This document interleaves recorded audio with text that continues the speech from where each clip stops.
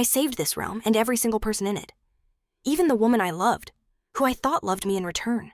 But every one of them betrayed me. Even Lavina. It all began a few years ago. I'm not from this world. The tyrant king of Teranor accidentally summoned me while trying to call a god-tier monster. Since I wasn't it, he sold me into slavery. I spent years honing my skills. I eventually became this world's hero, ready to face the tyrant and save the kingdom. That monster summoned a demon from the abyss, but I defeated it with a single strike, and then did the same to him. But I didn't do it alone. Alongside Lavina and the others, we were the 7 heroes who delivered the kingdom from evil. We were a tight-knit group for years. I saw them as family. I thought Lavina and I would build a future. But my so-called family betrayed me. Using the dead king's heart, they opened another portal. But this wasn't for summoning monsters. They claimed I'd grown too powerful and popular. They feared the people would crown me as the new king. I turned to Lavina, hoping for help, but she agreed with them, saying she didn't want to be a king's wife. She wanted to be a queen who ruled. And just like that, they exiled me from Teranor, back to my own world. When the 6 heroes came back, they announced the hero Sunihan had finished his quest and returned home. Then all 6 declared themselves the new rulers of the continent. Teranor was now split into 6 kingdoms. 10 years later, at a cottage deep in the forest, a girl was farming when she saw a fish fall out of the sky. How strange. But then, something even stranger appeared. A pig came falling from the sky next. Wondering what could possibly drop next, she saw a naked man falling too. It was unbelievable, but she rushed to help the stranger. I'm sure you can guess who this guy is. When he awoke, the girl offered him food and asked for his name, but she couldn't understand a word he was saying. She explained that in the Lilestein kingdom, they speak a different language. The protagonist smirked. So, that means his old comrade is a king now. But as he's striking a villainous pose, the girl tells him to put on some clothes first. He devoured the food like a man starved, complaining it was bland. Still, he offered his thanks. With his handsome face and arrogant attitude, she guessed he was a noble. He then asked for her name, a simple question. She said it was Alita, but his next words sent a chill down her spine. He asked about her connection to the Mad King. Lustand. In the blink of an eye, the dinner table flew right at his face. It was her doing. She drew a dagger and leaped to attack, but he vanished. He was already behind her. Alita struck again, but the swordswoman couldn't land a single blow. She attacked relentlessly, but the man dodged everything with fluid, ninja-like movements. He parried her final strike with a wooden spoon and disarmed her. Sun smirked. I've got this, and I'm not afraid to use it. He introduced himself as Sunihan, a man from Earth. Her eyes went wide with shock. Could he be the legendary hero who vanished 10 years ago? The girl revealed her full name, Alatir's Bella Lusten Luzlan. She was the daughter of the former king, Lustand. After his fall, the people hunted his bloodline to prevent a successor from rising. Alita's mother entrusted her only daughter to a loyal knight, who fled with the child. With the queen dead, no one knew a princess existed. The knight raised her far away, teaching her the way of the sword. But he was ambushed years later while getting supplies. He never came back, leaving Alita to survive alone on this mountain. The protagonist states that he was the one who ended her father's life. He asks if she sees him as an enemy. Alita says she never considered that man her father and couldn't care less. Han was irritated to learn one of his old allies was now king. Then she asks, "So why did you appear here naked?" Sunihan drops his cup. Enraged, he shouts that it wasn't his fault when he was banished to Earth. He appeared naked in a city center. Only the person travels through the portal. Clothing gets left behind. Then, the protagonist realized a critical detail. He tells Alita he summoned himself here, and portals can be easily sensed by mages. If she's been hiding all this time, he may have just exposed her location.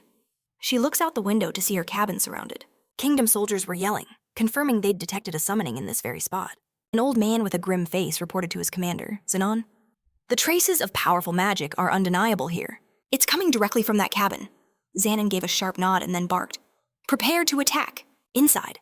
Sun Suhan watched, surprised, as Alita calmly put on her battle armor. Her grace was inhuman, both beautiful and unnerving. He had to ask, "Did you always train for a day like this?" A wave of panic began to grip him, a crushing guilt over the chaos he'd caused. Behind that calm mask, he sensed a storm of rage. "If you need to cry or scream, don't hold back," he offered. His direct words caught her off guard, making her hesitate for a moment. A small smile formed on her lips. "Thank you, Sun Suhan, for warning me about their ambush." Her gratitude was the last thing he expected, leaving him completely flustered. Suddenly, a guard's roar shattered the silence outside. "Sinner, come out, or we'll blast this house to bits." Zenon's eyes glinted with impatience. He signaled the mage, "Start with a small attack."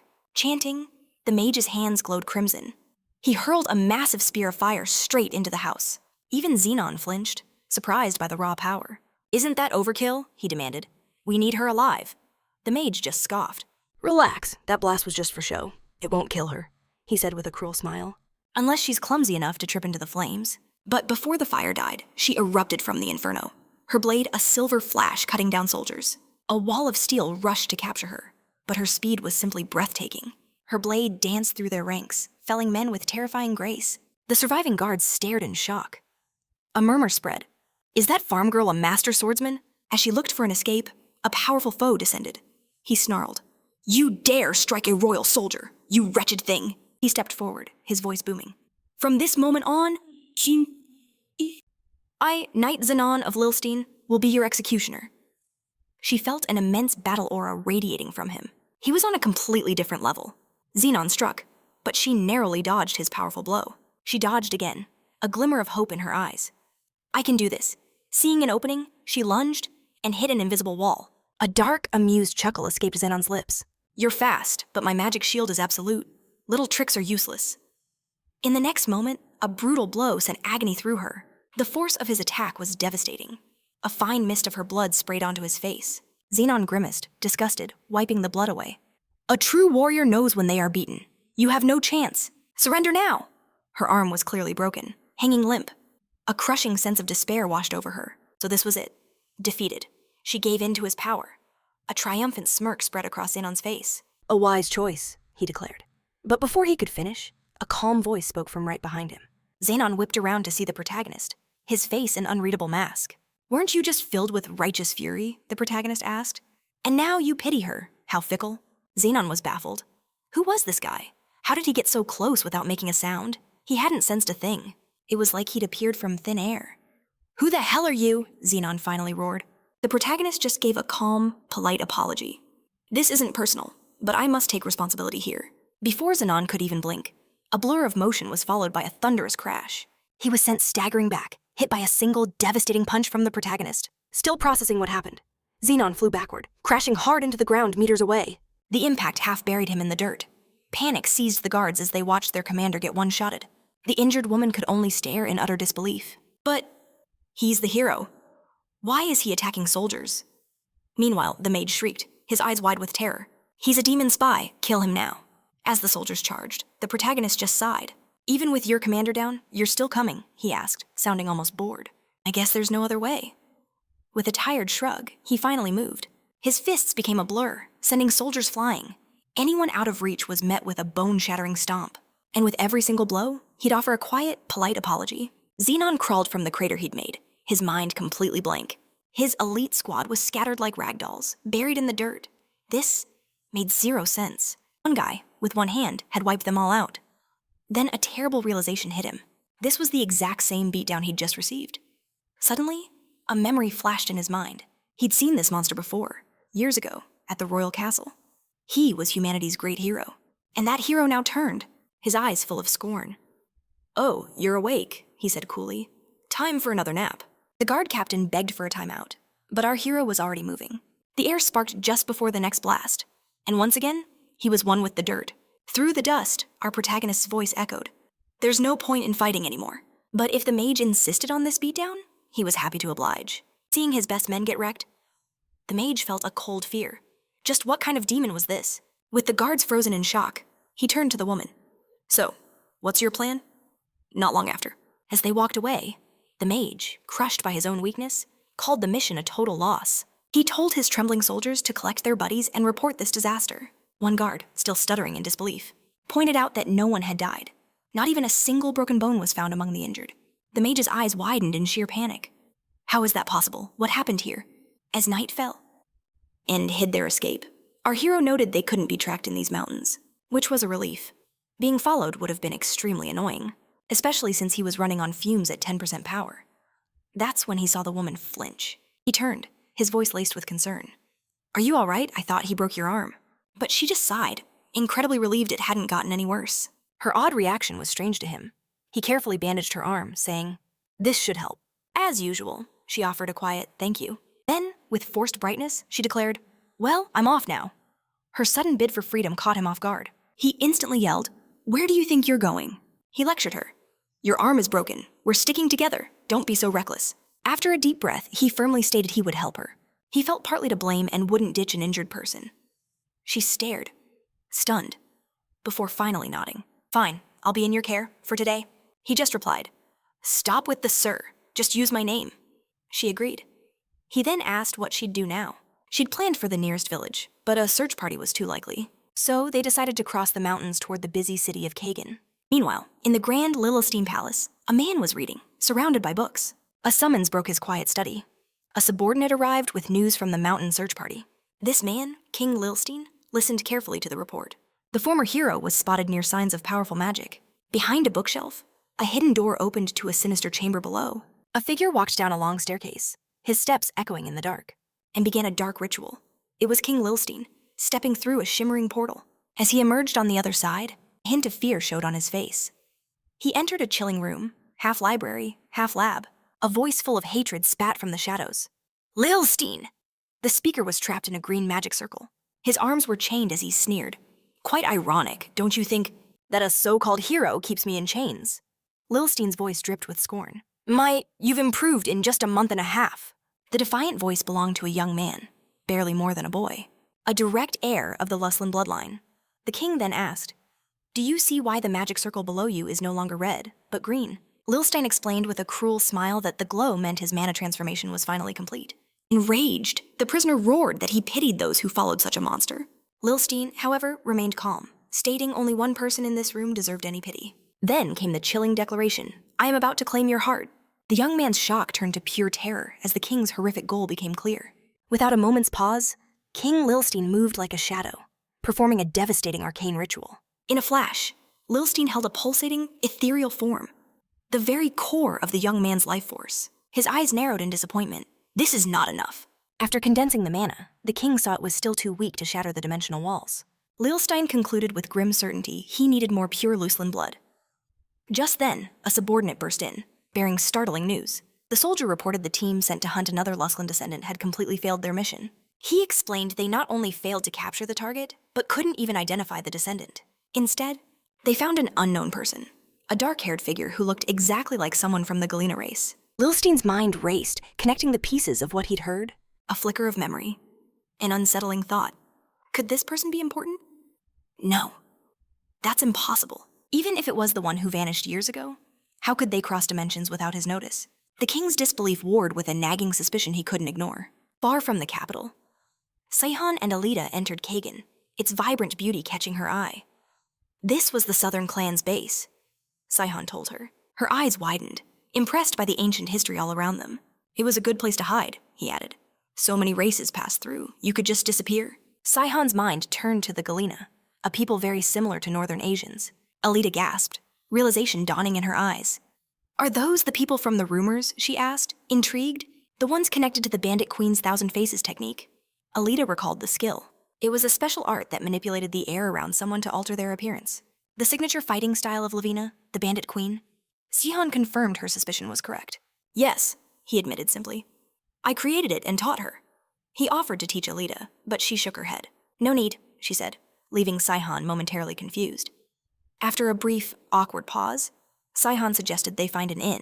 He then playfully used a hint of the Thousand Faces art. His expression shifted, making Alita see a baby's face for a second. As they looked for a room, Sihon wondered if getting one would be easy.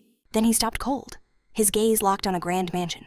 Noticing his stillness, Alita asked if he recognized the inn. Her eyes widened as Sihon revealed a sinister truth. That's no inn, he said grimly.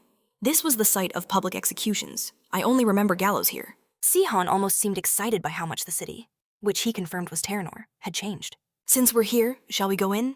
He asked with a mischievous look, leaving Alita completely perplexed. Are there any ghosts? He joked sarcastically. I might meet some spirits I miss. Inside, a man with a permanently stern face directed new guests to get their room keys. Turning away, Sihon fumed as he heard the receptionist mumble. Being a receptionist is so boring. But why was he so mad? What is it? Alita asked, then tried to explain. A look of dawning horror spread across Sihon's face. He had been speaking informally to everyone. Alita gently informed him that talking so casually was, at best, very strange. He quickly apologized, realizing his rudeness to the receptionist. Sensing his discomfort, Alita reassured him. It's quite all right, she said with a gentle smile. You can just continue as you are. He offered yet another apology for the trouble. Alita just reminded him they were in Kagan. So, what's the plan? She asked. Sunihan needed to adapt, he said, asking if he could stay. Her reaction was both instant and shocking. Get out, she commanded, leaving him completely stunned. Her explanation only deepened his shock. I don't live alone here, she stated. Being a fugitive will just bring more problems. Sunihan fumed, but knew she was right. Realizing she didn't grasp the danger, he tried a more direct tactic. Without me, you'd be captured instantly, he said. The bluntness of his words sent a chill down her spine. He explained that since no summoning magic was used, his arrival should have been a secret. But, he added, there was a major catch. Every move they made sent out a dimensional ripple. As a Luscalan descendant, Alita knew the terrifying meaning behind his words. No matter where they fled, they would always be found. Despair began to creep in. Sunihan quickly tried to calm her. I was unconscious yesterday, he said. But now I'm blocking the vibrations. He warned her the block wasn't a permanent fix. It needed a reset every 2 or 3 days. Alita got it. She had to stick close to Han. But a new question bugged her. Why did he need her? Wouldn't staying with her just put him in more danger? Meanwhile, in the capital, a certain knight Xenon was kneeling. Mercy, he pleaded, his voice firm. Let me redeem my honor by capturing the fugitives. His superior, sitting behind a large desk, looked at him with surprise. You won't be punished for this, the authority said. Even the king doesn't punish mission failures. Still, Xenon insisted, the responsibility is all mine. I must handle this alone. His superior gazed at him, admiring his loyalty to the kingdom, yet puzzled by it. You are a true knight, he finally said, giving Xenon permission to restore his honor. With his superior's trust fueling him, Xenon immediately left the chamber. Without wasting a single moment, the young knight began studying the fugitives. He analyzed hideouts, guessing they were skilled mercenaries. To catch them, Xenon would start in Kagan, the city for mercenary work. But Xenon's goal was more than just simple capture. He was becoming fascinated by the young man traveling with the Lusan descendant. An intense curiosity about Saihan's real identity grew. Xenon saw strange parallels to a savior from another world. This doubt fueled his fierce determination to see the man with his own 2 eyes. Back at the inn where our fugitives were hiding out, the butler politely greeted the newly arrived Lord Ted. Are you talking about Sunihan and Alita? Ted asked, nodding to the butler, Levward. And now, for a power level explanation. Warriors using battle energy fall into 6 distinct ranks. It all starts at the seed stage, where they learn to channel energy to boost their bodies. The second rank is warrior. This lets them infuse metal weapons with that energy, creating a blade of pure force. Reaching the knight and master stages means infusing armor and even non-metal weapons. Beyond that is the transcendental rank, where one can form a blade from thin air. Only a handful in history have ever reached the final legendary divinity rank. Han recalled hitting that peak in his past life, but now his lack of energy put him at the fighter rank. Lord Ted, however, was still amazed to meet someone so young at this level. It's wonderful to have you both, the Lord announced. He told them the squad would leave at dawn and to get some rest. Looking exhausted, Han flopped onto a bed. He complained about struggling for travel funds, grumbling that it was just like mercenary work. He recalled a time when he'd just pick a noble house and casually steal their valuables for cash. So the legendary hero was a common thief, Alita quipped with heavy sarcasm. The girl I loved was a thief, too. He shot back. Our main character felt their past deeds were more than just simple theft. It was their own brand of justice, hitting only the corrupt nobles who stole from the common people. He admitted it was tougher now, but nothing beat the thrill of the hunt. His dark words sent a shiver down Alita's spine. But then, the hero from another world had a sudden epiphany. Sunihan figured this job would recharge his battle aura. Hopefully, his foes would be a decent warm-up. But Alita doubted his so-called weakness. You beat me with a spoon and crushed those knights. So why claim you're weak now? She asked, completely missing the point. Sunihan replied, I needed the spoon because I was that weak. His honesty just made her more annoyed. He remembered his pro-gamer days. In a PvP match, a veteran never loses to someone just 1 level lower. A confused Alita needed answers. What are levels? And what's a PvP match? She pleaded, reminding him his world's jargon was totally alien to her. The next day, Ted boasted that any monster daring to enter his lands would face certain death. Sword held high, the Lord roared, By order of the king, I will purge these wretched beasts. Nearby, Saihan watched this grand performance with a critical eye. The Lord had passion, but that sword was way too heavy for a real fight. Still, Saihan was curious, realizing these knights hadn't improved at all. They were completely stuck in the past. He then glanced at Alita's arm. How's the injury? He asked. I'm fine, she confirmed. Your energy healed it? Then get ready, Tihan ordered, confusing her. Stay sharp, he warned. I smell something burning. Suddenly, A monstrous shape lunged at them, shocking everyone. "Halt! Prepare for battle!" Lord Ted roared. A pack of flame wolves erupted from the darkness, charging in. Ted, arrogant as ever, raised his blade. "Let them come! Their fire is nothing to a knight's steel," he cried. But then the unexpected happened. A lone wolf broke off, attacking and wounding the brave lord. "Should have taken off that heavy armor," Sunihan noted coolly, piquing Ted's curiosity. The pack spread out, encircling the group. They were completely trapped. "Hold the line, we can win," a soldier yelled, his voice betraying his fear. But their courage vanished at a terrifying sight. The massive alpha wolf, the pack leader, stalked forward. Our hero, however, wasn't scared. He looked excited, ready for a good show. Just then, the hero from another world made his move, ready to face the alpha and its pack alone. While others fled, Sunihan stood his ground, a rock against the beast. Meanwhile, Lord Ted tried to rally his men. "Don't panic. This is our chance to kill the leader," he bellowed desperately. He would protect the men, leaving the alpha to Sunihan and Alita. "So we get the fun part," Sunihan drawled with a smirk. "It's tough being the part-timer." Alita flinched as Sunihan revealed the plan. She would take the alpha. He would handle the pack. His eyes were firm. He wasn't running. His spirit blazed, ready for the fight. "Alita, take the alpha now," Saihan's voice echoed. Alita leaped bravely, her sword slashing at the great beast. But then, something went wrong. The alpha wolf's jaw opened, not to bite, but to release a wave of crackling blue energy. A magic flame shot toward her.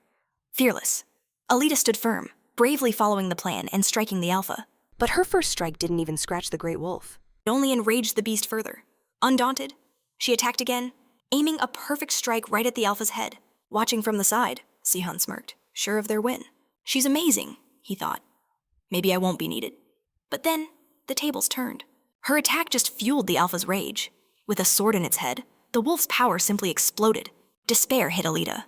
Her perfect attack had completely failed. The alpha struck back, slamming her with a storm of power. Hit by the wolf's blue lightning, Alita collapsed, unconscious. The alpha claimed its prize, snatching her limp body in its massive jaws. Sihon's world shattered at the sight. His mind reeled at her utter defeat. "Alita!" A desperate roar tore from his throat. In that heart-stopping moment, his mind flashed back to their talk at the inn. He remembered confessing his past to her before he disappeared. He'd spoken of his summoning by King Lucinod, a dark ritual fueled by royal hearts that had bound him to this world. Against the Emperor's will. This time, however, was different. This was a true summoning, not some blood contract. He finally understood. His very presence here was tied directly to Alita, his summoner. If she was taken, if she disappeared, he'd be violently dragged back to Earth. He saw her, unconscious and vulnerable. Desperation surged through him, but his battered body screamed in protest. His battle energy was gone, his life force dangerously thin. He couldn't move any faster. A cold dread gripped his heart. He had waited 10 long years to come back. He refused to accept such a humiliating end. A decision was made. With what little power he had left, Sunihan would strike the colossal wolf. The beast stood, Alita still in its maw, her sword a grim trophy in its head. Then, a brilliant light erupted. With shocking speed and formidable power, Sunihan launched his attack. The fierce beast collapsed with surprising ease. Sunihan caught his breath as profound relief washed over him. After retrieving his friend, Sunihan savored their survival, then pushed away the terrifying thought of his forced return to Earth. Later, in the quiet of a forest glade, beside a crackling campfire, Sunihan asked Alita how she felt. Now awake, she responded, "Pain, everywhere." The swordswoman guessed the alpha wasn't trying to kill her, recalling the wolves' habit of offering humans to their leader. The alpha's lightning ability sparked a thought. Could it be a mutation? Alita's gaze sharpened, her eyes fixed on him. "Sunihan, when exactly did we become allies?" Alita finally asked, her voice laced with suspicion. "And why are you hiding your true identity?" She remembered the 6 kingdoms were founded by the very people who were once his allies. He should be an honored guest. "An honored guest?" Sunihan scoffed, a bitter laugh escaping him. "I'd be lucky if they didn't execute me." He revealed that after their victory, his allies betrayed him, exiling him back to Earth. The young man admitted he still couldn't comprehend their treachery. None of his friends had even hesitated. Their betrayal was a cold, calculated move. The realization gnawed at Sunihan with bitter regret. It was then he noticed something unexpected. Alita, normally so stoic, was rigid, her face drained of all color. His confession had shaken her to the core. He knew she finally understood the scale of his war, a conflict that spanned the entire world of Teranor. The young swordswoman's gaze sharpened. "You came back for revenge. That's why you're hiding." Sunihan, the savior from another world, stared blankly. You actually understood what I just said, he asked, his brow furrowed. Yes, Alita affirmed. Then why are you so calm? Sunihan pressed. I just declared war on all 6 kingdoms.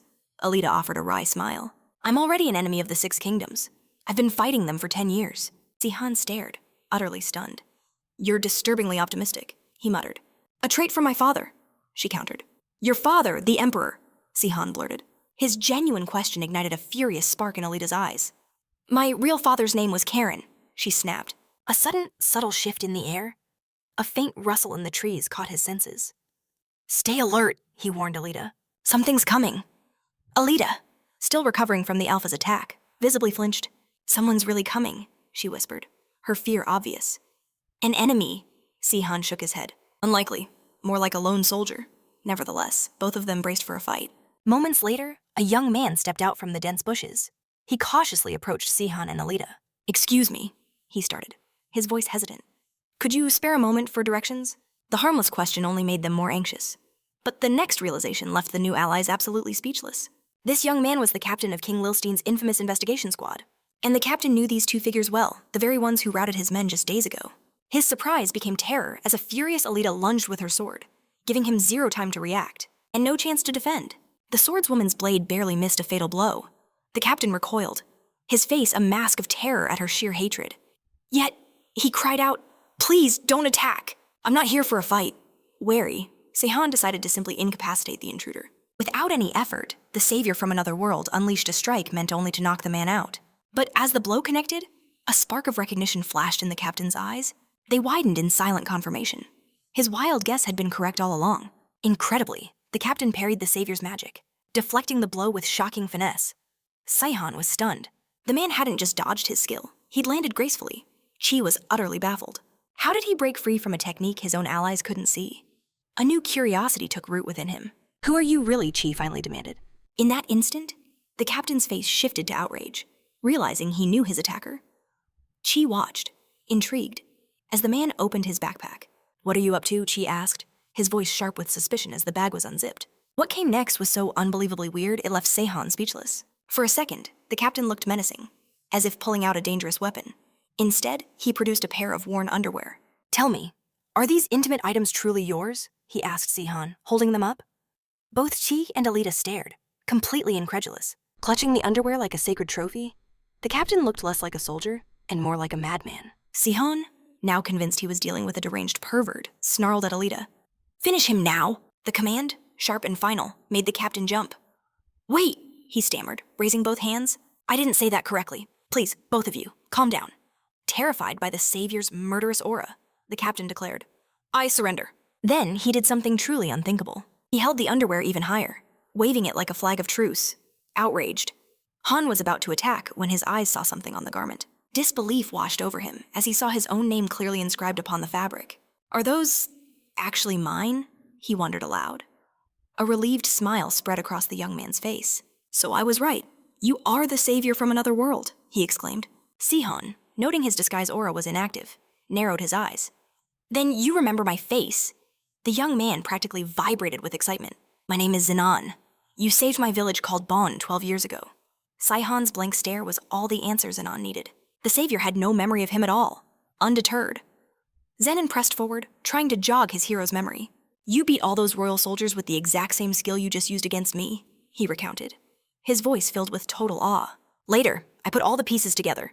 The hero who saved me was the famous savior from another world. Zenon continued his explanation. After I finally learned to use aura myself and became a swordsman, I understood one more thing. You never really intended to kill any of your enemies. It was like the reality was even better than the legend, Zenon mused, a small smile on his lips as he recalled that fateful day. Sunihan, meanwhile, was completely stunned. He stared at the captain, a disorienting question echoing in his head. Was this really the same boy he saved 12 years ago when Zenon said he was only 22 now? Han commented on his seasoned appearance. Unfazed by the jab, Zenon offered a surprising saying. That one's appearance is just a shell, and the true self lies within. Saihan's brow furrowed. Where in the world did you dig up such an odd phrase? He asked. A knowing glint appeared in Zenon's eyes. You, my hero, said it. Back when you saved me, that powerful phrase has always stuck with me. A light blush crept across Sihon's cheeks. A rare, embarrassing moment. As their talk went on, Sunihan had to raise an eyebrow. I'm flattered. Captain. But it's still incredibly strange that you have my underwear. Zenan just grinned, a conspiratorial look in his eyes. Oh, that's not all I have. Zenan then listed his idol's collection, a tiny statue, books about his feats, and other relics collected over the years. He even had important drawings where Han was the undisputed main character. Zenan revealed that for 10 long years, his hero was gone. He'd spent that time collecting every relic tied to his savior. Sunihan stared, baffled by his fans' eccentric trophies. And Zenan proudly declared the underwear his greatest prize. You wore these when you defeated the mad tyrant, he explained, his voice holding an almost religious reverence. And they cost me a fortune to get. Mortified, Sunihan just nodded along. Okay, I understand. Now please put those away. The captain then pledged loyalty to the king, not for politics, but because the king was also a fan. Let me be your sword, my hero, Zenan declared with passion. But Sunihan had a question. What if I became the king's enemy? Zenan's answer came instantly, his loyalty absolute. Then I would let you strike me down, a final act of thanks. Zenan was practically vibrating with excitement. He was meeting his lifelong idol, after all. I will not let you down, the captain vowed, his voice full of resolve. I'll defeat the fiery wolves, he declared. Sunihan just waved a hand. My ally and I already took care of it. Didn't you see the alpha's body?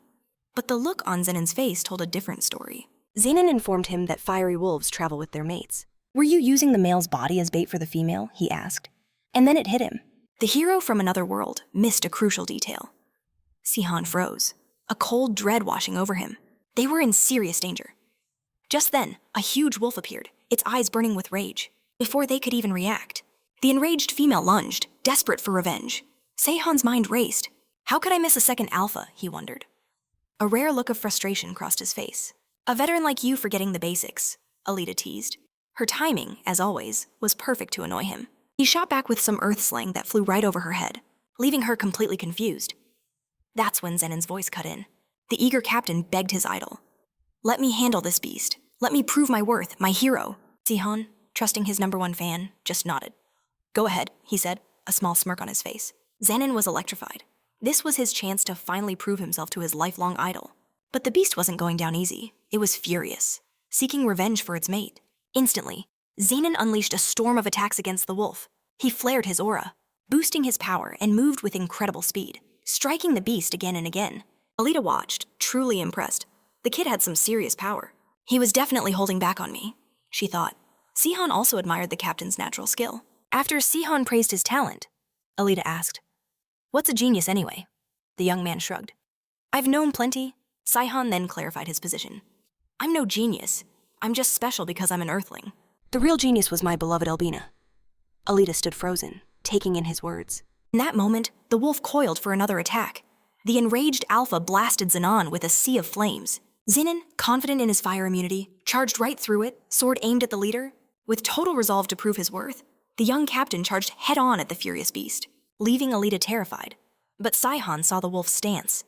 A glint in his eye said Zenan was in for a shock. Suddenly, a massive bolt of lightning shot from the beast, striking the captain, sending a huge jolt of electricity through him.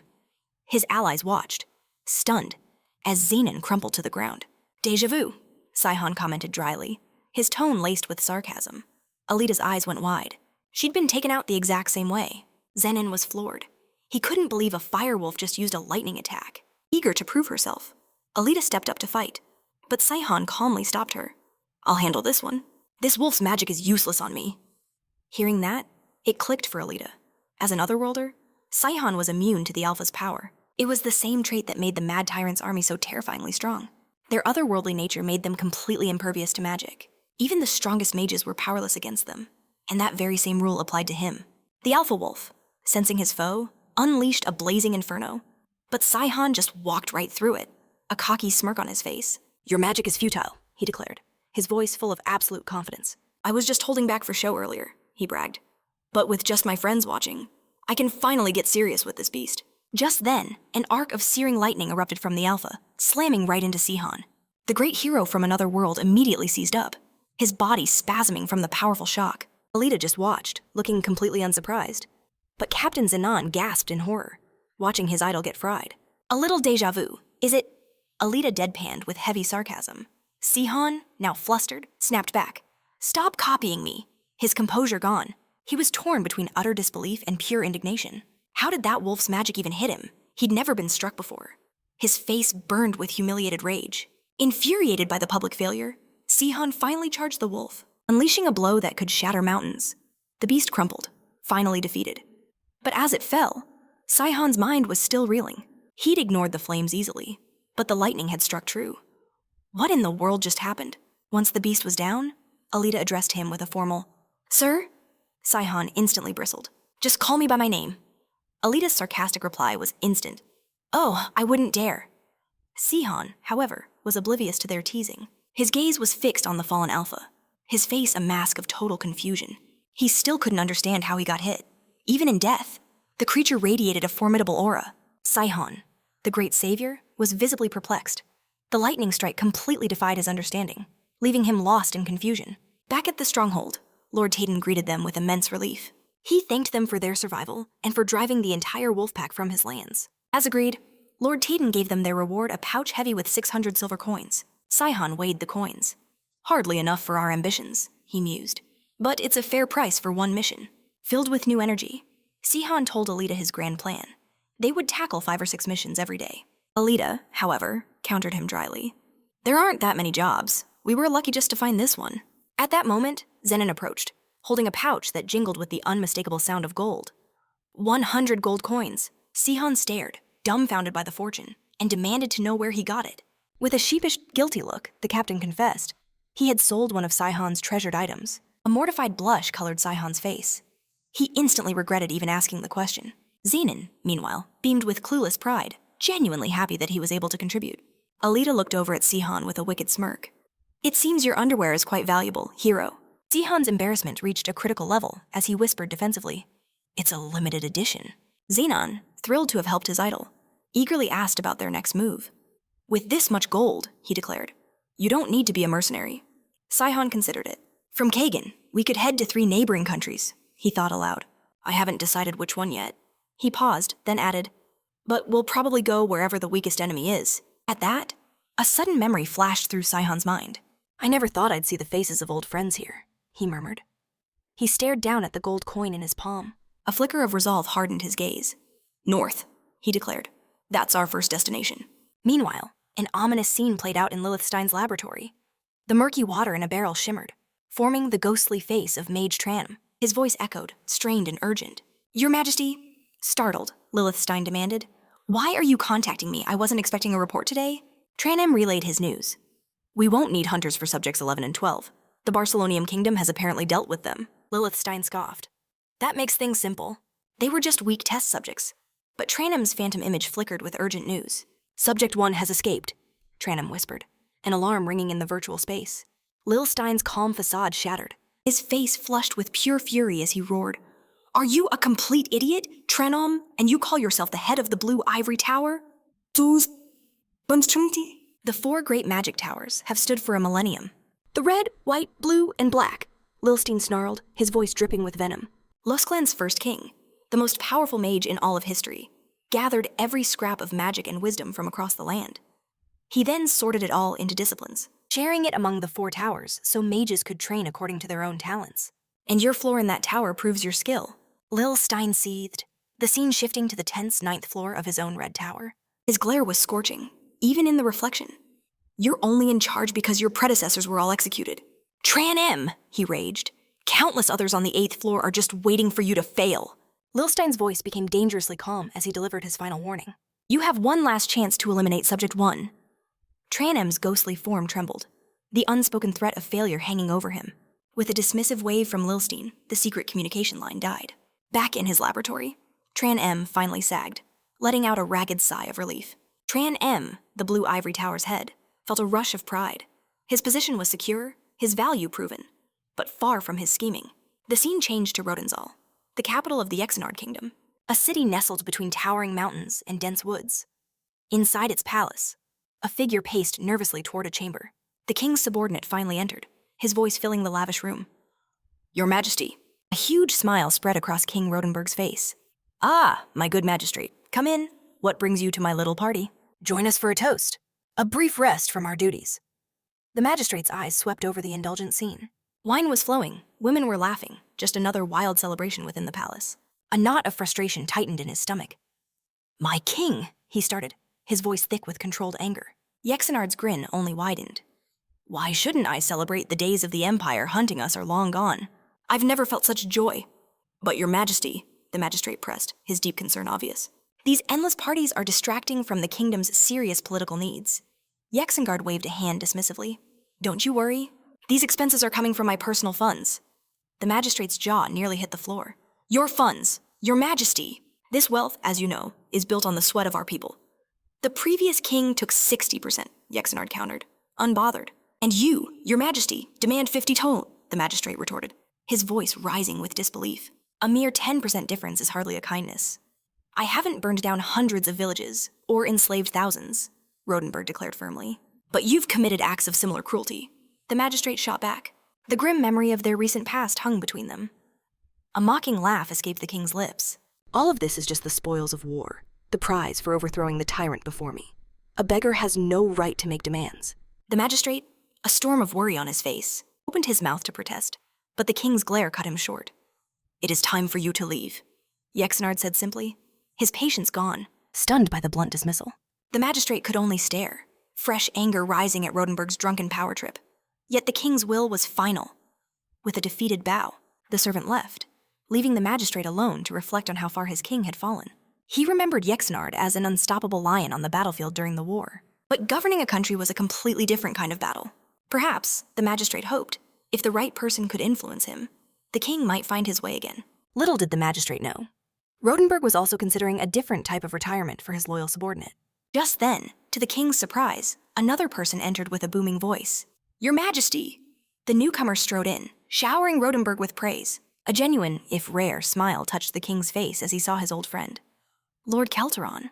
Kelteron, clearly a close ally of Yexenard, quickly apologized for interrupting the king's leisure time. Your Majesty, urgent matters require your immediate attention. He presented a stack of papers to Rodenberg.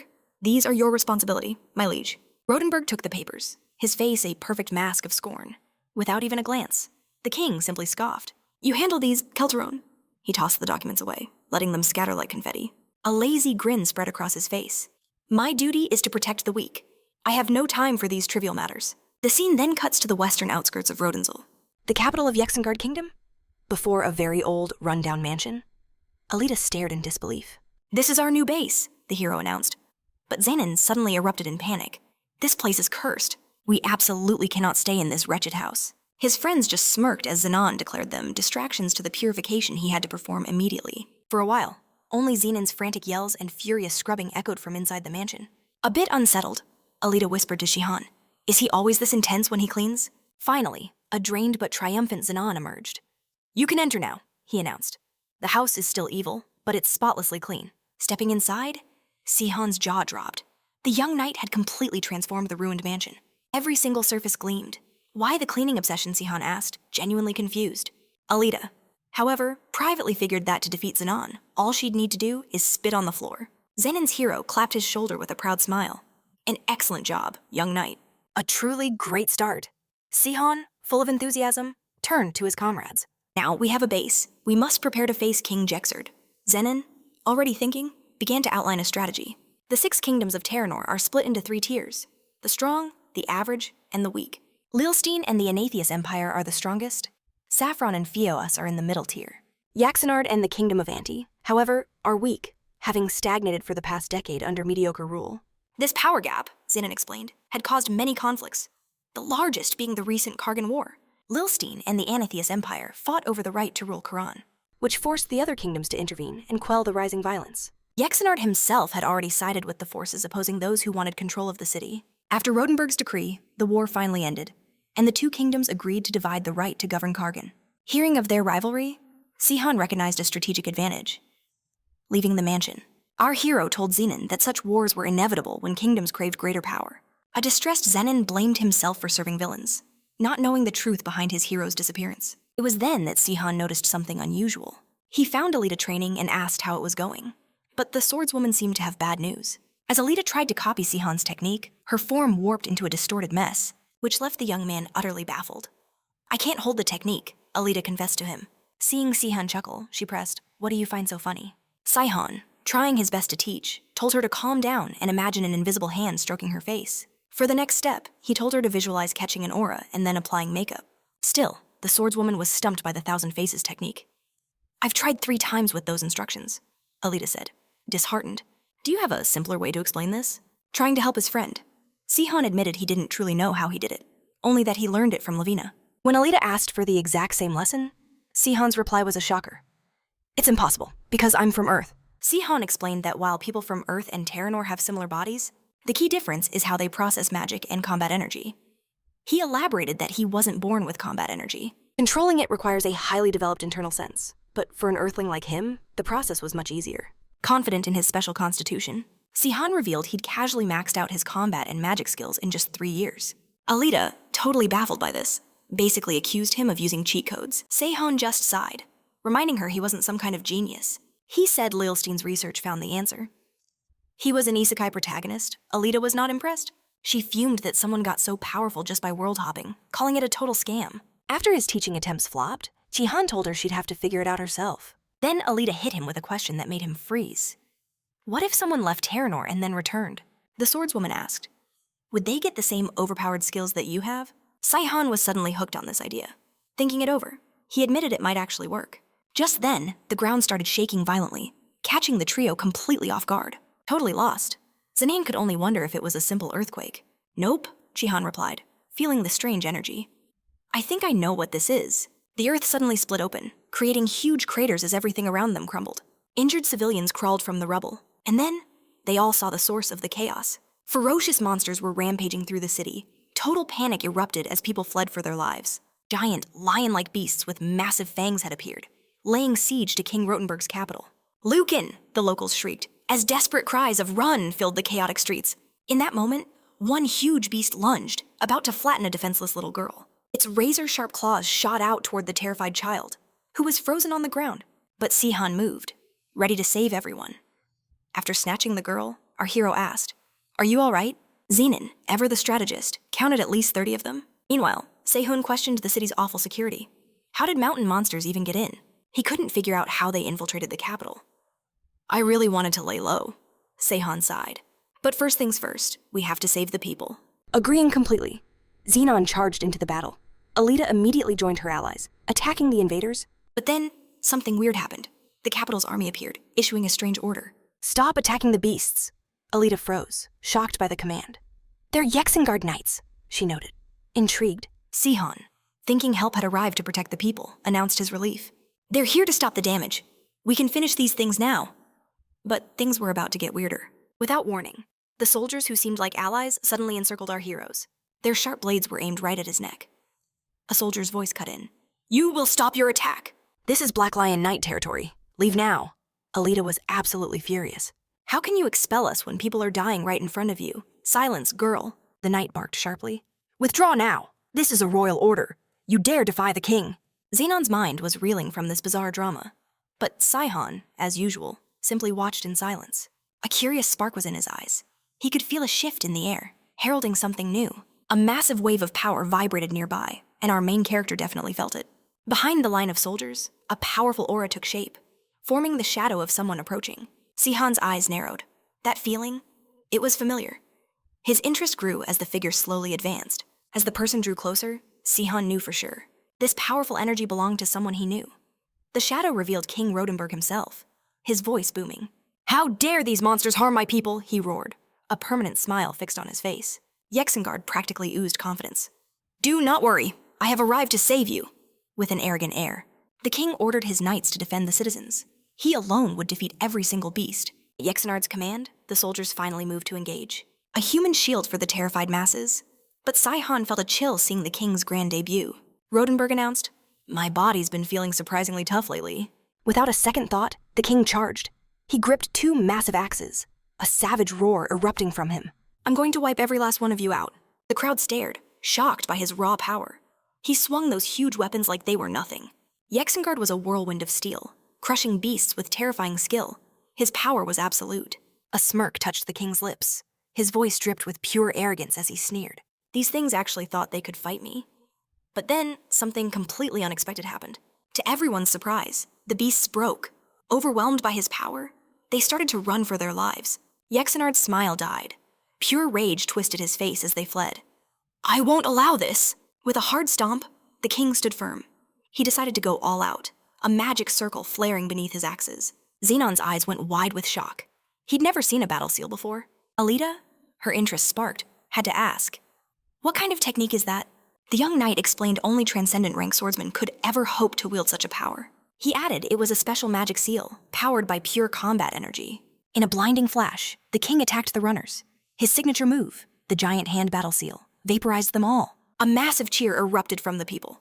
The king had single-handedly destroyed every single monster. The young Luscaland heir watched on, impressed by the king's overwhelming power, while Xenon wondered if this was really the peak for a transcendent swordsman. But Saihan wasn't focused on the power. He saw the subtle deception in the king's act. And then it hit him. Yexengard had set this whole thing up. And not just to be a hero for his people. It was a clever way to win their total trust. Our hero felt a surge of rage. It was all a calculated lie from Rodenberg. Sihon couldn't believe it. How could his old friend stoop so low just to be popular? Then, our hero noticed a tiny detail about the king. It was Rodenberg's perfectly genuine expression that caught his eye. He remembered that perfect mask from the day he was betrayed. Yexenard just smiled, soaking in the praise for saving them all. But Saihan's gaze sharpened, sensing something much stranger. The king had charisma, sure, but he was an idiot. And then our main character understood. This whole circus was just a performance designed purely to stroke the king's ego. A subordinate probably set it up, a neat trick to keep him busy while they ran the country. Suddenly, Yexenard's smile wavered. He tilted his head slightly, sensing a strange presence he couldn't see. A jolt of fear hit Sihon. Was he caught Rodenberg's sharp gaze locked right onto our hero? He was sure he had never seen this man's face before, and his gut screamed this was no average person. The king stayed quiet, his eyes carefully scanning the cheering crowd. A soldier's voice suddenly broke the king's focus. "Should we head back to the castle? Your Majesty," Rodenberg snapped out of it. "Yes." He was pleased with his win. Yexenard shrugged it off as nothing. The crowd's cheers grew louder, calling him a truly great king. Our hero was fascinated. Rodenberg might be an idiot, but Sihon had to admit, even after a decade, the king was still built like a walking fortress. Sihon realized the time for his grand reveal hadn't come just yet. He had to be extremely careful, planning every single detail for his master plan to work perfectly. 10 days later, our hero and his friends had set up shop in Radenzel's busy capital. During that time, Alita worked hard to master the tricky energy of the Thousand Faces technique. She got so good she could now subtly change how she looked. Xenon, meanwhile, dove deep into the Mountain Destroyer art, learning from its legendary creator, Nihon. He forged his power, sharpening both magic and blade until his capacity was 3 times what it was on their return. Individually, each warrior became a razor's edge, but together, the trio waited for the perfect moment to strike. And that moment arrived, heralded by whispers from the Bercel region. Tales of sinister cultists began to surface, pagans twisting demons to their will to spread chaos. In response, the wise king issued an ironclad decree. These disturbances would be met with swift and absolute judgment. The kingdom called for heroes, near and far, to join a glorious expedition, promising fame to all, from a safe distance. Sihon squinted at the poster. "Are these guys really pagans?" he muttered. Xenon, standing closer, confirmed. "They're the Dimension Clan." The young knight frowned as a faint memory surfaced. He recalled a notorious group from the Mad King's era, cultists who worshipped her in different regions of Teranor. Xenon had heard they were all wiped out by the Empire. Yet the poster claimed they had rebranded with a new doctrine, luring in fresh followers. "The former pagans are now calling themselves the Second Coming of Sihon," the Captain Knight announced. The young man was completely floored. Sihon couldn't believe what he was hearing, Xenon explained. "They believe the world's savior is his son, sent here to punish Teranor." The knight described the cult's twisted gospel that Sihon once tried to move everyone to a realm called Earth, but was stopped by 6 malevolent revolutionary heroes. For Sihon, the pieces clicked into place. This was it. The perfect chance to crush the pagans terrorizing innocent civilians. He figured Rowenberg would eagerly lead the charge. A plan began to form, a spark of hope in his eyes. With Rowenberg gone, the Royal Guard would be weakened. That would create an opening to approach Yexenard. His mind was made up. They would join the hunt. Suddenly, a booming voice cut through the crowd, ordering everyone to form a line. Sihon's gaze snapped forward. To his astonishment, Keelan Terran stepped up, declaring he would lead the expedition on Yexenard's orders. Rewards would be based on merit. "From the crowd," Alita called out. "Who is leading personally?" Sihon's heart plummeted as Kelteron confirmed his own role as leader. The king himself wasn't coming. Sihon's mind raced. He'd bet everything on Jegzerd leading the charge, making this hunt much harder without the king present. He wondered what could possibly be keeping the king from joining the expedition. Meanwhile, Kelteron smirked to himself, recalling the effort it took to convince Yexnard to sit this one out. He savored this chance to take the lead. The loyal servant couldn't help but wonder how he'd gotten dragged into this mess. Kelteron Terran's involvement was no coincidence. He was on a clandestine mission, sent by Lilstein's servant. Confident in an easy mission, Yexnard's servant had quickly accepted the mage's proposal. The request also carried the weight of longtime sponsors, Tran and Azul. To guarantee success, the mage promised 10 6th-level mages and 5 Black Lion Knights. But Kelteron Tan's orders were to recruit even more competent soldiers. "It's a bit of work, but necessary," Tran had stated. "If this clears my debt with the Blue Ivory Tower, it's a small price to pay," Kelteron countered. A hint of ambition flickered in the Count's voice. A moment later, Kelteron Tan gave the order to follow him. The great pagan hunt was officially underway, far away, in a secret enclave. The cult was gathering. Their charismatic leader, a young man named Laron, delivered a fiery sermon. "Sons and daughters of Harris," he proclaimed, "those who believe have finally taken up the swords of sin. The kingdoms want to steal our faithful with their armies." Lauren's voice boomed, echoing in the cavern. "Death is liberation. It is the path to freedom. You have nothing to fear." A smug smile played on his lips as the faithful absorbed his every word. He went on, "According to the teachings of Harris, death is the only escape from this false world. Not your own death. The death of others is the greatest joy we can offer our God," he bellowed, then told the chosen to step forward. 3 figures emerged from the crowd. Loran looked down at a young girl among them. "You need not be afraid, little one. You are blessed by Harris's love." "I'm not afraid," she declared, looking him in the eye. "Lorraine?" The pagan leader's smile grew wider at her unwavering courage. Then, with a grand flourish, Loran summoned Harris's dragon to receive the tribute of the faithful. From the cave's abyss, a vile aura began to pulse, growing stronger by the second. Despite her bold words, the young girl trembled, her eyes wide with pure terror at the thing crawling from the pit. At last, a massive dragon emerged before the offerings. Its terrifying aura radiated a deep, monstrous hunger. In awe, everyone stared upon the legendary beast. The young girl cried with twisted excitement, "Monster, accept my devotion!" Then, a horrifying flash. The dragon struck with blinding speed, its form engulfing the girl. The others recoiled, their faces masks of pure terror. As the beast receded, satisfied, into the cave, Lacran declared, "God's messenger has accepted the offering. Now, grant us truth's fire for the unbelievers." Relief washed over the pagan leader. He had succeeded, but a flicker of worry still crossed his face. He eyed the small pouch in his hand. The powder was running out far too quickly. "With the ashes of the Luskeland family's hearts and more offerings, the dragon is mine to command," he murmured. But deep down, he knew his control over the great beast was slipping. If he were ever discovered, he'd just deny it all. His eyes gleamed with malice. He vowed to exploit the dragon for all it was worth, before his lies inevitably crumbled. Meanwhile, in the deep forest, a black lion. Night halted the expedition. "Set up camp here," the commander ordered. As they complied, the group began to relax, unconcerned by the approaching night. Xenon fumed at their total lack of discipline. "If we can't even manage supplies," he snapped, "how can we fight as one?" Alita just shrugged coolly. "This is typical for a mercenary crew. But what would an almighty knight like you know about that?" Her jab struck a nerve. "Funny, coming from a noble," he shot back. Their glares locked, until Sahan casually cut through the tension. "Careful with your words, Xenon," he drawled. "You'll be the one in trouble if this spreads." The young man mumbled an apology, quickly changing the subject. The savior then declared he was starving. "Could someone whip up something to eat?" he asked. Xenon's face immediately lit up. Eager to please his idol, he vowed to cook a feast, earning a flicker of notice from Seihan. "Stew again," our hero asked Xenon, his voice tinged with fatigue. The younger man simply nodded. Alita cut in, listing the stew's benefits: vital nutrients, speed.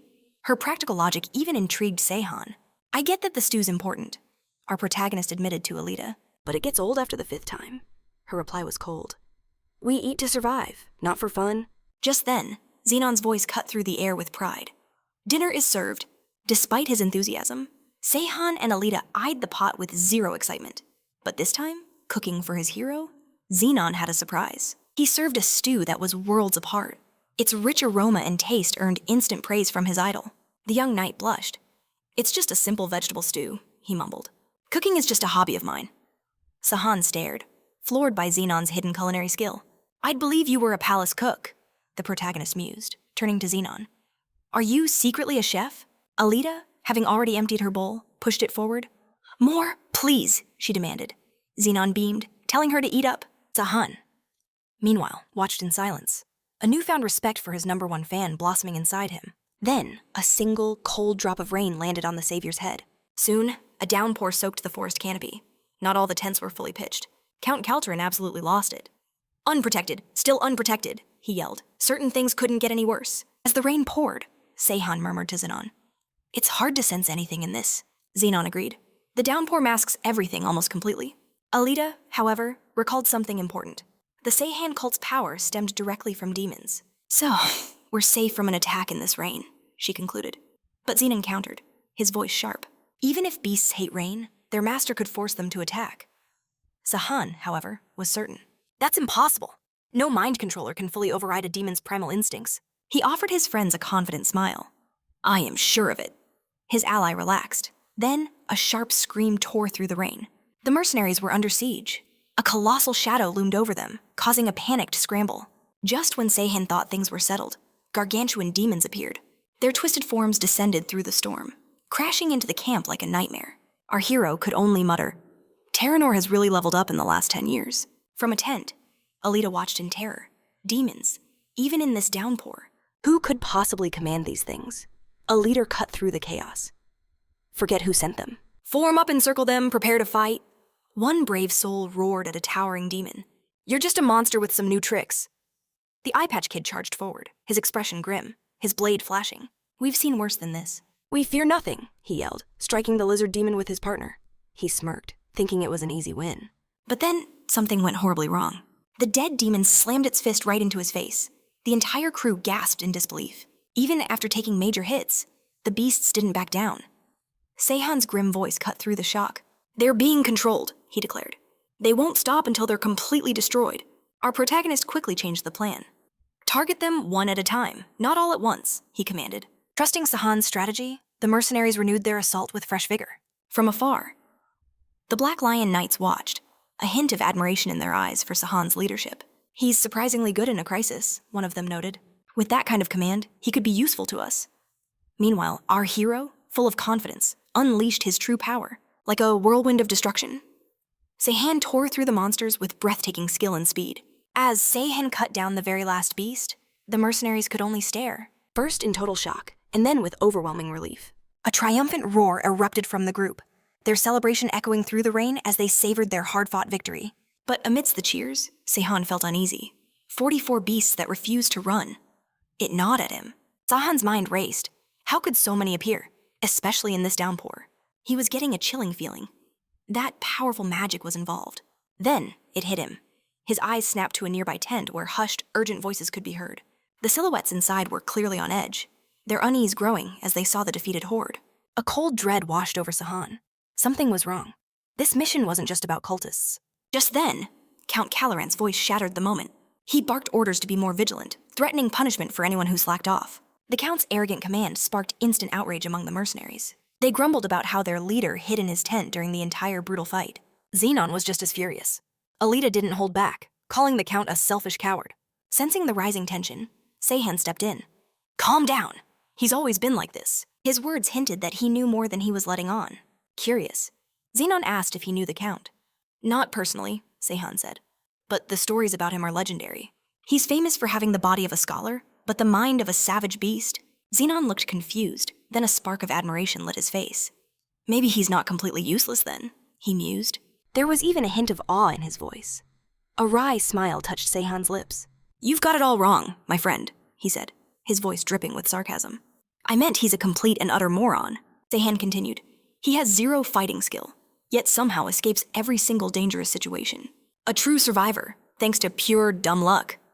Alita frowned as Zenon remarked that the world was a strange place. But she reasoned the Count couldn't be a total fool.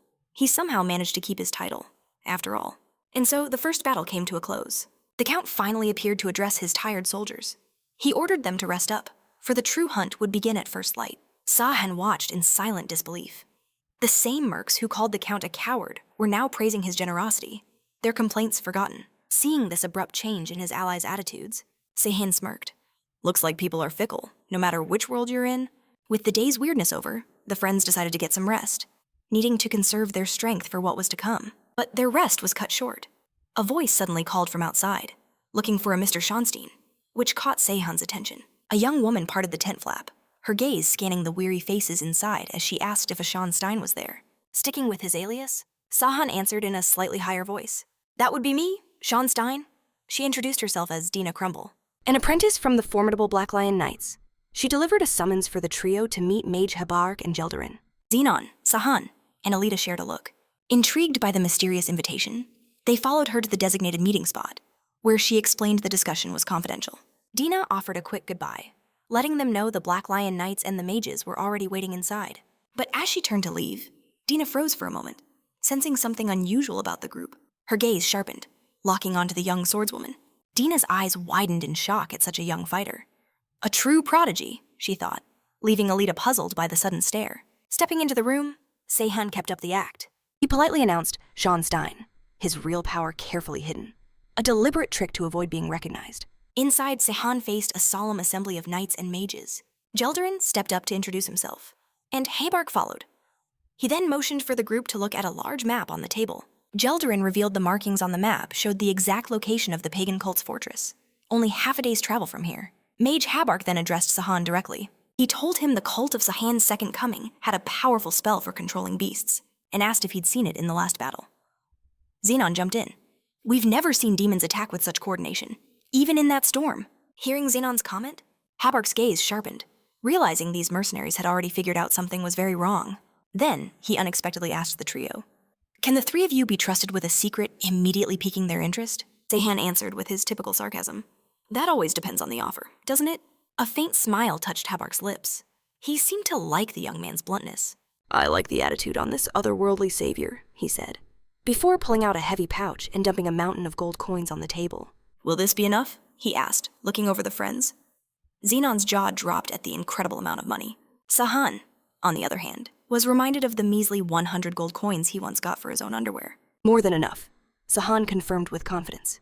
At that, Habark's face turned grim. I suggest you keep that attitude, he warned, before dropping the chilling truth on them. The cult of Seihan's second coming has no beast-taming magic. They use a dark sorcery fueled by the grotesque sacrifice of human beings. Habark elaborated on the stark difference between magic, which is structured and academic, and sorcery, which is chaotic, forbidden, and requires human sacrifice. Taking this in, Seihan pressed the mage. Are you saying sorcery was controlling those beasts? Habark quickly shut down the idea with a grimace. They have no sorcerer of that level. This is, he admitted, an embarrassing tale. Instead, Habark spoke of a secret spell from the Blue Ivory Tower, a detail that instantly sparked Sahan's curiosity. Habark began his story. A highly respected and talented mage from the 6th floor, named Rarkin, was part of a top-secret experiment, but he was driven by an insatiable ambition. Rarkin carelessly lost several experimental beasts. The price for his failure was steep. He was stripped of all titles and sentenced to the punishment of the 4 elements. Xenon cut in, demanding to know what that meant. The mage explained. It's an execution ritual using earth, water, fire, and wind. A grim and final punishment used only by the Blue Tower. Seihan's brow furrowed. What kind of failed experiment warranted a sentence that extreme? But before he could ask, Harbik's glare sharpened, cutting Xenon off with a chilling question. Do you grasp the weight of your words? Mercenary Xenon flinched at the hidden threat, his face paling as he stammered an apology. I spoke out of turn. Harbik resumed his tale, getting straight to the point. Only the essentials matter now. Rin, it turned out, had escaped his cell, and he'd taken a test subject beast with him. This single act escalated the crisis immensely. This was no ordinary monster. It could command other beasts nearby. It all clicked for Sahan. So that's how the wild beasts were being controlled, against their own instincts. The mage added that Rand's father was a high-ranking cultist, and this beast was their special amplifier. Jae-Durin then laid out their real mission. The true objective was to kill the beast, and with Sahan's help, erase any trace of the Blue Tower's messy involvement. A blush crept up his cheeks. Our young hero stammered that it was an honor. With such strong allies, they could probably even take down a dragon. Harbik's next words left Seihan stunned. You're right about that, young man. The mage confirmed their target was the Great Earth Dragon. A jolt of pure panic finally shot through our protagonist. By the stream, Seihan faced his companions as it all made sense. Now I get why they paid us 10 gold coins. This won't be easy, not as we are now, Zan grumbled, still confused. I don't see why they needed us for a few heretics. Seihan's expression darkened. Should we have refused? He countered grimly. Refusing would have been a death sentence. We know too many of the Blue Tower's secrets. They're probably already planning to get rid of us. Xenon and Alita exchanged confused looks, not grasping the danger. Seihan sighed internally. In this peaceful era, Such dark schemes likely never crossed their innocent minds. Then Alita unexpectedly voiced the one thought he'd feared was missing. I don't believe they want to harm us. Her statement intrigued Seihan. If they wanted us silenced, she explained, they wouldn't have shared the Blue Tower's secrets. With innocent logic, Alita pointed out. They didn't have to tell us anything at all. They could have just given orders. Instead, they shared every single detail of the incident beforehand. Seihan felt a pang of disbelief, realizing just how pure his friend's worldview truly was. Xenon then asked his hero the big question. So, will you take the job? A spark of excitement lit Sahan's eyes. I haven't decided. This intel could be a massive trap, he mused, already plotting how to use it to get closer to Jexnar. At that very moment, Xenon mistook Sahan's focused look for exhaustion and offered, I'll wash your clothes for you.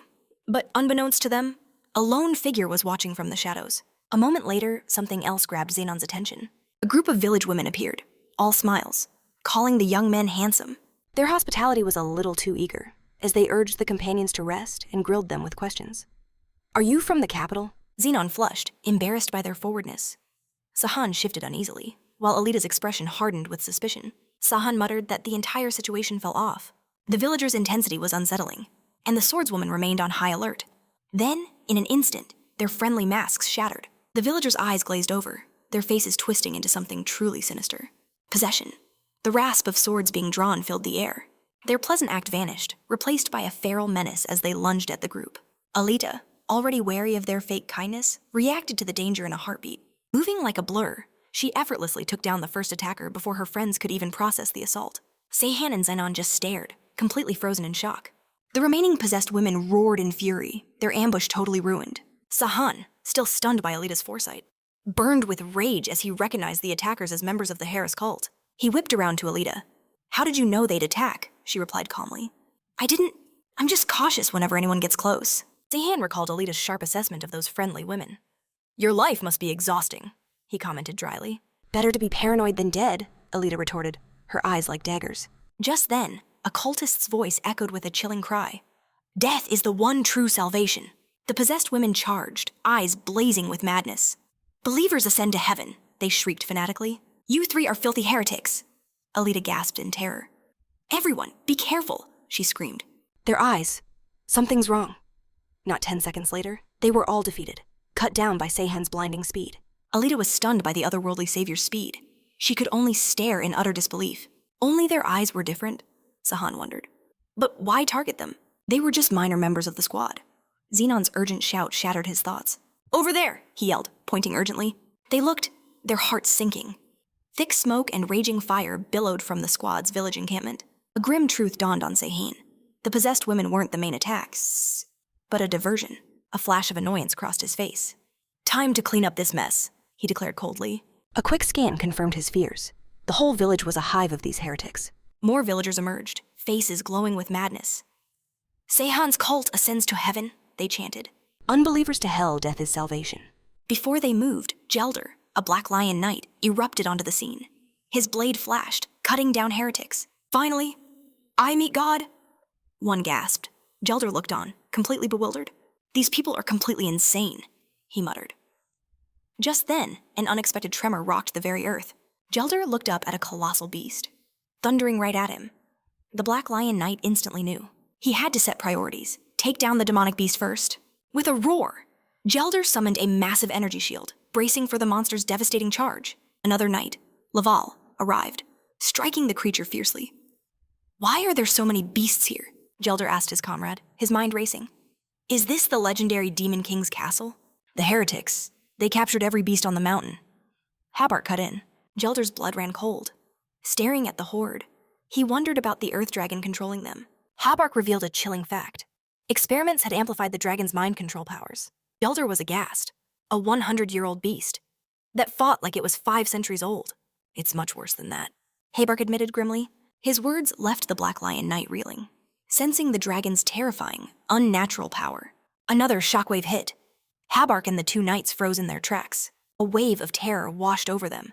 The beasts were stampeding towards the tavern. One monster easily smashed through its wall. Their single greatest fear had come true. They targeted the tavern for Count Kelteron inside. He now faced the beast alone, shrieking for help. This place was supposed to be safe, Kelteron cried in desperation. The escorts should have stayed. He pleaded for his life. Nearby, Dina, a young trainee, faced a ferocious beast all by herself. But just as its claws were about to strike, an unexpected hero appeared. Sihan appeared in a flash, blocking the attack and saving Dina from a grisly fate. The girls sagged in relief, eternally grateful. Alita and Xenon arrived to help contain the beastly onslaught. Seeing Sihan, Gelder gave a grateful nod. "Thanks for saving the tavern," he said, before asking a question. "Where are the other mercenaries?" The knight then barked his new orders. "You three, protect the Count," he commanded. "The rest of us will handle these monsters." "Protect me, mercenary," the terrified Count demanded. But Sihan's attention was already fixed on something else. Sihan sensed an immense power approaching, and at that moment, a ridiculously massive paw descended from above. It was the great earth beast itself, the alpha monster commanding this entire ravaged wasteland. Flames devoured the village, a ruin carved by the rampaging beasts. Gelderin dove back into the fray, felling a beast with one strike. "Hold the line," the knight roared, rallying his comrades. "We've nearly wiped them all out." Seeing their advantage, the Count chimed in. As expected of the Black Lion Knights, crushing these monsters. But Sihan felt a nod of confusion as he surveyed the field. They'd slain countless beasts, yet far too few corpses littered the ground. They weren't dying, they were fleeing. A gasp rippled through the ranks as a new terror blotted out the sky. A dragon. Even Levo flinched, his composure shattering. "A dragon! Now," a knight barked, his voice strained. "Our timing couldn't be worse." This beast was a far greater threat than the entire demon horde. With a gut-deep roar, it coiled, its killing intent undeniable. "Hold your ground, do not panic," Jolberin roared, his eyes scanning his soldiers. Mages, defensive spells, now. As the dragon attacked, a shimmering water barrier erupted to meet it, shielding the team and igniting a small spark of hope. "The barrier held," one knight declared with renewed courage. "The subjugation squad can finish it." But his words felt hollow, countered by the exhaustion etched on every face from the endless battle with the horde. Jolberin's jaw clenched, his irritation obvious. "And what of the beasts under its control?" he snapped sharply. Then Habash warned of a grim possibility. The dragon's domination ability might intensify, visibly unsettling the veteran knight. But Jolberin's doubt vanished. "No time for complaints," he commanded, his resolve turning to steel. "We move," the captain declared, his eyes blazing with defiance. "Our exhaustion means nothing. This dragon will hear the Black Lion's roar." The massive beast charged them again. Jolberin met the terrifying charge head-on. Without hesitation, the knight summoned a shimmering magical shield, a bulwark raised to protect his comrades. Then, Jolberin unleashed his ultimate attack, Annihilation. In that breathtaking moment, a wave of awe washed over everyone watching, their eyes fixed on the captain's ferocious determination. A colossal shield of untold power manifested, born of the knight's defensive magic. Xenon's eyes widened, admiring the technique. The iron wall felt a jolt of recognition. "This is just like the Exiled of old," he murmured. His mind drifted, recalling his old friend's bold and reckless spirit. Confusion crossed Sihan's face, remembering Yexenard's recklessness in past battles. The hero from another world reached a startling conclusion. Not only was his friend's personality the same, but his fighting style was too. This meant the Black Lion Knights had the same strengths and weaknesses Yexenard possessed a decade ago. Instantly, the young man made his decision. "Let's help them take this dragon down," he called to his companions, urging them forward. Kieleron, however, erupted in panic, terrified of being left behind. "You must protect me," he shrieked. Sihan countered firmly. "If the knights fall, we're next." This chilling thought prompted a frantic order from the Count. "Then get me away from here." Xenon and Alita shared a shocked look, astounded he'd demand escape while others fought and died. "Get me out now," the Count wailed, his voice ragged with terror. "You dare not disobey." But Sihan's quick mind already had a plan. In that instant, the three friends locked eyes. A silent, shared understanding passed between them. Kieleron needed to be persuaded. Sihan, however, was in for a surprise. The Count whirled around as if reading their minds. "Are you planning to knock me out to go help them?" he demanded, his eyes wide with disbelief.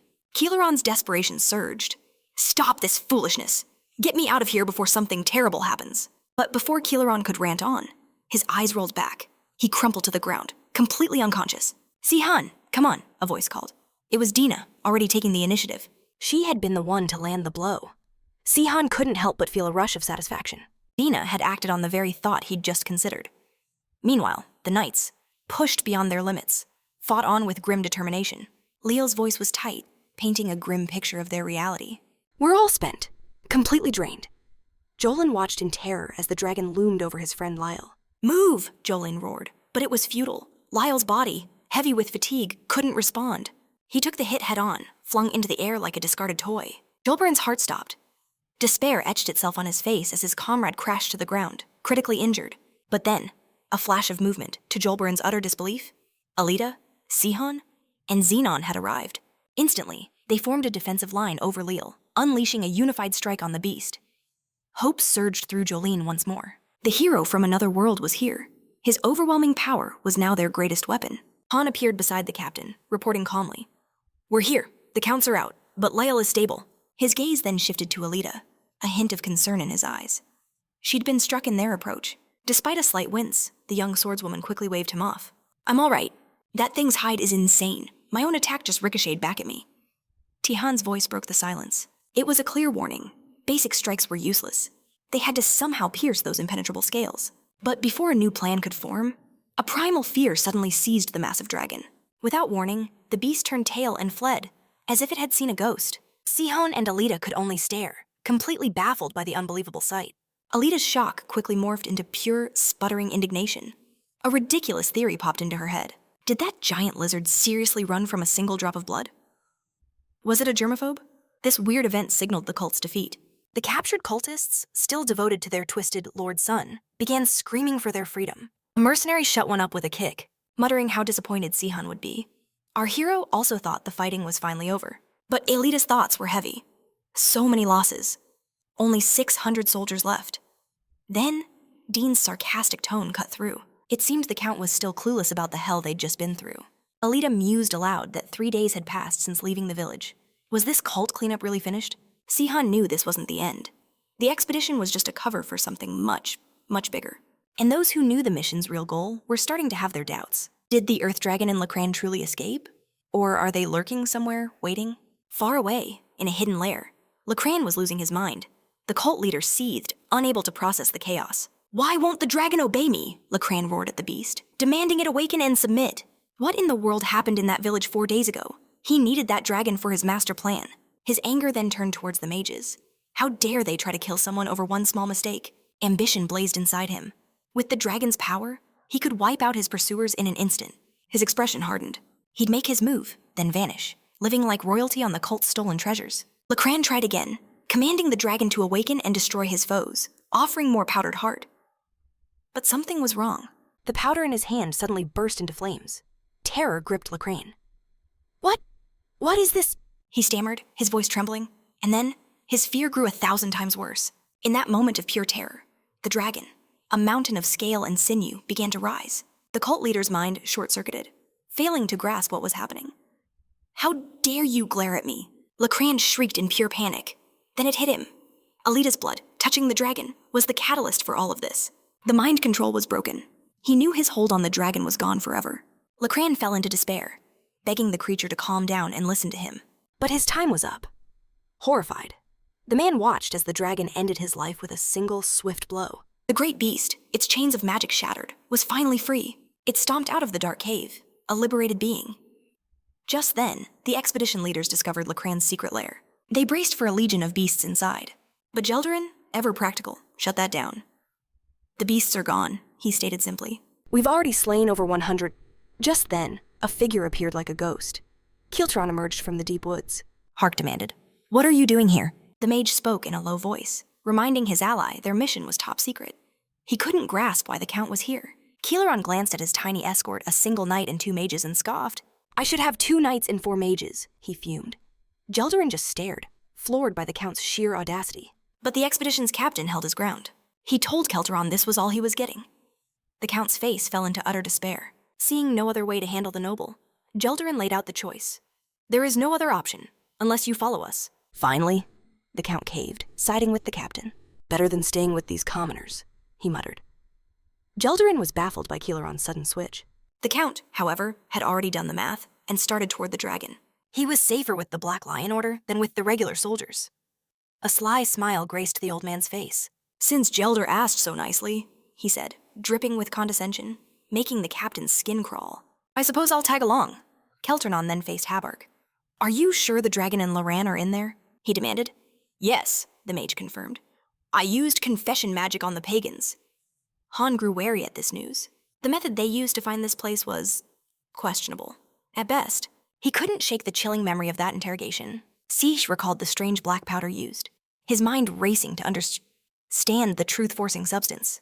At that moment, Alita appeared beside him. Her eyes were locked on the cave, her face a mask of pure dread. From the darkness, a pair of glowing eyes flared, shining with a predator's hunger. Instantly, the Black Lion captain, Geldoran, roared the command to prepare for battle. His voice rang out with grim certainty. The Earth Dragon. It was here. A strange feeling hit Geldoran. He knew this beast. It was the same one that destroyed their village. But now it was somehow bigger, radiating a terrifying new power. Despite this, Gelden, brimming with confidence, simply scoffed. He didn't know why it had changed, but was sure it wasn't a real threat.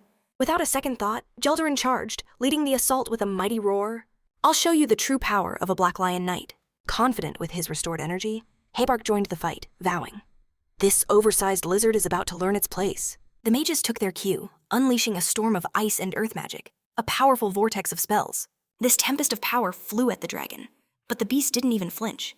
Xenon calmly watched their plan unfold. Knights defending, mages attacking. Seihan figured he wouldn't even have to lift a finger. But then, the unthinkable happened. The mage's powerful magic swirl completely vanished into thin air. A shockwave of disbelief rolled through the ranks. A collective gasp filled the air as they tried to understand what just occurred. Those closest felt a deep, primal fear. How had the beast just erased their strongest attack? A chilling thought took root. This monster wasn't just strong, it was something from another world entirely. Before the stunned soldiers could react, the dragon counterattacked. A torrent of dragon fire erupted from its jaws. The attack was so immense, so destructive, that the flames crackled with raw lightning. Several soldiers were instantly engulfed by the blast, utterly annihilated. From the raging inferno, a desperate Geldoran appeared, screaming the names of his fallen comrades. As the captain faced a power that threatened to erase them all, a question echoed among the survivors. How did this dragon get so strong, so fast? Meanwhile, Seihan was stuck dealing with the Count's panicked breakdown. The scorching heat rolled over Seihan. A chilling truth hit him. His unique magic was completely useless here. Just like those fireproof wolves they'd faced before. He had to act, and fast, as he sized up the terrible scene. 2 knights and 4 mages were already down. Normal magic didn't even scratch the monster. Only 3 Black Lion Knights were left, barely hanging on. At this rate, they were all doomed. With no other choice, Chi made a wild decision. It was time to show his real strength. First things first, he thought to himself. He had to save whoever was still breathing. Before things got worse, Seihan revealed a shocking new move. Alita was stunned, gasping in disbelief. How is that even possible? But young Xenon, however, knew it instantly. That energy, Xenon shouted, was from the Teranor legend, the Savior's ultimate art. Without a pause, Seihan attacked the beast. For the first time, the giant beast felt a dangerous, unknown power rushing right at it. With blinding speed, Seihan landed a direct, crushing blow on the dragon. Gilderin and Level were floored by the young man's power. Alita stood captivated by his fighting style, while Xenon wasn't surprised.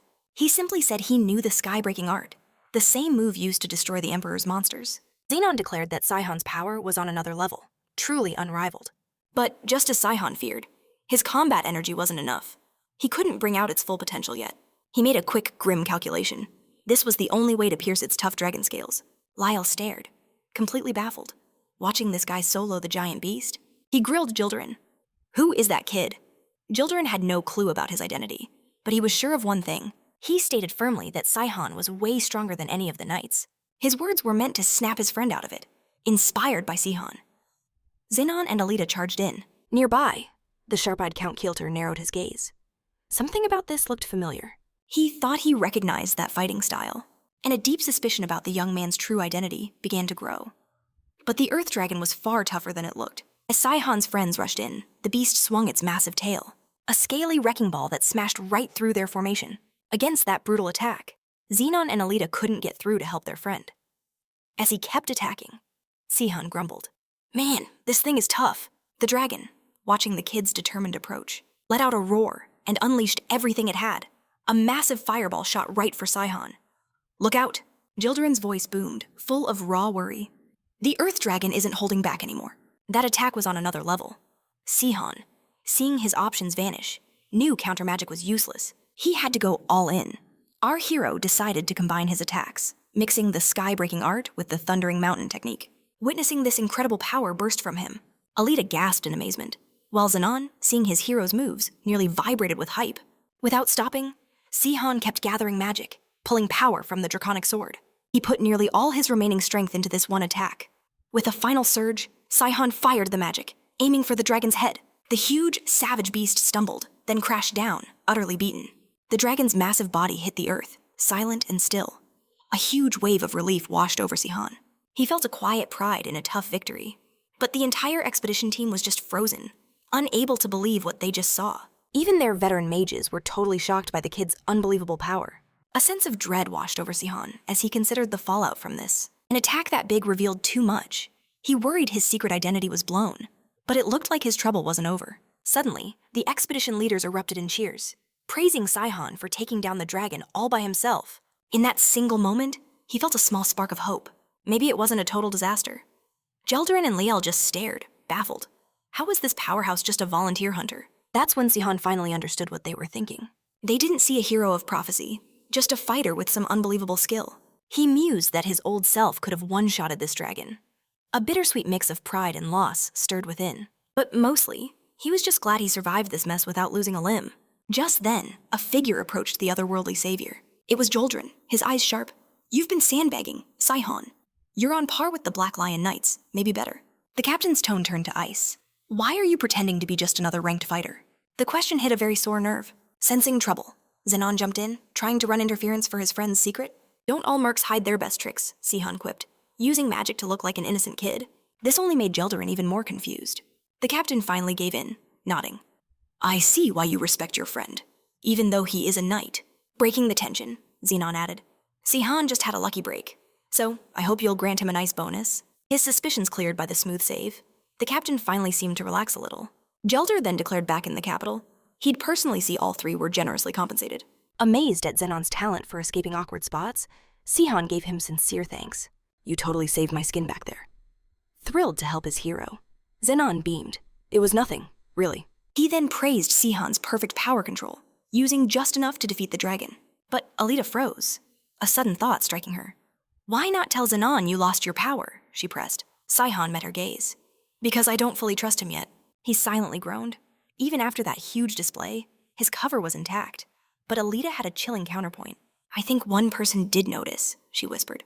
"Someone who knows the old legends and misses absolutely nothing." Indeed? Count Kilteron's suspicious eyes were locked on Saihan. A new dread hit our hero.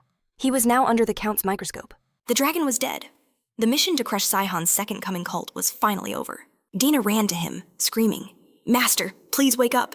But this victory came at a terrible price. 4 high-ranking mages were gone, and 2 Black Lion Knights were barely clinging to life. Inside the cave, they found Lacan's charred body. With grim efficiency, the mages incinerated the dragon's corpse and the boy's remains, leaving absolutely nothing behind. Watching this, Han finally understood what happened to the vanished flame wolf bodies.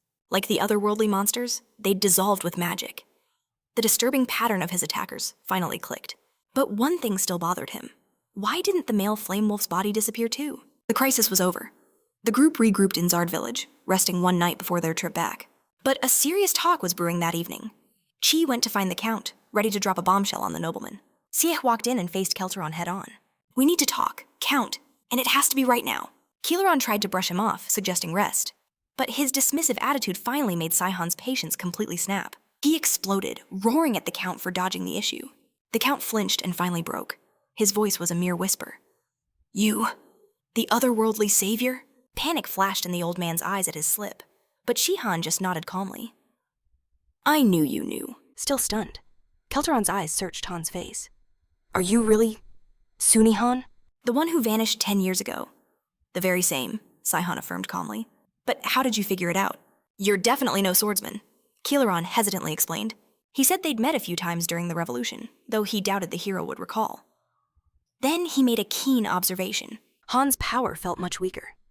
The Count confessed he was baffled by the hero's sudden reappearance in Teranor. Kelteron began to puzzle out the reasons behind Seihan's clandestine return. Perhaps he was merely avoiding the public eye. But the Count sensed a desperate secret within him. "If that were all," Kelteron pressed, "does Saihan still have enemies in Teranor?" "What makes you say that?" the Count challenged sharply. Kelteron explained that after Saihan's sudden, mysterious return to Earth, ugly rumors began to spread, whispers of heroes consumed by envy of his immense power. "Until now," the Count confessed, "I considered it all gossip. Unless, of course, your supposed comrades were fools.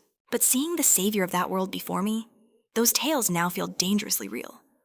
A flicker of genuine surprise crossed Sihon's face. Sunihan was amazed. From the simple fact of his hidden identity, the Count had pieced together the shocking truth. How, he wondered, could such a sharp mind be mocked for its animal-level intelligence? To further test the nobleman, Sunihan posed a question. What would you do, Count, if those rumors were true? For a second, Keltron froze, lost for words. Then, his sharp intellect ignited. He quickly weighed the situation. If Sunihan allied with the king, his own position would be safe. Then he saw the darker angle. If the betrayal was real, Sunihan was a wronged man, who would stop at nothing for revenge. Yet, the Count still couldn't understand Sunihan's secrecy. Even for a world savior, the 6 heroes were an insurmountable wall. The pieces clicked. If the rumors were true, the traitor knew his identity, and the hero now felt he was in peril. A sharp gasp escaped Keltron. He crashed to his knees before him, his voice a desperate cry. Save me? Sunihan stared down, utterly confused by the sudden, panicked submission. Mercy, Keltron wailed, grabbing Sunihan's legs. I have an old mother and a 3-year-old child. They need me. If I vanish, my son becomes an orphan. At that moment, Sunihan finally understood the cruel joke about Keltron's animal-level intelligence. Under pressure, the Count's brilliant mind simply short-circuited. It was a stark contrast to his strategic mind when he felt safe, which explained his inaction during past battles. Sunihan gently calmed the frantic Count. Stand, Keltron, he urged softly. I have no plans to harm you. Pure relief flooded the nobleman's face. Overwhelmed, Keltron swore he would dedicate his life to Sunihan's service, a loyalty King Jengard could only dream of. Sunihan, however, had a different plan already forming. A swirl of dark energy gathered in his palm. The sight alone struck pure terror into Keltron's heart. Before the Count could react, Sunihan lunged, striking a swift, clean blow to his chest. Keltron fell back, expecting death, but then realized there was no pain. What did you do? He gasped, his terror turning to confusion. A trump card, Sunihan said, revealing the cruel nature of his plan. Have you ever heard of my unique skill, Count Explosive Aura? Keltron's eyes shot open, a new wave of desperation hitting him. Sunihan explained the horrifying reality of the technique. The explosive aura allows the user to plant energy inside a target, which can be detonated from anywhere, at any time. This skill has its limits, he continued, his voice icy calm.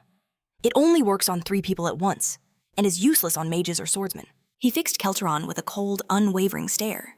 Your life, old man, now belongs to me. Once I can truly trust you, I will remove the aura. As he processed this, Keltron strangely relaxed, his hand touching his chest. I'm happy to be alive, Keltron declared, a bizarre, manic relief on his face. Sunihan stared, unable to believe it. After such a terrifying threat, the Count seemed absolutely delighted. Do you understand what I've just told you, Count? Sunihan pressed, a hint of suspicion in his voice. Every word, Keltron confirmed. A triumphant grin spread across his face. This means you won't kill me as long as I serve you. And I promise, Lord Sunihan, I would never betray you. He practically beamed with a newfound purpose. I will follow any command. I am at your service from this day forward. Even if it means betraying your king, Sunihan asked, his gaze piercing. Even with your life on the line, Keltron scoffed, a confident spark in his eyes. Between a savior from another world and a destroyer of nations, the choice is simple. Who in their right mind would ever choose a destroyer? He declared, his resolve filling the room. Stepping out, Sunihan saw Alita was there. That must have been a very long talk. Seeing how long it took, she noted, her eyes sharp. Sunihan gave a grateful look for her loyal watch. Worry then crossed Alita's face. Are you really going to use the explosive aura, in your condition? She asked again. He met her gaze, deciding it was time for the truth. To Alita's complete shock, our hero said the ability was a lie. Whether I can use it is not the point, he stated, because that power doesn't actually exist. Isim? Sunihan explained that aura can't just explode. It was a clever trick he made up for psychological warfare. But our swordswoman argued, recalling it from the books she'd read. Sunihan just confirmed he started that story himself, making sure his famous bluff would fool everyone. Alita froze, the sting of betrayal sharp and clear. In any case, Sunihan said, his voice flat, joining the expedition gave me the ace I needed. His mind then returned to the dragon. What was that monster, which looked so much like the flame wolves? Sunihan guessed the wolves and the earth dragon were both linked to the Blue Ivory Tower's dark experiments. He'd heard the rumors. Alita, still anxious, added, something else is bothering me. She spoke of the black powder Habak used to force the heretics to reveal the dragon's lair. Sunihan agreed it was a nasty substance, able to bypass any mental guard. No, not just that, Alita cut in. She described a cold terror that gripped her when she saw the powder being used. A sickening feeling, like insects crawling in her mouth. That awful moment triggered a buried nightmare. struggling for the right words. Alita admitted she recognized that powder. A deep sadness had nearly crushed her then, as memories rushed back with painful clarity. She remembered Lilstein using that exact powder on the people of Luslin. The king used the vile material to force people to do the unthinkable, to kill themselves and others. In this vile way, Lilstein had forced her own father to murder her mother, then tried to make him turn the blade on himself. But something unexpected happened. He had somehow broken the spell. He then saw his wife's dead body, collapsing in a despair that utterly shattered him. Realizing what he had done was a torment beyond description. Lucid again, the man went mad seeing his beloved wife gone. It was then the king executed Alita's father, Lilstein, watching the massacre.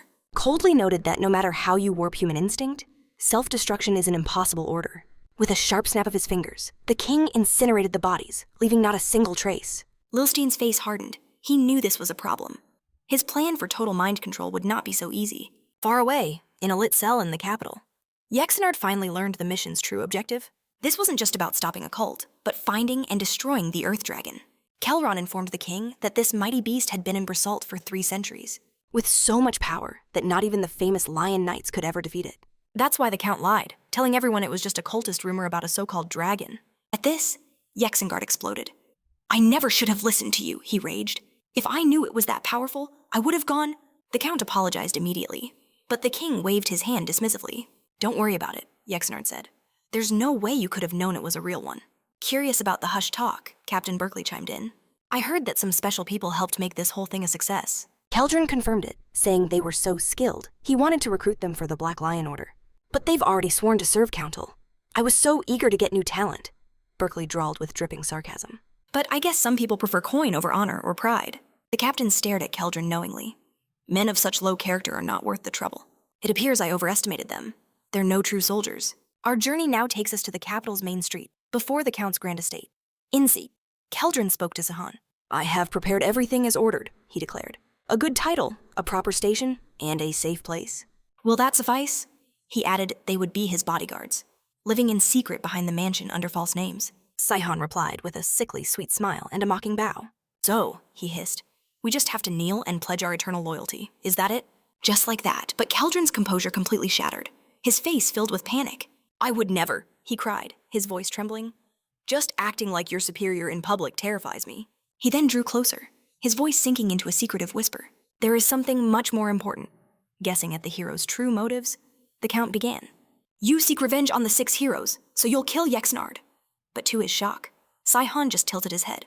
"And what gives you that idea?" he asked with a smirk. Then, a thunderous laugh burst from Sihon, mocking the Count's foolish guess about his plans. "I have 0 reason to kill Yexenard," Sihon stated, his laugh fading into an icy smirk. "He only betrayed me. He threw away our friendship, our trust, and every single memory we made." "Even so," Sihon insisted. "Yexenard was a friend, and I sent him back home alive." With absolute certainty, Sihon declared he would never kill Yexenard. He was sure of it. This statement revealed a piece of the past, how the heroes came to betray the savior from another world. The Great Revolution was over. Victorious soldiers roared in celebration against the fallen tyrant. But amid the cheers, one hero stood alone, lost in thought by a flickering campfire. It was Saffron. Yexenard, the future king, called out his name as he approached. He asked why Saffron wasn't celebrating their victory. Saffron replied this win didn't feel like theirs alone. He questioned who ruled the territory they had just conquered. Yexenard cheered that it was Groose, the emperor's half-brother, who fought desperately to survive. Saffron guessed Groose felt completely betrayed by a trusted ally. A cold truth began to surface. It seemed Emperor Berserk simply used their revolution as a tool to remove a political rival. But Yexenard only cared about the sweet taste of their victory. Ignoring who benefited, Saffron mourned his friend's lost innocence. Yexenard joked he should smile before his face wrinkled. Saffron couldn't understand his friend's reckless and carefree attitude. Saffron asked Yexenard if he'd ever considered it, but was immediately cut off. "Hey, I wasn't finished speaking yet," Saffron pointed out. With a wave of his hand, Yexenard called it trivial. He then laughed, calling Saffron a classic overthinker. "You're just a swordsman who fights," he joked. Saffron found this simple-minded view strangely funny. Thinking of the future, Saffron asked what happens if the Empire falls after they defeat Berserk. He figured if the Empire crumbles, a new king would have to rise in Teranor. He wondered, who could that person possibly be? Yexenard, clueless to the gravity, suggested Sihon. He praised him for being on another level. He also heard Sihon didn't plan on going back to Earth after their mission was done. Yexenard had unknowingly hit the very nerve that haunted Saffron. If Sihon becomes king, can we still be friends? Suddenly, Yexenard's face changed. He finally understood the weight of his friend's worries. Saffron pointed to a cruel lesson from history, reminding him of the great Duke Gruss. He trusted his own family, only to be betrayed and beheaded by his own brother. Would their fate be different if one of them took the throne? The scene then cuts to King Yexnard, lying on the ground. But it's revealed this was all just a dream, playing out as Yexnard napped during training. A full decade had passed since that fateful day, the choice that forged his destiny. Just then, 2 royal attendants materialized, blocking an intruder's path. They warned him to halt. The king's training was not to be disturbed. Seething with irritation, the prince stormed past them. "Has everyone gone mad?" His voice thundered through the halls. He slammed open the doors to the training room, a storm of fury on his face. He was here for answers on a grave matter. Yexingard, completely unfazed, simply noted how long it had been, then coldly asked his son what he wanted. Ein shot back, citing rumors of construction near the Southern Flower Palace. He demanded to know why the kingdom was wasting money. Yexinard's response was pure mockery. The heating system in the palace wasn't good enough, he claimed. His precious kittens deserved the finest warmth this winter. Enraged, Ein retorted that forcing commoners to build in this brutal weather was absurd. "How does that make you any different from the tyrant Emperor Berserk?" he challenged. But despite his bold words, fear flickered in Ein's eyes. At the mention of that name, Yexingard's face contorted with rage. Ein's insolence had crossed a line. The king declared he would forgive this transgression. Just this once. He warned his son that even for family, some insults were unforgivable. To test his son's nerve, he dared him to say it again, to compare him to the tyrant emperor once more. Ein trembled, almost breaking under the crushing pressure. Yet he steeled his resolve, stating the project was crippling the people. He repeated his accusation directly. How was this different from the tyrant emperor's rule? King Yexingard's patience finally snapped, his irritation erupting into pure fury. "Silence!" Yexingard roared, invoking his ancestral name, Rodenberg. "How dare you question the difference between me and those emperors?" The sheer force of his aura slammed into Ein, knocking him to the ground. Infuriated by his son's continued defiance, Yexinard dismissed him with contempt. "I have no time for this nonsense. Get out!" Yet even from the ground, Ein was defiant. "I've said what I came to say," he declared. "I'll be leaving now." Yexingard's fury simply blazed hotter. The king mocked his son's newfound defiance, calling him a weakling who'd read a few books. For Yexinard, whose own family was executed as traitors, Ein was his only remaining blood relative. Yet his son showed no talent for the sword. Yexinard sneered. The boy was too sensitive, his frame too slender. "At his age, I was already a master," he thought. "This boy is nothing like me." The king wondered if he'd been too soft on the boy, as he headed back toward Kelteran's mansion. Meanwhile, the 3 friends were shown to an old, ordinary building tucked away behind the grand mansion. But when Sunihan stepped inside, he gasped. The interior's stunning beauty was a stark contrast to its plain exterior.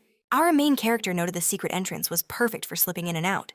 He was amazed they secured the place just days after his request. Kelteran, however, revealed the awkward reason it was acquired so fast. "You see, I am not yet married," the count explained. "I built this to prepare a special lady who could fulfill my fantasies." Sehun couldn't believe it. "That's kidnapping, you know," the old man quickly backpedaled. No, it's not like that." He quickly elaborated. If he had a family, they would be in danger because of his treasonous reputation. This house was built purely as a precaution. Relieved, Xenon cheerfully announced he'd already sold their old place for more than they paid for it. Sahhan beamed. They wouldn't have to worry about funds. The count then reminded him that his service included financial support. Kelteran, ever aware of his own shaky position, told the otherworldly hero, "Please, let me know if you need anything."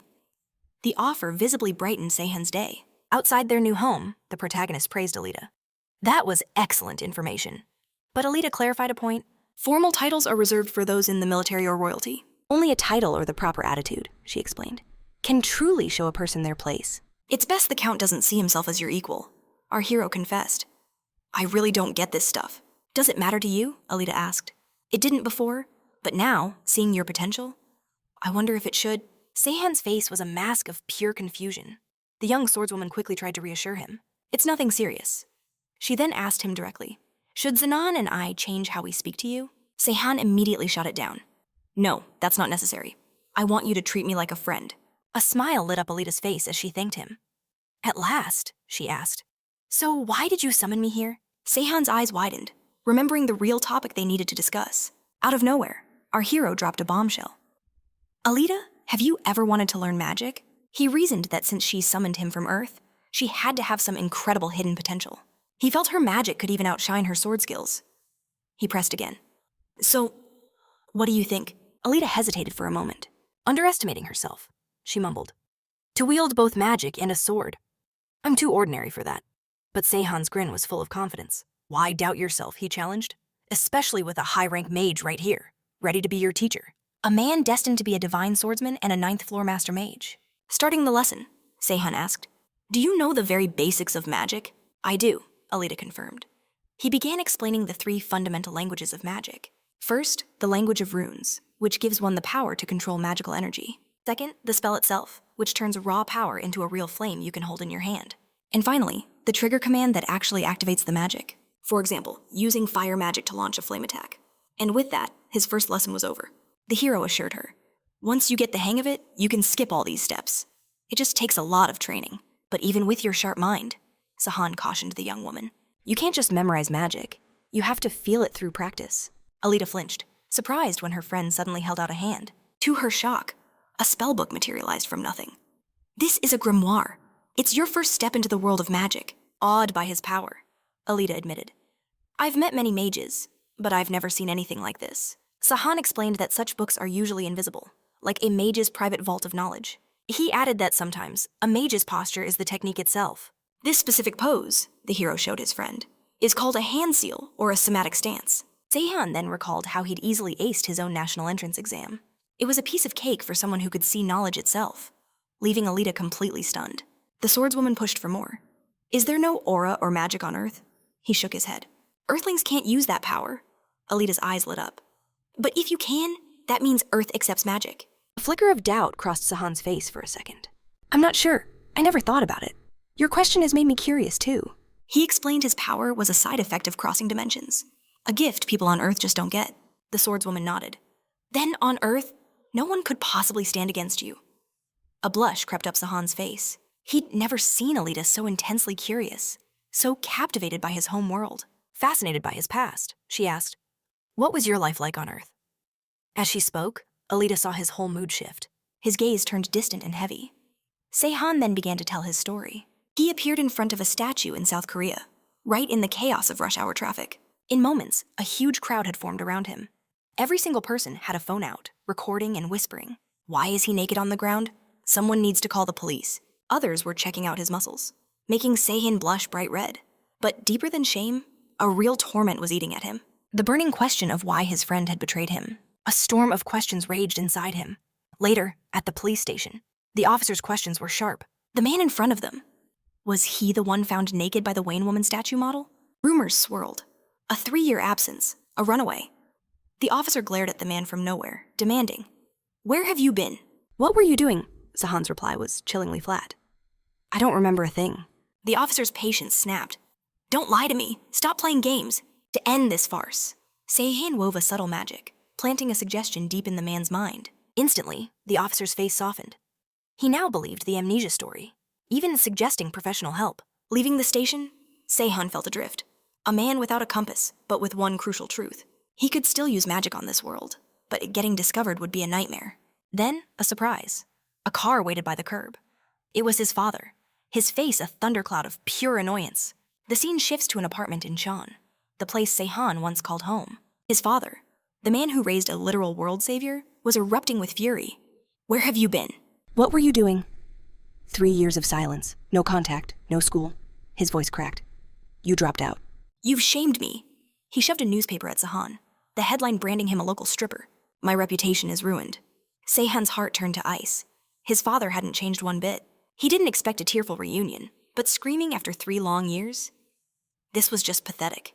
"During my time in Teranor," Seihan began, his voice empty, "I genuinely missed Earth." He did miss it. The internet, the TV, his computer, the hum of the air conditioner. Not his family, never them. In that moment, a chilling certainty landed. His father only ever cared about himself. Seething, his father barked orders. "Get your diploma, your certificate, and go study in Seoul. Stop destroying my reputation." To end the rant, Seihan nodded. "I'll do it." But the old man's tirade continued. "You'll only become a decent human if you excel in your studies. If you can't, then just disappear again." Seihan tuned him out, dismissing the words as bitter, irrelevant noise. His mind flashed back to Teranor. He'd risked his life, fought for a shared future, only to be utterly betrayed. All that was left was a burning need to return to that world and settle the score. Revenge became his guiding star, a constant fire in his soul. A year passed in a blur, Seihan pretended to attend cram school, but instead devoured ancient texts, searching for a way back to Teranor. Armed with forbidden knowledge he'd ripped from an ancient spellbook, he breezed through his exams, landing a spot in a top Seoul university. His father, believing Seihan had finally woken up, beamed with pride, declaring he could now hold his head high. Filled with a new confidence, Seihan decided it was time. He had fulfilled the man's petty demands. He calmly informed his father he was moving out to support himself. "And don't ever try to contact me." Those words ignited a fresh inferno of fury. As Seihan walked away, his father's shouts chased after him. "You're underestimating life. You can't handle it on your own." Seihan just scoffed internally. Oh, he was underestimating the world. All right, just not in the way his father could possibly imagine. He possessed power that laughed at modern civilization's pathetic laws, combat, energy, and magic. With his abilities, getting rich was a joke. He could control the velocity of racehorses, manipulating outcomes at will. In less than a year, he built a massive fortune, wiping out any financial concerns. But the ease of his success on Earth was a mockery of his true goal. Returning to Teranor remained the ultimate challenge. He'd barely scratched the surface of dimensional theory. Even if he mastered it, the sheer impossibility of finding Teranor among infinite realities was staggering. He began to tell himself it didn't matter. The path forward offered not a single clue. At this rate, a decade would vanish. His iron resolve was rusting under the relentless assault of time. He even wondered if this exile was some sort of twisted mercy, a punishment kinder than death. Slowly, gradually, he started making a truce with this new reality. Human relationships, he reasoned, were always a complicated, messy affair. It made Leva's actions, and even her cruel betrayal, seem almost understandable. He made excuses, building justifications until his fury dulled. To his shock, the anger he swore would last forever simply faded. He finally released his betrayers from his resentment. He decided then he would never return to Teranor. 7 years passed. Seihan accepted his new reality, cutting ties to his vengeful past. Though wary of intimacy at first, he slowly built friendships with his classmates. After military service, even the ghosts of Teranor stopped haunting his dreams. They were replaced by the boring horror of returning to duty. He briefly thought about using his powers to make Earth a better place, but he'd tasted the poison of reckless power before, and that bitter memory lingered. Yet, the savior from another world soon found himself bored out of his mind. When you can do anything you want, life on Earth gets incredibly dull. Then one morning at the gym, he felt something, a strange energy, faint at first, but growing stronger, was calling to him. It felt chillingly familiar, a spark of impossible hope. His belief hardened. This was, without a doubt, the magic of Teranor. He moved with a sudden, desperate quickness to confirm this feeling. But a flood of questions washed over him. How, why here, why now? After so many empty years, he couldn't guess the reason. But he sensed not just a trace, but the exact coordinates of Teranor. Slowly, surely, the dying ember of his hope began to glow again.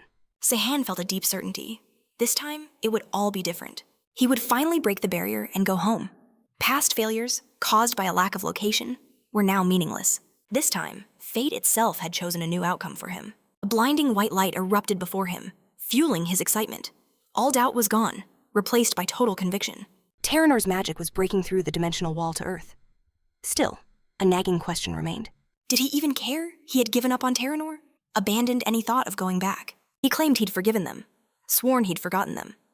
But an ache remained, an empty feeling in his chest that proved otherwise. He never truly forgave them. He'd just given in to despair, mistaking his surrender for peace. No, he wouldn't back down this time. Seihan's resolve became like steel. He would go back. He would never give up. From that day on, school didn't matter. He dove back into training his combat energy and magic, spending every moment researching travel between dimensions. The return of that familiar energy ignited his heart, stirring a hope he had long since buried. 10 years after his exile, a miracle happened. Teranor and Earth were directly linked. After bridging the impossible gap, Seihan just stood there. His mind went blank, but the shock quickly faded, replaced by purpose. A thrill shot right through him. He actually did it. He had opened a gate to Teranor. And with it, the dying embers of his revenge roared into a fire. Forgiveness. That comes after I take back everything that was stolen from me. Later, he tells Alita his story. Sahun casually noted how well he did after returning to Earth. With combat energy and magic, everything was much simpler. He downplayed all his hardships, skipping over the dark parts of his decade in exile. As he told his 10-year story, his friend's face lit up with relief. But the cheerful mood was about to shatter. On a sunny day, Alita suddenly fell to her knees, her eyes closing as if hit by a wave of energy. "Are you okay?" Sahun asked, his face full of concern. "I felt something. Weird," she replied, her voice a soft whisper. Sahun knew exactly what she meant. What she felt was magic. He explained that learning the basics is key, but using it is what matters. He confidently told her to push past her limits. He then revealed that while she aimed for the 3rd floor, he had carefully hidden the summoning spells from their world. Alita's eyes went wide with surprise. "Don't you remember using a little magic right after you arrived?" he asked her. "You weren't getting rid of it, you were just hiding it." "It shouldn't be too hard," he said with a small smile. "Once you start erasing your own magic trail, I won't have to chase you." That last statement made Alita a little nervous. "If I erase my trail from the spell, can I really travel alone?" she asked. "Yes," he confirmed. "I would never cage you," Seihan declared, knowing she only wanted peace, away from the world's chaos. But Alita had other plans. "If I stay with you," she insisted, "I can be of use. In all of Teranor, you're the only one I can trust. Your help would mean everything to me." Alita's interest was piqued. "After you get your revenge, what's your plan?" A shadow of concern crossed her face. "Will you still stay in Teranor, like you planned 10 years ago?" "Things have changed," Seihan replied coldly. "This world means nothing to me now. I only came back to finish things." He had to tie up every loose end from his past before he could finally move on. Then, the shocking truth was revealed. After his revenge, he planned to go back to Earth. Back to South Korea. Worry instantly clouded Alita's features. "To return to South Korea, must you burn someone's heart?" she asked in a hushed whisper. Seihan scowled, annoyed by her dark assumption. "Coming from Earth to Teranor was a miracle," he snapped. "But going back is much, much simpler." To prove no sacrifice was required, Seihan summoned a brilliant portal, a glowing gateway straight to South Korea. He then explained to a stunned Alita, "The only catch is not knowing exactly where you'll land. But since I'm from Earth, I don't need a set destination. I'll just go home." A hint of red crossed his cheeks. "The only issue is the precise landing zone," he mumbled, recalling his revealing arrival. "However, I've already prepared a magic circle for my exit," he added with a wry smirk. "I'd prefer not to repeat my surprise stripper debut in Guanghwan." Seeing the hidden pain behind his joke, Alita's resolve hardened. The heir of the Luslin clan made a vow. "I will not leave you. I am the cursed daughter of the Berserk Emperor," Alita declared, her eyes looking far away. "Even if I stay in Teranor, my future is bleak." She clearly had no intention of remaining here. The skilled swordswoman then made her offer. "I'll help you get revenge," she promised. "But I want something in return." Her request was as bold as it was sudden. "Take me with you to Earth." Meanwhile, at King Jackson's palace, a very different scene was unfolding in the lavish gardens. A beautiful woman stood there alone, admiring the flowers. Her peace was soon shattered by a smooth voice. "Why is such a lovely lady all alone this afternoon?" It was Prince Ayn, King Jackson's own son. At the sight of him, the beautiful Queen Isla's expression brightened. "The sky is just gorgeous," she answered, still looking up, captivated by her. The prince offered a warning. "It's not safe for you out here alone." "I'm perfectly fine," Isla insisted, a hint of bitterness in her voice. "Even as the queen, I'm just a powerless decoration, so I have nothing to worry about." Her sadness was clear as she sighed. "If only the king actually loved me, things might be different. Instead, he's always with his concubines." Then, with a chilling honesty, Ayn confessed, "Frankly, I'm glad my father ignores you." He then pulled the queen into an embrace, repeating how pleased he was that his father didn't love her. Aware of the danger, Isla pleaded desperately. "Ayn, don't hold me like this." Someone could see us, but the prince, lost in his desire, brushed off her fears. "No one is here," he whispered, leaning closer. Throwing all caution to the wind, Ayn pulled her even closer, and stole a passionate kiss right there in the beautiful garden. Later, as the prince walked the grounds, a sudden chill ran down his spine. He knew he wasn't alone. "Stop hiding! Show yourself!" Ayn demanded, his voice sharp. From behind a massive pillar, Count Kelteron appeared out of nowhere. "Why were you seeking me out?" Ayn asked. The count got straight to the point. "I have urgent news for you." Elsewhere, Tihan cautiously tasted something new.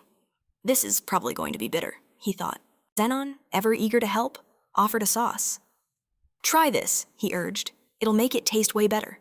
Tihan tried it and gave a nod of approval. Meanwhile, a potent but pricey combat-enhancing pill was making the rounds. Alita was amazed by its power. "Just taking 2 of these a day, I can already feel a huge difference." Tihan had managed to get his hands on a batch. "Thanks to the count, we can pop these like candy," he boasted. Sahan was more than pleased with the new supplies. He noted his combat energy was recovering faster than he expected. At this rate, he thought to himself, his showdown with King Jexengard was coming very, very soon. Back at the count's mansion, a maid announced, "The great Seihan has arrived to see you."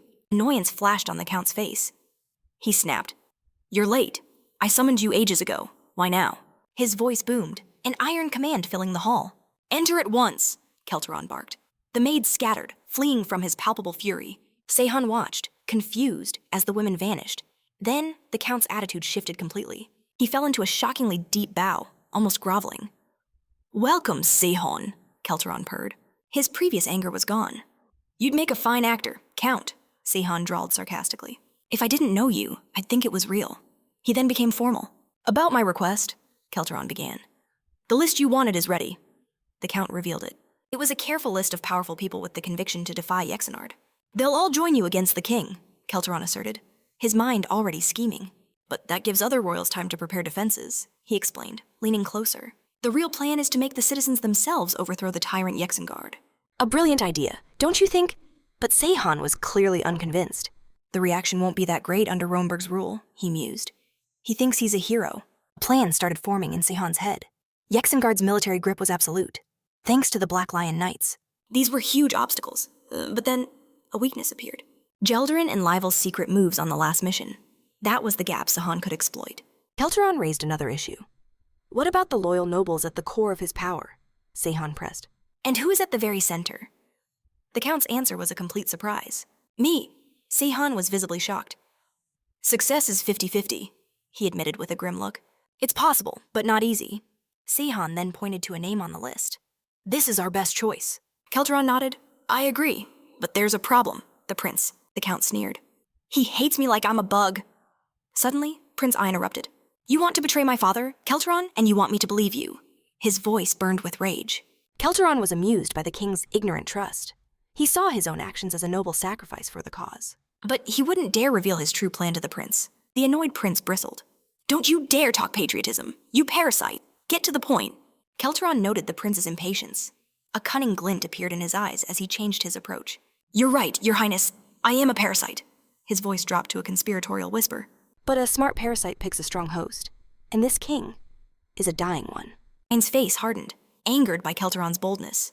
That is not something you joke about, the prince snapped icily. I know the consequences, Kelteron replied calmly. Frankly, useless patriotism and suffering people don't concern me, but I know this plan will help them. He stared at Ein. Every traitor wants a long, rich life. What good is temporary luxury? Still not understanding Kelteron's game, Ein shot back. My father is still young. Why do you think his reign is short?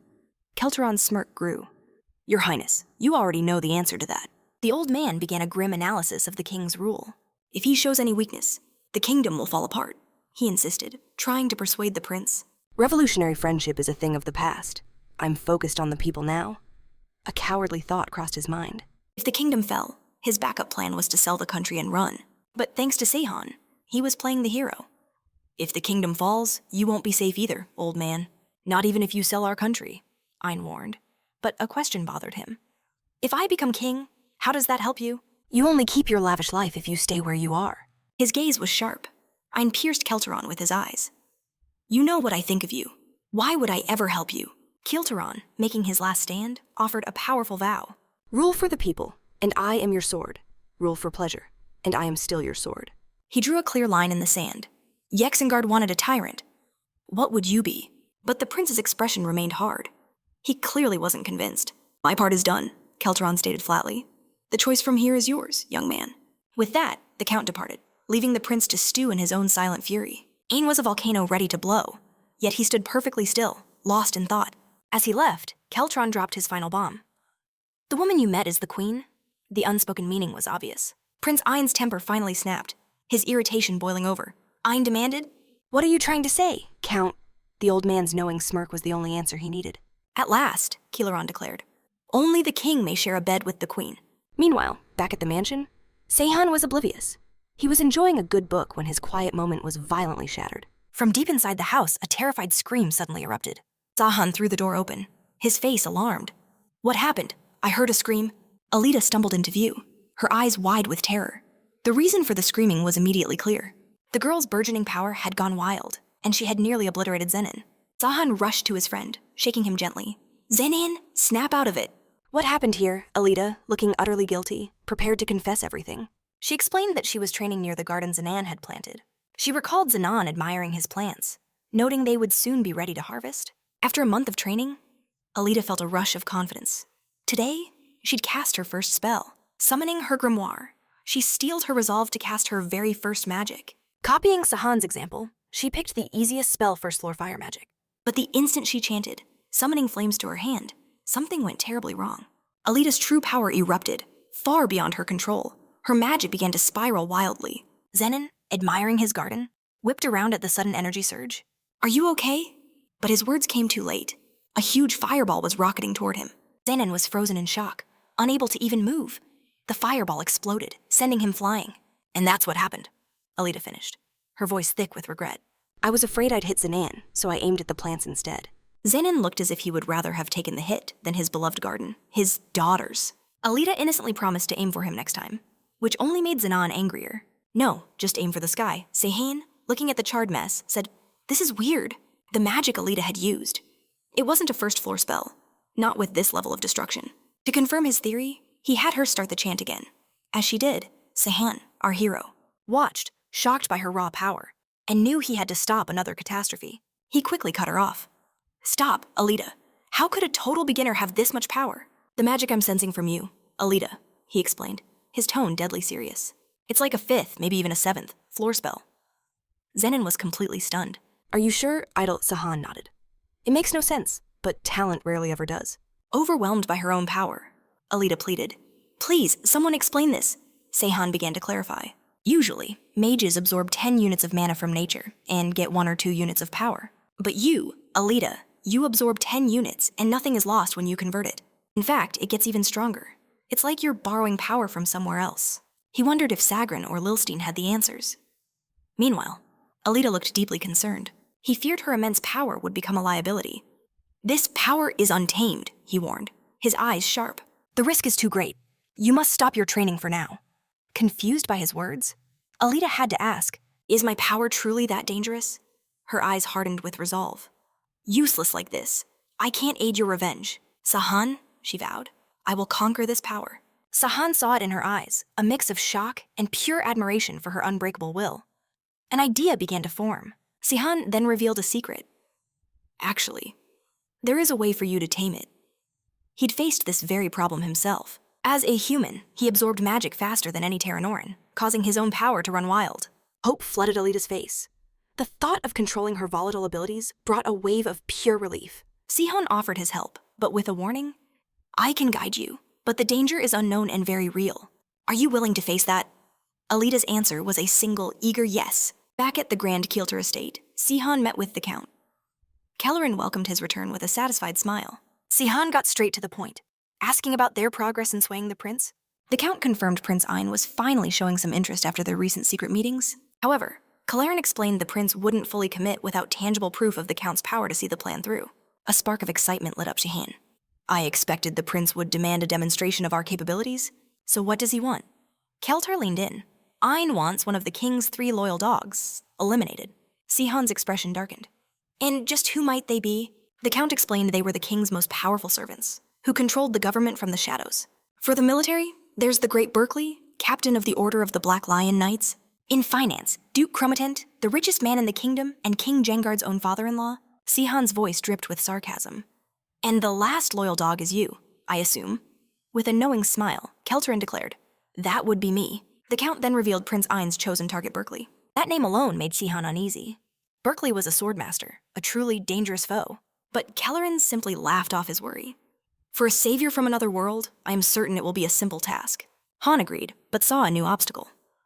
"I'll need to hide my identity, and that means not using my signature skills." "That won't be easy at all." Keltarin then asked if Seihan had ever met the Great Berkeley before. Seihan just shook his head. The name meant nothing to him. The Count revealed Berkeley had abandoned his former name when he became a noble. He used to be called Darth Wald. Meanwhile, the scene shifts to King Jexard's colossal new castle under construction.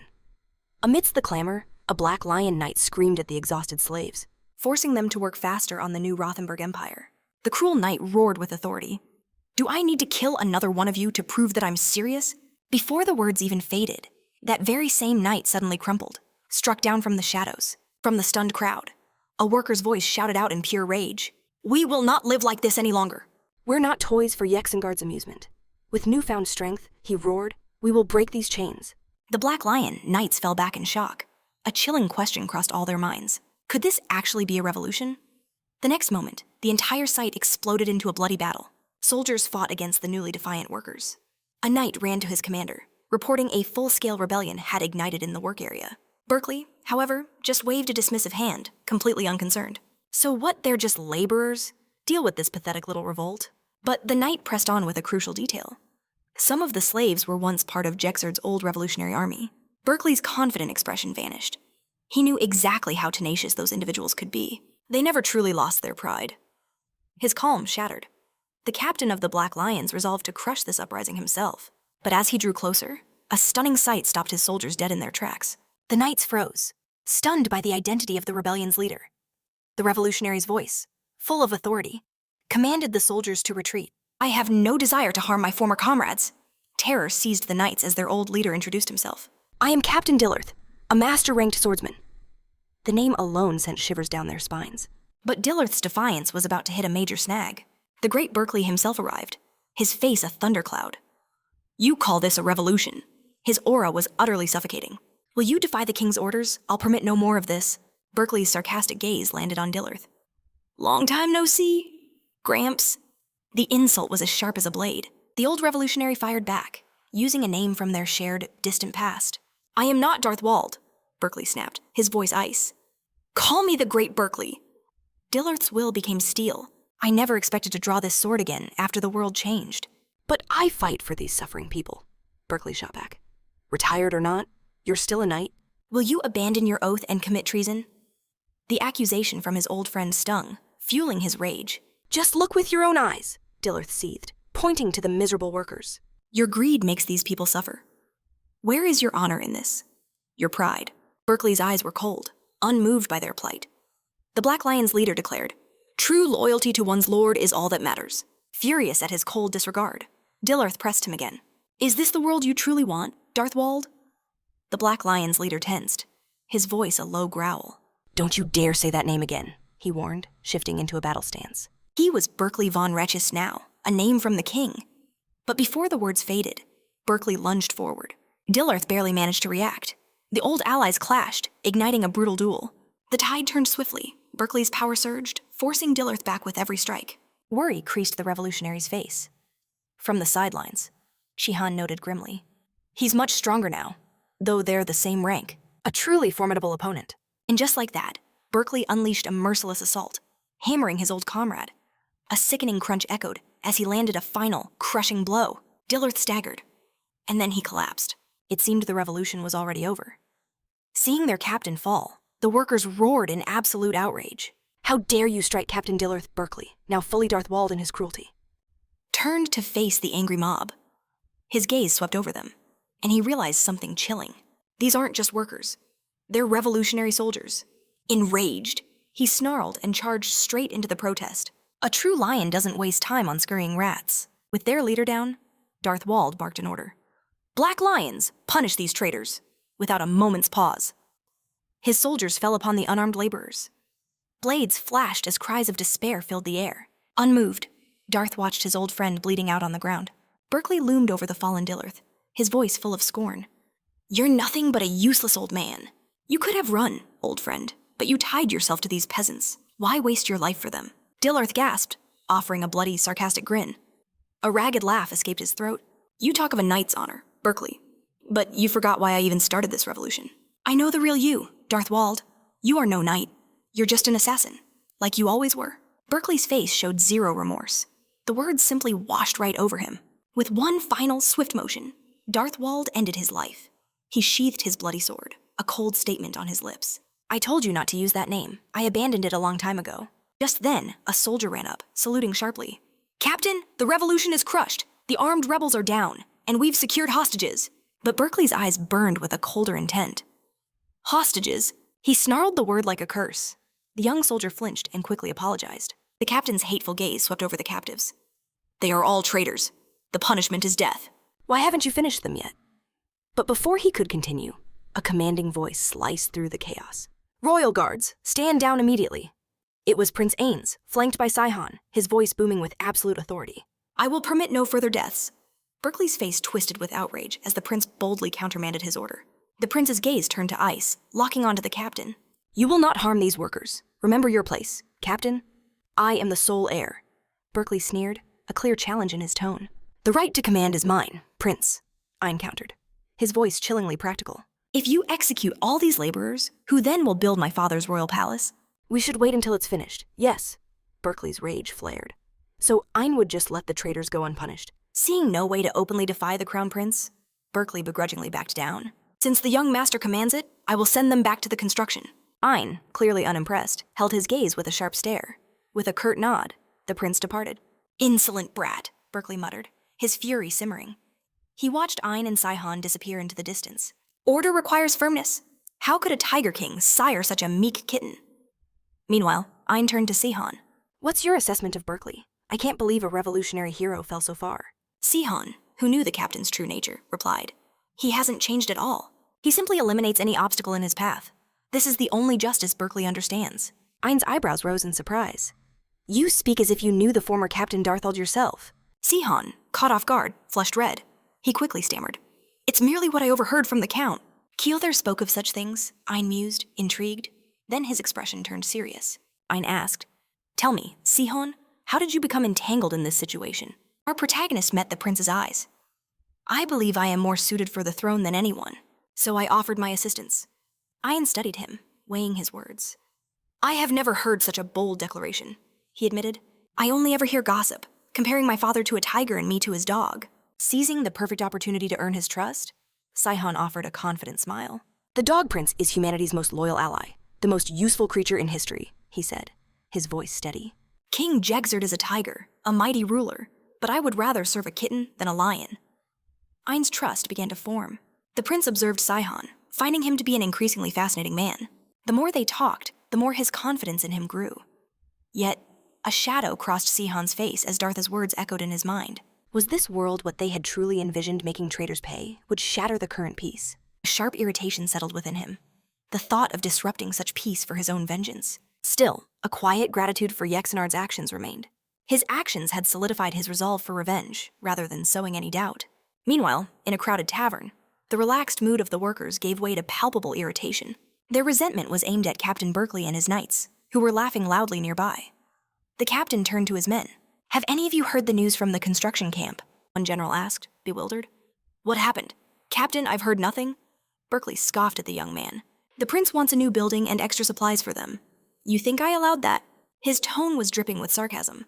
I was vehemently against it, rewarding them for their crimes. It's absurd. That's basically an invitation to start a revolution. The generals nodded in agreement.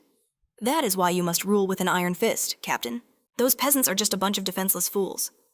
But just then, an unexpected threat appeared.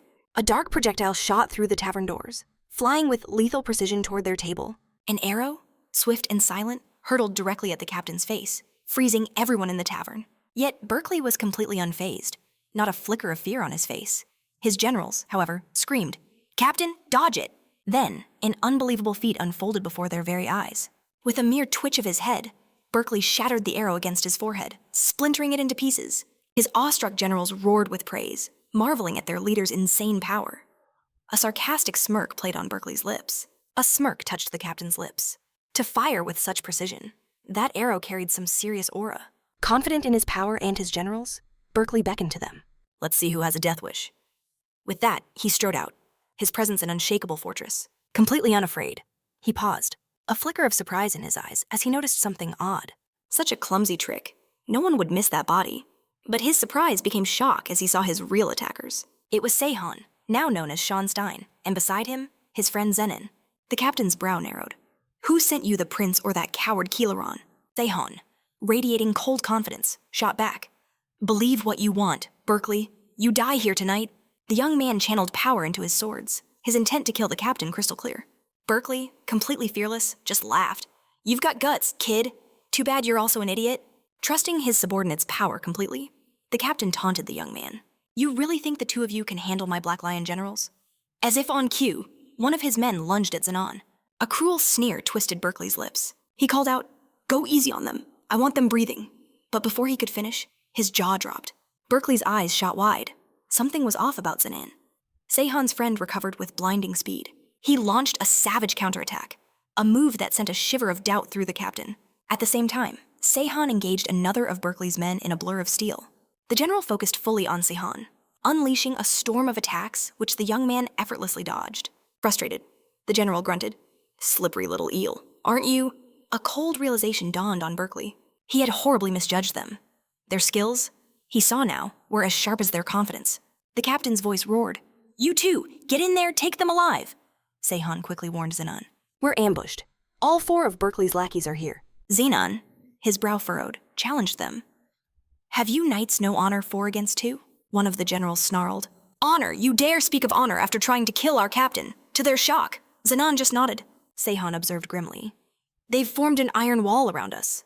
The arrogant generals merely boasted, "There is no escape for you." Realizing the futility of it, one declared, "It's impossible to take them alive." With that, he charged in a desperate blur. But Sunihan was already moving, as if he'd seen the future. He knew the Black Lion Knight's strategies inside and out, and had planned for this very move. As the general attacked, his shield dropped a momentary weakness. Sunihan seized the opening. Even so, the general's sudden maneuver still managed to catch the young man off guard. With a gap open, Sunihan and Zenon lunged not at the general, but straight past him. "Today is not our day to fight," Sunihan yelled to Zenon, pulling them both into a desperate sprint for their lives. Seeing them run, the generals roared in fury. "How dare you flee when things get tough?" The captain's 4 men, determined to stop their escape, immediately gave chase. One general scoffed, "We don't need fancy speed arts. Catching these 2 will be easy." As they pursued, another noted how light the fugitives seemed on their feet. For high-ranking knights, their armor might as well be made of feathers. Seizing a brief lead, Sunihan and Zenon dove beneath a nearby bridge, vanishing from sight. It seemed they had lost their pursuers, but their relief was cut short. The generals reappeared, cornering them once more. "That path has been blocked for years," one sneered. Then Berkeley appeared, his voice dripping with scorn. "Idiots, trying to escape through there. If you'd jumped between buildings, you might have had a shot," the lead general said with a smirk. "You should have been more careful when targeting a captain of the knights." To Berkeley's total disbelief, the 2 fugitives didn't seem worried at all. Sunihan just shrugged. "Oh, we were careful. Maybe even too careful." He met Berkeley's gaze, a sly grin on his face. "We won't be handling this alone." Just then, a figure stepped from the shadows. To their astonishment, it was the young swordswoman, Alida. Berkeley was baffled by this move. The generals, underestimating her completely, began to laugh. "So this is your grand trap," one of them sneered. Even Captain Berkeley let out a mocking chuckle. But then, he noticed a subtle shift. Something about the young woman was undeniably strange. Alida's presence pulsed with an odd energy. Berkeley's laughter died as he realized this force wasn't combat aura. The young Luskland heir recalled her Master Tihan's words. "If your magic is too wild, master advanced spells first. They run on innate power, unleashing your true potential." In that moment, Alida unleashed a devastating blast of power on Berkeley and his generals. The attack was a blinding wave of magic called the Blazing Bright Light Arcane Explosion. The sheer destructive force was breathtaking. Even Alida seemed stunned by the power she had just unleashed, but her victory was short-lived. A moment later, Alida swayed, overcome by a strange feeling, and began to fall. "You used too much magical energy," Jihan said, catching her. "You're tapped out until you recover. Think of it like a daily magic allowance." Alida, dazed, just stared, completely lost by his terrible metaphor. Zenon could only stare, amazed by his friend's raw power. "There's nothing left of them," he whispered, relieved he wasn't the target. But Sunihan clarified. She only beat them because the wall was weak. It looked stable, but it couldn't disperse the attack's force. "No swordsman can block magic with just an iron wall," he added.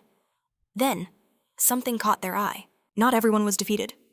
A scorched, furious Berkeley staggered to his feet. "How dare you attack me?" he roared.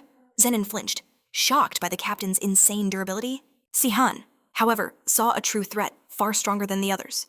Seeing Alida's state, he commanded, "Step back, Alida." He then turned to Zenon. "It's time for Plan B."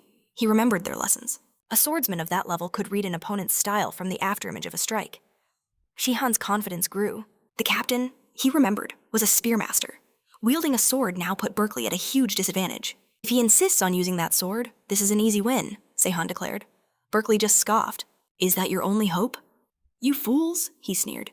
Sunihan was right about the spear. "But you are ignorant to underestimate me," the captain growled. Berkeley started to remove his cape, wrapping the thick fabric tightly around his sword. Zenon and Sunihan shared a confused glance, wondering what he was planning.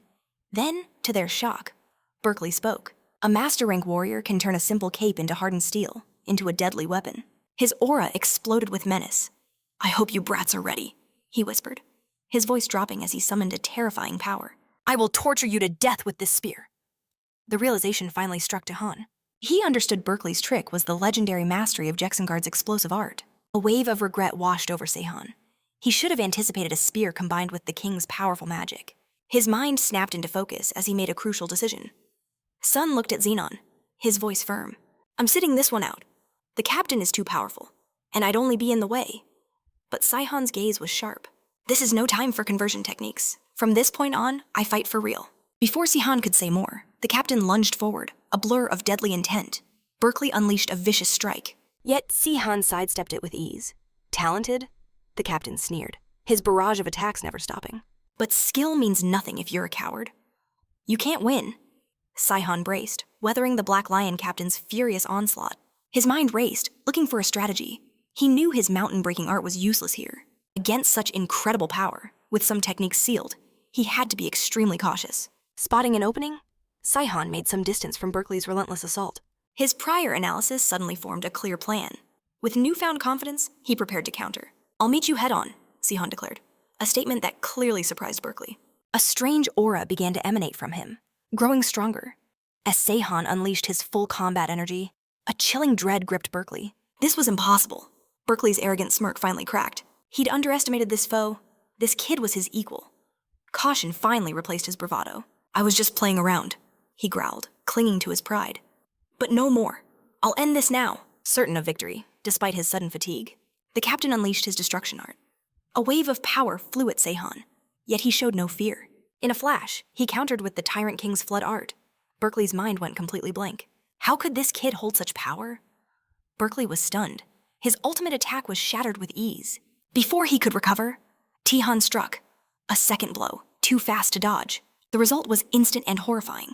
Berkeley stumbled back, staring in despair at his severed arm. The legendary captain of the Black Lion Knights let out a shriek, a cowardly sound, clutching his mangled shoulder. Through the pain, a chilling realization hit him. This power, this devastating art, it can only be It all adds up, he gasped, the puzzle pieces connecting.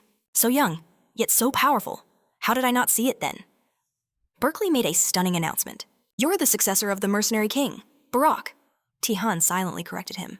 Berkeley's guess was understandable, but the art was crafted by his grandfather, not Barak himself.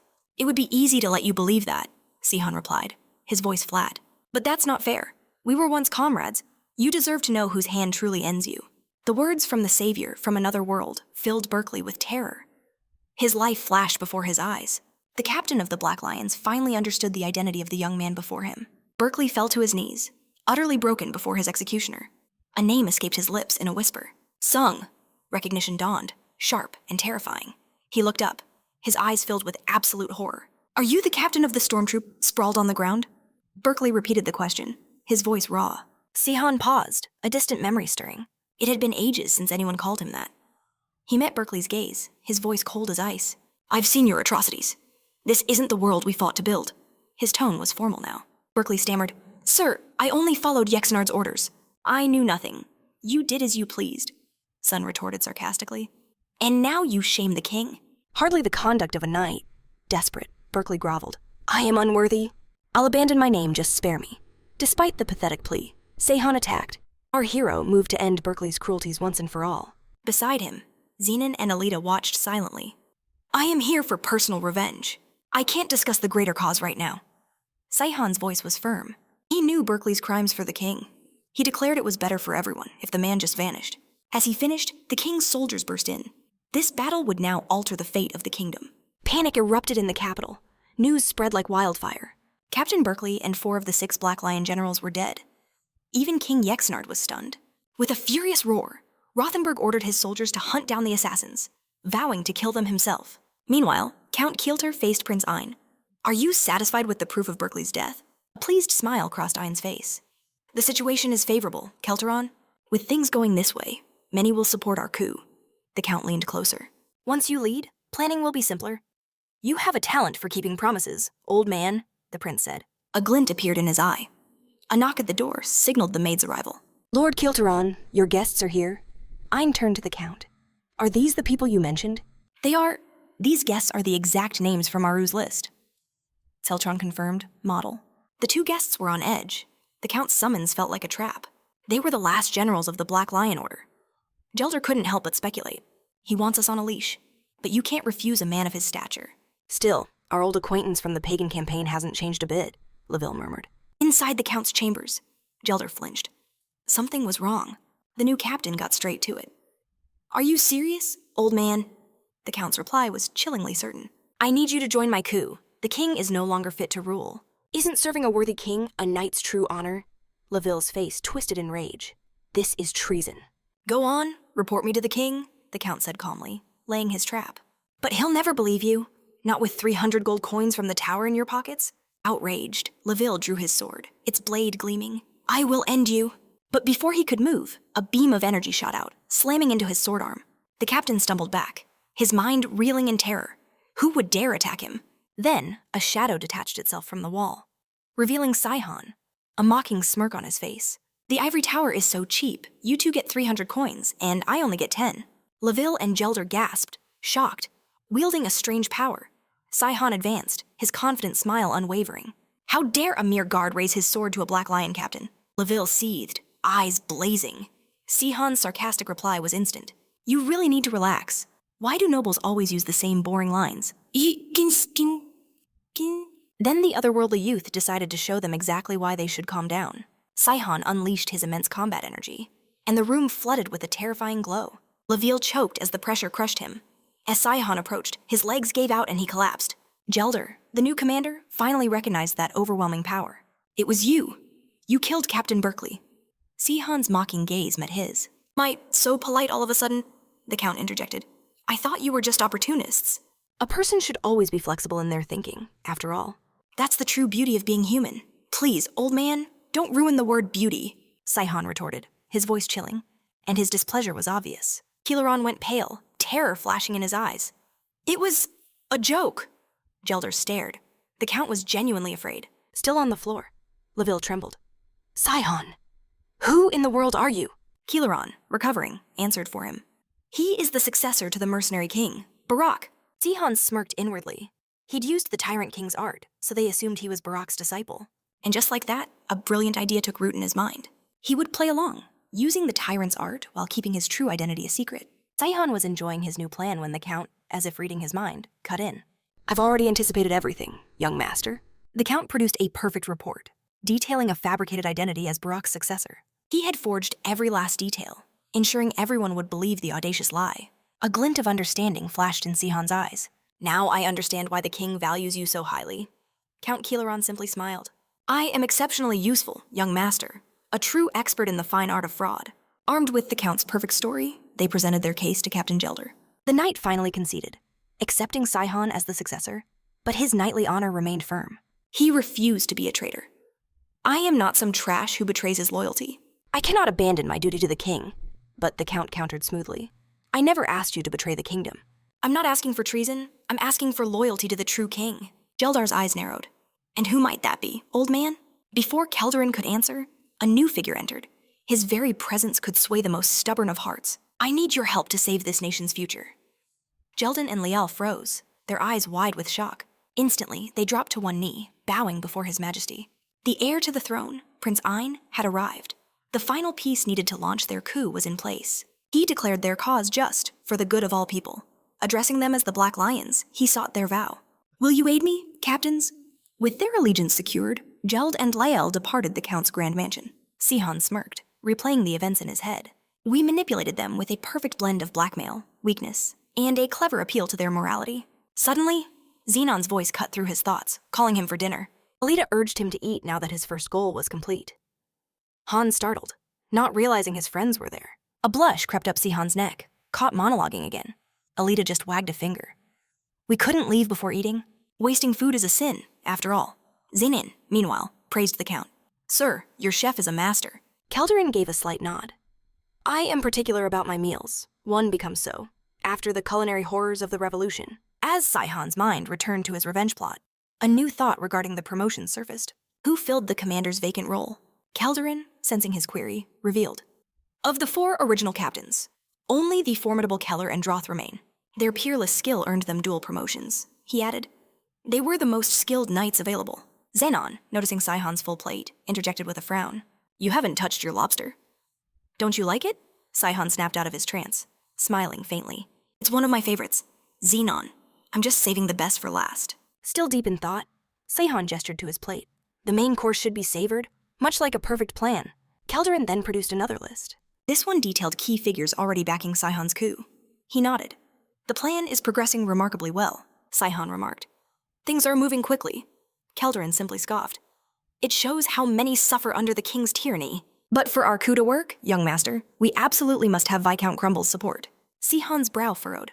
Are you talking about the man known as the kingdom's symbol? Calderon confirmed. The Viscount is wealthy, yes, but his business network spreads across the entire nation. Seihan braced himself, stating, persuading him will be a challenge. But Calderon offered a shocking twist. Oh, the Viscount is already on board. He has one difficult condition, though it's more like a personal favor.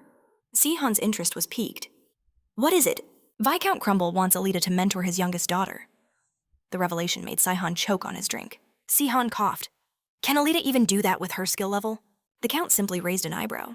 To be a high-ranking fighter at her age is quite impressive. Calderon went on. The youngest Crumble girl needs a mentor. Her father has heard of Alita's unique feats, Seihan mused. There are few female knights of her caliber here. It's possible the Viscount is desperate. But as Seihan connected the dots, a bizarre sense of déjà vu washed over him. Calderon provided the final clue. You've met her. She was with us during the mission against the cultists. The truth hit him like a lightning bolt, and a panicked realization dawned on our hero. Is it the girl who hit me on the head? Dina Crumble? Calderon's expression turned to confusion. Hit you on the head? What on earth are you talking about, young master? Realizing his blunder, Saihan quickly dismissed it. It's nothing. Count, just a trivial memory. Meanwhile, Alita, who had heard everything, gasped in shock. They want me to be a mentor. Saihan tried to explain with a clumsy analogy. It's like a college professor teaching high school. You're brilliant, but still, if you want to refuse, that's fine. The Viscount already supports the coup, Alita noted. So is getting Crumble on our side even that important? It's not just about him, Seihan replied. He explained that Dina's mother came from a family whose power dwarfed the Viscounts. Her grandfather, Count Salat, is even a royal in the Lilstein kingdom. Their influence stretches across all of Teranor, making them critical allies. Seihan added that with Dina's help, their travels would become incredibly easy. Alita's eyes went wide with understanding. Impressed, she asked how he knew so much. Saihan gave all the credit to Count Kilder. The Lusklin heir then got serious, asking about the risk of mentoring Dina. Saihan admitted their true identities could be exposed, his as a hero from another world, and hers as Lusklin nobility. A flicker of worry crossed Alita's face as she processed the danger. Seihan stressed the risk was far greater for her, a direct descendant of the Lusklin Empire. Alita fell silent, her gaze distant as she considered her choice. Then, to his surprise, she declared, if that's the risk, I'll do it. She remembered her father's warning to always be wary of new people. Doubt is the only way to truly know someone, Alita stated. Blind faith is worthless. She insisted that even with an ally, you must never stop trying to understand them. And for that, she needed to meet Dina herself. Her words sparked a painful memory for Shihan. He recalled his old friends cheering his name after every victory. He remembered Leva's passionate confessions of love. He'd trusted them all completely. Seihan replayed those moments in his mind, the friendship, the love, the absolute confidence. A chilling thought surfaced. Were there really no signs of their betrayal?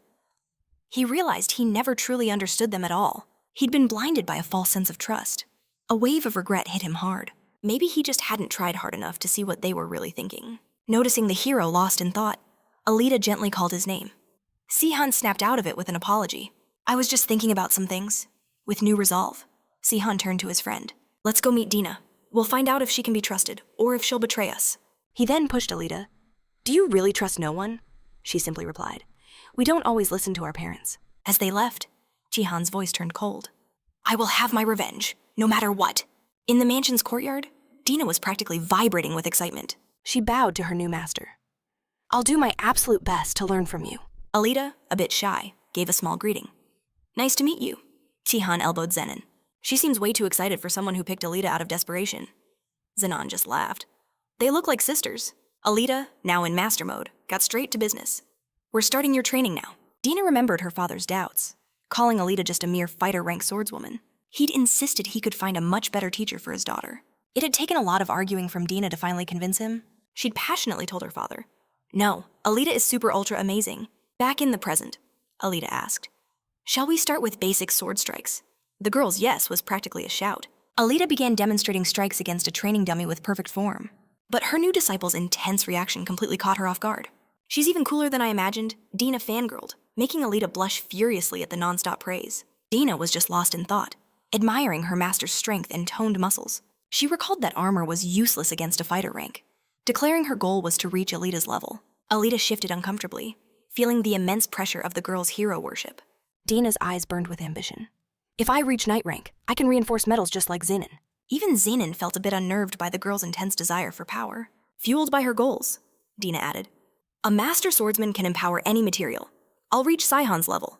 At that, Alita and Zenin shared a weary look, drained by their disciple's endless energy. Tihan, however, wondered what fueled the girl's incredible willpower to grow stronger. After consulting his wife, probably about the different ranks, Alita's curiosity sparked. She asked Saihan, "Isn't it even better for a transcendent rank?" Why the sudden interest? Alita just replied. Simple curiosity.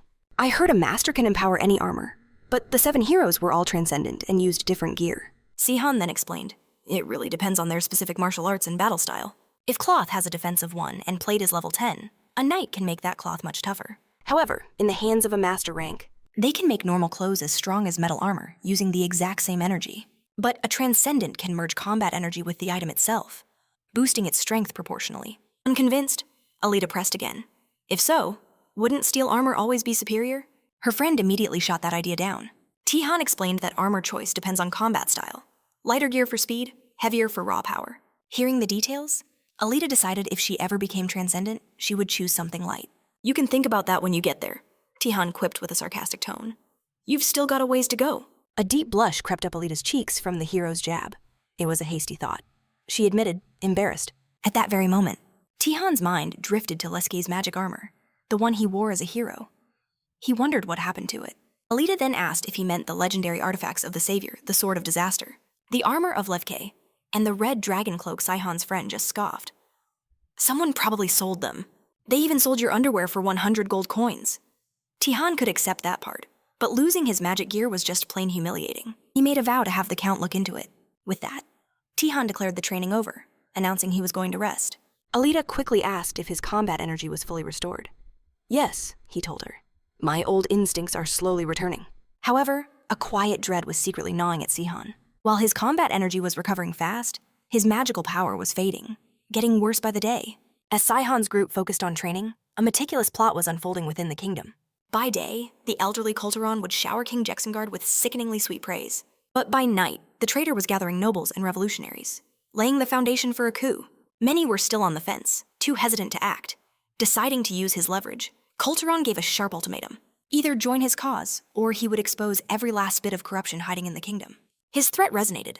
With renewed confidence, the Count faced the last hesitant nobles. If you refuse, who do you really think King Jexenard will believe? Kulturon's persuasive skill was truly terrifying. Every single guest pledged their support for the coup. Beaming with success, the Count later told Shihan he had rallied companions of justice. A bribe is sweet when you eat it, Kulturon mused, but it becomes poison in your gut that destroys you. Seihan's reply was like ice. How ironic, hearing that from you. Unfazed, the Count assured him he had backup plans if his past was exposed. He was, after all, a veteran of bribery. Tihan then decided to offer his own warning. After the coup is done, and once Ayn is on the throne, the hero advised Kulturon, it's best you have no other plans, for your own sake. Grasping the hidden threat, the Count replied with certainty, I understand. I never planned on disobeying you anyway. But Kulturon had a much deeper ambition. Serving Jexenard was my best, but with the Savior, I can truly dream. The Count calmly declared his absolute loyalty. Aura or not, I never intended to betray you. To Tihan's shock, Kultur revealed his own vision. He planned to reform the nation, live well, and give its people peace. Our hero was floored by the Count's sudden declaration. You should have been this way from the start, Tihan said. Kultur simply repeated himself. Under Jexenard's rule, such dreams were impossible. Then, a chilling memory resurfaced. The day they planned to end the world. The person Shihan loved agreed instantly, calling him too dangerous. The others, despite hesitating, eventually followed. When King Jexenard was asked to decide, the ruler was lost in thought. Rottenberg finally spoke, admitting he didn't hate Tihan, but actually liked the boy. Saffron interjected, trying to sway Jexenard. Everyone liked him. This was never about hatred. After the mage spoke, something odd happened. Jexenard seemed oblivious. I have other friends besides Chi, he muttered. Rottenberg stated his trust in Saffron's judgment as a powerful mage. Still hesitant, Jexenard agreed with everyone, saying democracy was best. Then Karen raised a crucial point. The girl voiced a serious concern. We can't just ignore that problem, she challenged. How could they possibly beat the savior from another world? Yexenard's temper flared. Are you underestimating us? He shot back. No matter how strong Sunihan is, he can't fight all 6 of us at once. But Karen's conviction was like steel. Even if the savior escapes death when we all attack. She said, and if we get lucky, maybe half of us survive his power. Her companions fell silent, crushed by the brutal honesty of her words. Karen, the pragmatist, went on. 6 little mice met for a nice little chat. But who among them, she asked, will be the one to bell the cat? Just then, the true nature of the memory became clear. It was just another nightmare tormenting the king. Yexenard shifted, confused why these memories kept returning. He feared it was because his subordinates kept dying. His anxiety focused on one crucial detail. Traces of the tyrant's art were at the scene. That must be why memories of old friends returned. A sudden realization hit him. Hadn't someone reported finding something not seen in ages? Could it be an old friend? The king dismissed the thought, but the images persisted. Why now? Was he just getting old and weak? His concubine stirred next to him, her soft movements pulling him from his dark thoughts. She sat up, smiling gently, pretending to be surprised His Highness was already awake. Looking at her beauty, Yexenard found a moment's peace, a reason to push his worries away. The king chose to enjoy the moment. The concubine's admiring gaze on his vigor was a welcome balm. Soon, Yexenard emerged with a wineglass, a smile plastered on his face as he motioned for a refill. The day blurred into revelry, lavish parties, and a parade of beautiful women. His treasury bled dry as the feast continued. A magistrate, his face etched with financial worry, approached Yexenard. Your Majesty, these parties are becoming quite frequent, he began, but was cut off. You misunderstand, Chancellor. This is not a party. It's a tribute for the late Berkeley, Yexenard announced. The magistrate let out a tired sigh. Even so, Your Highness, a solid month of this extravagance is a bit much for a memorial.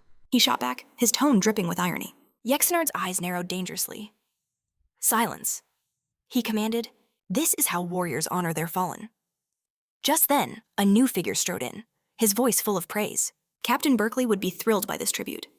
Your Majesty, it was Keller, newly promoted, raising his glass. To the soul of the fallen captain, he toasted, his eyes unwavering. The magistrate's face fell as Yexenard praised his new commander. Seeing that discussion was pointless. The man bowed and quickly left. He had barely gone when another voice called out, announcing a new guest for the king. Keelan bowed low, his voice dripping with respect. Your Majesty, I have urgent news. We've found the killers of the great Berkeley. The long-awaited words struck Yexenard like a bolt. A terrifying stillness fell. Then his eyes blazed with murderous rage. With a deep roar, the king smashed his wineglass to the floor. His concubine flinched back in terror. A raw thirst for vengeance overwhelmed him. Is this information solid, Count? Yexengard demanded, his voice tight with fury. Kelteron guided the king aside, his tone dropping to a whisper. The assassin, Your Majesty, seems to be a student of the mercenary king, Barak. His name, Yexenard growled, his fist tightening. We don't have it, Your Majesty, Kelteron admitted. But he's known only as the Black Giant. The Count, perfectly composed, revealed the next critical piece. My sources say he's in an old castle in western Linesel, guarded by 800 rebels. A grim smile touched Yexenard's lips. Excellent work, Count. My revenge will be swift. He then motioned to Keller. Commander, step forward. Eager to prove himself, Keller spoke up. I shall gather 100 Black Lion Knights and 3,000 foot soldiers. Your Majesty, Kelteron's mind spun. This was far more than he had planned. Keller, trying to shine in his first command, was about to ruin everything. With a flash of cunning, the Count quickly adjusted his plan. A bold move, Commander, Kelteron exclaimed with false praise, watching Keller's chest puff up with pride. Indeed, Kelteron continued smoothly. The Black Giant is no common swordsman. He killed Captain Berkeley. Such force seems logical. However, Your Majesty, the Count paused, letting his words hang in the air. If we send our whole army, won't it look like we're afraid that the king fears one assassin? Yexenard's brow furrowed. You're right, Count. It would be a show of weakness. He turned to Keller. Prepare 50 Black Lion Knights, no one else, and I will lead them myself. A lion uses its full power even on a rabbit. Your Majesty, Keller argued, trying to save his plan. Kelteron cut in, a small smile on his lips. By all means, Commander, give it your all. But remember, a rabbit only needs a lion or two, not the whole pride. Keller's jaw tightened, his anger barely hidden. The Count is wise, Yexenard affirmed, his gaze firm. My orders stand, with a smooth, snake-like grace. Kelteron offered Keller an apology. Forgive me, Commander. I just want to protect your great reputation. He then added casually, besides, the new palace construction needs workers. To send 3,000 men would be too expensive, taking vital labor and funds. Clueless to the web being spun around him, Keller nodded slowly. You are right, Count. My passion was reckless. Using his limited authority, Keller declared, I will go with His Majesty, Gelderon and Leivel. You will serve as lieutenants and follow us. The rest will wait for our return at the castle. The 2 new captains, already part of the coup, quickly agreed. Kilteron's eyes gleamed. His complex plans were falling perfectly into place. Count, Sihon asked, addressing Kileron. Why target only one of the 6 captains? Gelder and Lavelle are already on our side. Kileron explained to the young man. Our next step is to place them in the king's elite guard. Then why not 4? Sihon pressed. Kileron laid out his sly plan. 3 captains report right to Keller. We'll pressure the new commander, reminding him arrogance is a weakness. Sihon thought about it. Killing a subordinate might look odd. Instead, we use their new promotions against them. A dangerous idea sparked in Sihon's mind. While playing with these loyalties, couldn't he also cripple the king's forces for good? If you do that, Sihon, Alita cut in, her voice firm, they'll just promote a new commander, making it impossible to place Gelderine and Lavelle. Her military logic was so sharp, so perfect, that Kelteron's gaze hardened, fixing on her with a new, growing suspicion. You speak like you have personal experience, young woman, the Count mused, a glint in his eye. One could almost think you were from a royal family. Alita just shrugged. I read it in a book, sir. Beside her, Sihon's face tightened. He realized then, with a chill, just how sharp the old man truly was. But a chilling truth haunted Sihon. Kelteron, despite his friendly act, had betrayed his old master once before. A cold question slithered into his mind. Did the Count even feel remorse? His eagerness for their plans suddenly felt less like cheer and more like a threat. Sihon's resolve hardened. He had to be careful, or he'd be the next victim. In the distance, an ancient castle towered, rumored to be the Black Giant's fortress. Atop its high walls, a watchman's eyes narrowed. He spotted movement. A flicker of unease exploded into pure, cold alarm. Enemies, hordes of them, are at the walls.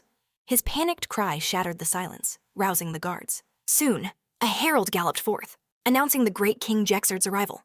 Jexard's voice, thick with rage, thundered out, Traitors, drop your arms and surrender. But a figure emerged from within. The Black Giant himself appeared on the wall, his aura overwhelming. With a raised hand, he rejected surrender. You're a fallen hero, Jexard. You are not worthy to rule. This kingdom rejects your tyranny, the knight's voice boomed. Confident, Rothenberg just sneered. You're not hard to spot, Black Giant, he mocked. But the giant's will was iron. We fight until the very end, he declared. Keller, the commander, turned to his king. Your orders, Majesty. But Jexard, already dismissive of his enemy, just scoffed. What's to discuss? Commander, we attack them head on. Believing it was an easy fight, the king charged, ordering Keller to follow him. The commander ordered Gelderin and Laval to protect the rear and hold formation, while he stayed with the king. The count's ally smirked at Keller. Don't you worry, Commander. We'll be right behind you. With total faith in his army, the commander charged with his king. Jexard's eyes blazed as he activated his combat seal. Instantly, he summoned the giant's hand, a magic torrent lifting them into the sky. Inside, the defenders saw Jexard's raw power, and their hearts filled with despair. What human could possess such power? The king then struck the castle with a devastating blow. Empowered by the seal, he shattered the defenses easily. Drunk on power and vengeance, Jexard stormed in, roaring for the Black Giant. I will avenge Berkeley. I'll trade your life for his. But the fake knight, his role now finished, saw it was time to leave. With a quick, decisive move, the young man vanished. Watching from afar, Seihan let a knowing smirk cross his face. Just as planned, the king charges blindly. Beside him, the otherworlder spoke with pure sarcasm. It's time, Count, the tiger hunt is on. But suddenly, Kileron felt a chill of dread. Meanwhile, Jexard kept roaring. Black Giant, face me, I'm here for Berkeley. Then he was blindsided. A brilliant light exploded from below. A massive magic circle then appeared, trapping the king and his commander. Keller's desperate voice cut through the chaos. Majesty, what is that light? Jexard, completely unfazed, simply replied, a trap. Only then did the king see the swarms of mages and swordsmen surrounding them. Crushing pressure from the circle bore down on them. A hint of suspicion flashed in Keller's eyes. Something's wrong, Majesty. The Count said the rebels were just common soldiers, even King Barak's disciple. Jexard waved it off. This barrier is only strong from the inside. It's weak from the outside. Army, shatter it. But an unexpected problem appeared. Jexard looked back, his eyes wide with shock. His army hadn't moved. Keller screamed for Yolderin and Lyle in a panic. To their absolute horror, their entire army, even the captains, remained frozen outside the castle. Yelderin and Lyle watched nervously. praying their plan would work. Keller's panic grew. Majesty, no one came with us. Where is everyone? A cold dread gripped Jexard's heart. Could they all have been traitors from the start? But to the king's utter shock, familiar faces peered down from the castle tower. Yexengard's eyes locked on, and the reality of betrayal slammed into him. Rothenburg, seeing this, let out a furious roar. It was the Count all along. Enraged, Yexenard's voice ripped through the air. Kalon, how dare you betray me? Caught red-handed, the old man panicked. Sihon, watching the Count squirm, offered a mocking tone. King Jackson does look pretty scary, doesn't he? And he's supposed to be on our side. Kelteran, flustered, quickly shot back. I was only surprised. Precisely, Sihon countered with a knowing smirk. Still shaken? Kelter stammered. Did you really have to be here? Absolutely, Sihon replied, his tone now cold as ice. I needed to see your resolve when you faced Yexenard. Without it, I couldn't fully trust you. The Count's shoulders slumped as he nodded. I understand. You performed beautifully, Shihan praised with a piercing gaze. Luring him to this very spot was crucial. Kelteran allowed a rare, small smile. Yexengard would recognize you as the Black Giant. That's why Zanan has to be more visible. The old man's eyes narrowed. To catch a tiger, you must enter its den and risk being devoured. Indeed, but the true art is luring that tiger into a cage, Kelteran asserted. Below them, King Yexengard and Commander Rodenberg felt the barrier's immense pressure intensify. Desperate, Rodenberg bellowed. Destroy this magic circle! How dare you trap your king! Surrender now for a chance at forgiveness. Rodenberg urged his soldiers on, yet the knight beside him just scoffed, bewildered by his commander's delusion. He clearly didn't understand how screwed they were. Then, to the king's astonishment, the mages attacked, their voices shouting, Yexengard is no longer our king. With lethal intent, Sihon's allies unleashed a devastating assault upon the two men. Lightning bolts streaked toward the trapped pair. Immobilized, the commander and his king were completely exposed, with no escape. It seemed Rodenberg was about to be obliterated in the onslaught. A deafening explosion tore through the air. The soldiers exchanged glances, wondering if their leaders had been vaporized. But then, the unthinkable happened. Sihon's allies recoiled in shock as Yexenard emerged from the smoke, soaring with colossal axes in his grip. The king slammed back to earth, his eyes spotting Rodenberg's fallen body. Yexengard muttered, I suppose a knight of his rank couldn't handle that. Rage and confusion twisted the king's face. An ivory tower mage. Who orchestrated this betrayal, Lilith? One soldier gazed up at the king in awe, murmuring, He's an absolute monster. Yexengard turned, his fury briefly replaced by curiosity. The young man who had spoken, Sihon, stepped forward, his voice ringing with outrage. Your people are tired of your dictatorship. King, they've risen up, just as you did against the Empire 10 years ago. Yexengard stood frozen, a statue of pure bewilderment, genuinely believing he'd ruled well. He stammered to his soldiers, Have I not been a good king? Indignant, Yexenard's gaze swept over them. I see many of my own men. I refuse to believe you'd stab me in the back. Do you truly intend to betray me? Do you truly believe you own us? A soldier retorted, his voice dripping with contempt. For 10 years, we fought for you as our captain, nothing more. At the signal, Sihon's allies surged forward, shouting, If a leader is useless, is it not right to depose him? Consumed by blistering rage, Yexengard roared, How dare you attack your king? But the king struggled, hampered by the barrier, unable to properly defend himself. I can't move properly, Yexenard bellowed in frustration. Without this barrier, I'd crush this rabble. From above, Sihon and Kelter observed the king being overwhelmed.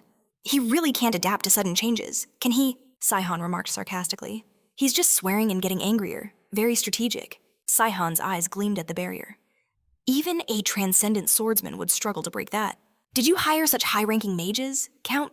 Kelteran stroked his beard, pleased.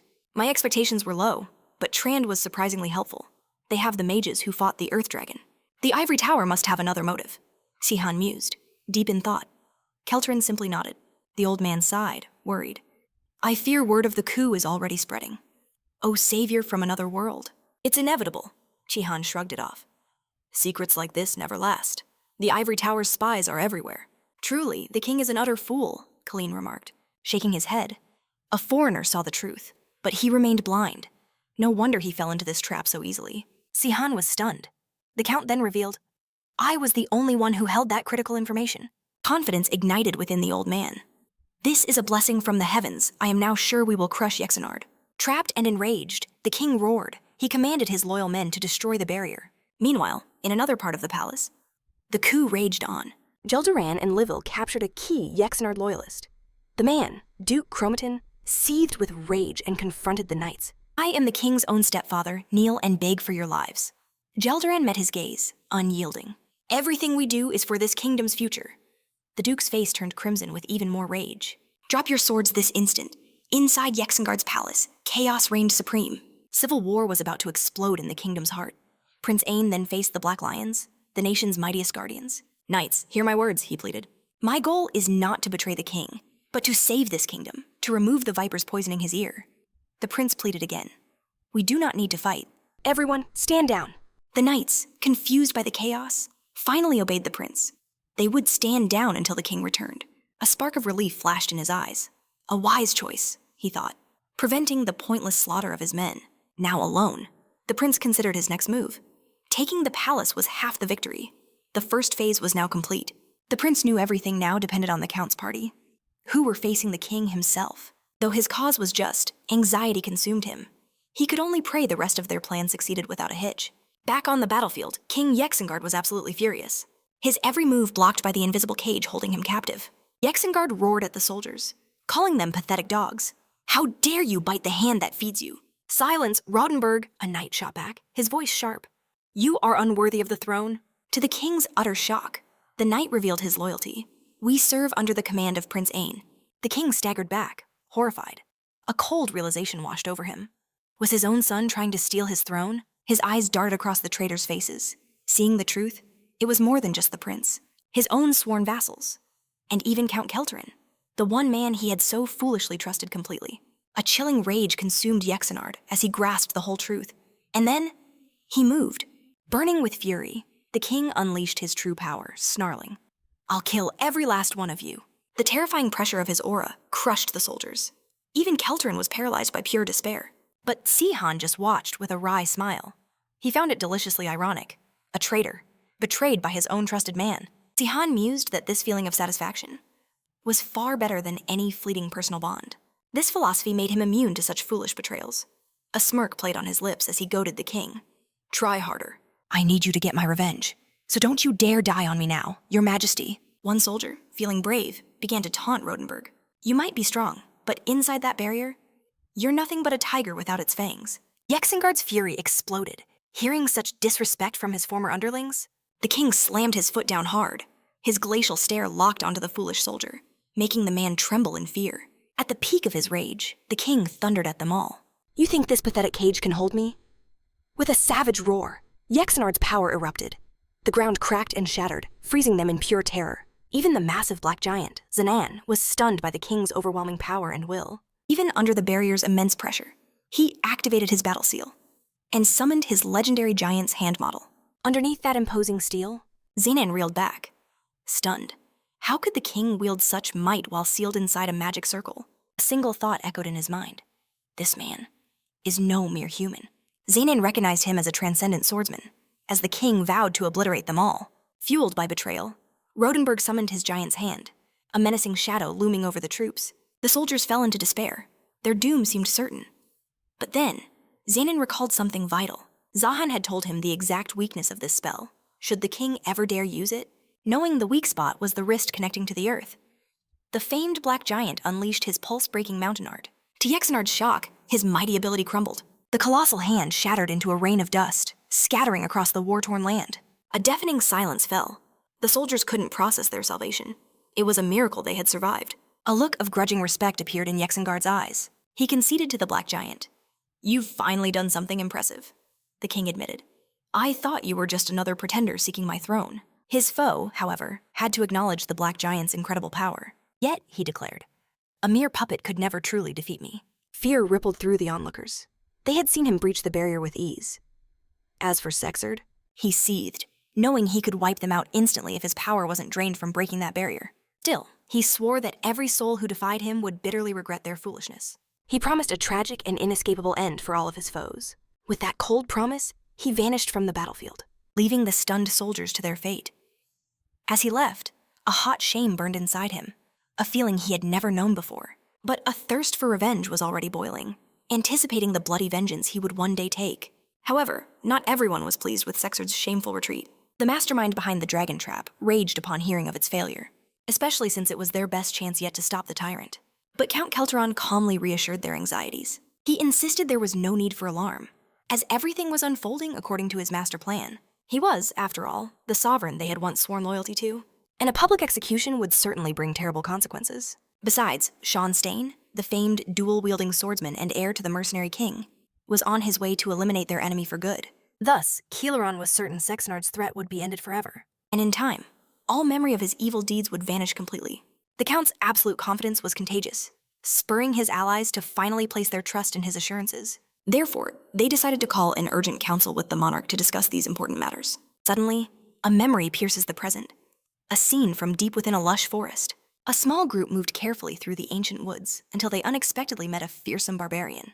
A brave young boy asked Sexengard, "Are you the guardian of this place?" After the main character spoke to the barbarian, his friend questioned if proceeding with only 2 of them was wise. Sihan stated his companion, a 6th-level mage, should not fear simple forest bandits. Looking closer, the barbarian saw his opponent was just a kid. He was baffled by the boy's fearless audacity. The youth didn't even hesitate to insult him. More importantly, he demanded why his men just stood there after being called common thugs. "Are you cowering before this boy just because he holds a sword?" Sihan noted the bandits just wanted their things. Still, he asked if they could resolve the situation peacefully. The bandit leader snarled that the items were his now, and he had no plan to give up his prize. In a flash, he lunged at our hero. Saihan saw it, then this was an ambush from the start.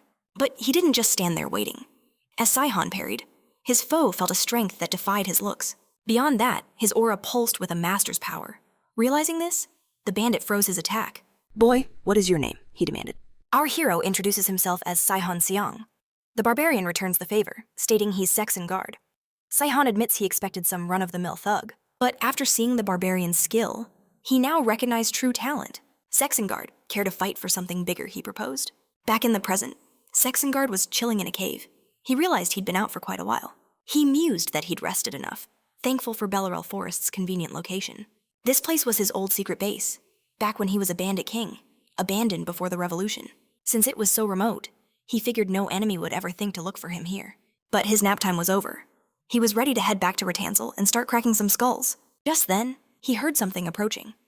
Sexengard wondered, did someone find my man cave? No matter, he wasn't about to run. This was a perfect chance to stretch his muscles. "Whoever's hiding, come on out," he boomed. "I plan to crush every traitor I find." A figure emerged, remarking, "Funny, I was just thinking about hunting a traitor myself. Saxengard." Sexengard blinked. "Am I dreaming?" Still confused, he saw the main character step closer to him. Instantly, Sexengard was thrown on the defensive. But then, the protagonist spoke. "It certainly has been a while, hasn't it?" Sexengard was floored to see Saihan Zhang again. What are you doing here?" he finally stammered out. Sihan retorted, "We haven't met in 10 years, and that's all you can say? Or are you just surprised I escaped the world you banished me to?" Enraged, the protagonist lunged. The barbarian parried, still bewildered, demanding, "Why did you come back?" Sihan simply said, "I'm back." He pressed his relentless assault, his fury growing stronger. Each strike channeled his raw anger. With a mighty shove, Sexengard pushed him back, creating space. He then declared, "Realistine and Saffron swore you were gone for good, boy." Our hero admitted it wasn't easy to return, but he never backs down from a fight. In that case, the barbarian scoffed. "Never trust a mage's word." He confessed he'd felt uneasy, but now the widespread rebellion made sense. "You," he deduced, "you must be the one behind it all." Saihan looked genuinely surprised. "So you're not a complete meathead after all, barbarian." Sexengard stated he finally understood. After 10 long years, Sihan was back for one thing: vengeance. "I'm no coward," he declared. "I won't make excuses for what I did, and I have no intention of asking for forgiveness. So if you want to end me, Sihan, then bring it on." In response, our hero proclaimed Sexengard would regret those words. He would pay for his betrayal. During their brutal clash, a powerful aura reached a young girl from far away. She guessed it had to be 2 of the 7 revolutionary heroes in a deathmatch, and her gut feeling was spot on. Meanwhile, Sexengard felt a sharp spike in the protagonist's power. It hit him fast. He'd have to go all out to win. Saihan, for his part, unleashed his Emperor's ability. He summoned a vortex of pure mana, aimed to kill. The barbarian braced for the devastating impact. "Sihan," he scoffed, "is that feeble attack all you've got? Something of that level will never stop me." Saihan's mind reeled. This was the same ability that failed against Darbald. If it failed against Sexengard too, it meant only one thing. His old comrade had also reached a new level of power. He wasn't wrong. To prove his newfound strength, Sexengard began summoning a massive lightning strike. To counter this terrifying move, Sunihan called upon the might of a tidal wave. He wrapped himself in its watery embrace, shielding himself from the deadly electrical storm. But this was just a feint, a clever trick by his foe to create a moment of weakness. The trap nearly sprung shut, but instinct took over. Saihan's defense flashed into place just in time. A roar of pure joy escaped Sexerd. It had been ages since he'd had a fight this good. But Saihan warned him, such arrogance was a fatal flaw, a barbarian letting his guard down. That mistake could be his last. Sexengard just laughed. He was fighting the legendary hero, a man he assumed was incapable of true cruelty. That's why Saihan couldn't win. Unlike the hero, Sexengard was the definition of merciless. 10 years ago, the 6 great heroes of the revolution united to take down Saihan. But even their genius couldn't find a way to truly destroy the otherworldly savior. A dark thought crossed his mind. If 6 heroes failed to beat Saihan, what chance did he have alone? He realized this was his last battle. Winning was no longer the point. His real goal wasn't victory, it was to hide his true purpose. He'd fight to the death without showing his hand. With that, Sexnard charged with everything he had. The main character countered with equal fury. But as the fight raged, Sexnard felt something was wrong. He noticed Saihan's entire demeanor had just shifted completely. A chilling feeling crept over him. He decided to press the attack even harder. The hero saw through the plan and held his ground. Then suddenly, Sexnard stopped his assault cold. "I sense something's off," he declared. "Saihan, are you using a refined aura? A legendary skill only for sword grandmasters. It purifies aura, making it incredibly potent." Seeing that pure aura sparked a memory. The vast blue sky from 10 years ago. The memory was still crystal clear. And with it, a disturbing thought began to surface. Saihan was only defending. He wasn't attacking back at all. It's a trap, Sexnard realized. He's faking weakness. "Why the act, Saihan?" he demanded. "Asking that only proves your own foolishness." Saihan shot back. "It reveals your weakness." "I don't have that overwhelming power anymore," he admitted. "I burned it all just to return here." Sexengard wasn't buying it for a second. If Saihan was truly weak, he wouldn't have come looking for a revenge match. Furious, the barbarian charged, launching another attack. This time, his blow landed a direct hit. Saihan desperately braced himself, barely managing to deflect the strike. "If you were as weak as you say," the barbarian grunted, "you wouldn't be standing after that. I expected this to be a glorious final battle," he continued. "A true warrior's death. But if this pitiful resistance is all you can offer, then I'll have no choice but to obliterate you. But I have more than enough left to put you on your knees. Plus, I can read your every move. So you're clinging to some foolish hope." Sexengard scoffed, "That your hidden power will suddenly awaken." But Saihan couldn't find a single opening to strike back. Even worse, he felt a massive attack surging up from the ground right beneath him. A giant stone hand burst from the earth. Its only goal was to completely crush the protagonist. "Maybe you weren't lying about being weak after all," Sexengard conceded, watching the new attack. "Still, I never thought you'd use an aura circle just to run from a fight." The hero was completely trapped by the sudden assault. He tried to defend, but was caught off guard. The massive stone hand slammed shut around him, trapping him completely. "I have to admit, I never pictured you like this, boy," Sexengard sneered. "So, how does it feel to finally lose?" "It seems," Saihan retorted through the pain, "you have no problem at all with killing me." For the last 10 years, one question has haunted me. "Why, Sexengard?" he demanded. "Why did you all just send me to another world? Why not simply kill me back then?" That one question tormented him for a decade. He'd been helpless, a puppet in the portal's grip. If the barbarian had just plunged a dagger through his heart, instead of throwing him through the gate, he would have been powerless, his fate sealed. But Sexnard held back the fatal strike, choosing instead to banish him to his old world. That strange mercy always bothered Saihan. Did Sexnard feel a flicker of guilt for betraying his friend? Or was there some other motive? The barbarian Sexnard scoffed, a dark amusement in his eyes. "Might as well tell you the truth, Saihan. You're about to die anyway." He admitted he wanted to just kill Saihan back then. But the 3 hypocrites who agreed to your banishment drew the line at cold-blooded murder. They threatened to turn on us if I killed you permanently, so eager to betray you for their own greedy reasons. They just didn't have the guts for actual bloodshed, or the stain on their conscience. So they insisted on just sending you back home? Sexnard scoffed, dismissing their weakness. They should never have held back. "I betrayed my friend for the throne, to become king," he declared, his voice like steel. "And I couldn't have truly enjoyed my reign if you were still lurking around in Teranor." He had zero regrets, claiming while he's a betrayer, he'd never be a coward. In response, Saihan gave him a withering stare. "You're a fool, barbarian. You act all high and mighty, but you're just the worst scum of the lot. You claim you're not a coward, but your actions prove you are..." "Sexenard, You're the biggest narcissist I've ever met. Because you wanted to do something far worse than those three, and you still somehow think you're the good guy. Furious, the barbarian roared. Think whatever you want, Sunihan. Your opinion means absolutely nothing to me. Right now, I'm going to erase you for good. He lunged, a tornado of pure rage. But Sunihan, with a sudden, smooth motion, shattered his invisible bonds and parried the deadly strike. So that's the real story of my 10-year exile, Sunihan declared. This whole time, he'd been feigning weakness, a calculated act to learn the truth. And his conclusion was simple. Sexenard's power hadn't grown at all in the last decade. The barbarian was still using the exact same moves from 10 years ago. Sunihan had expected a trump card, maybe a new trick or two. But he couldn't have been more wrong. A cold realization hit Sexenard. He had been played the entire time. That faint aura he'd sensed was just Sunihan hiding his real power. Took you long enough, Sunihan remarked, his voice dripping with mockery. If you weren't so absorbed in your own stupidity, you might have noticed the truth much sooner. I spent the last 10 years perfecting my skills, sharpening my will for this one moment of revenge. Sunihan continued, his eyes gleaming. You'd be an absolute fool to underestimate me now. Sexenard's face twisted in pure rage. He roared, gathering a storm of raw aura to attack. Sunihan dodged the attack with contemptuous ease. Instantly, Sexenard regrouped, readying another strike.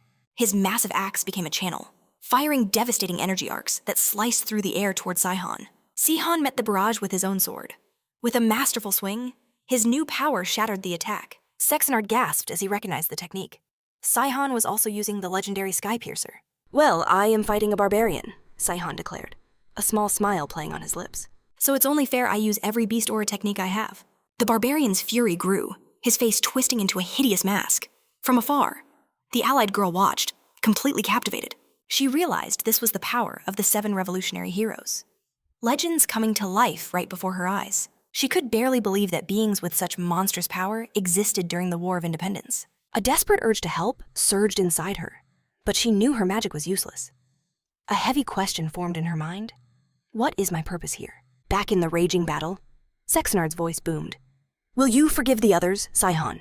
Or will your revenge devour them too? Your will is weak, Sunihan, he sneered. You'll die long before reaching your pathetic goals. With a primal roar, he gathered his power for another destructive assault.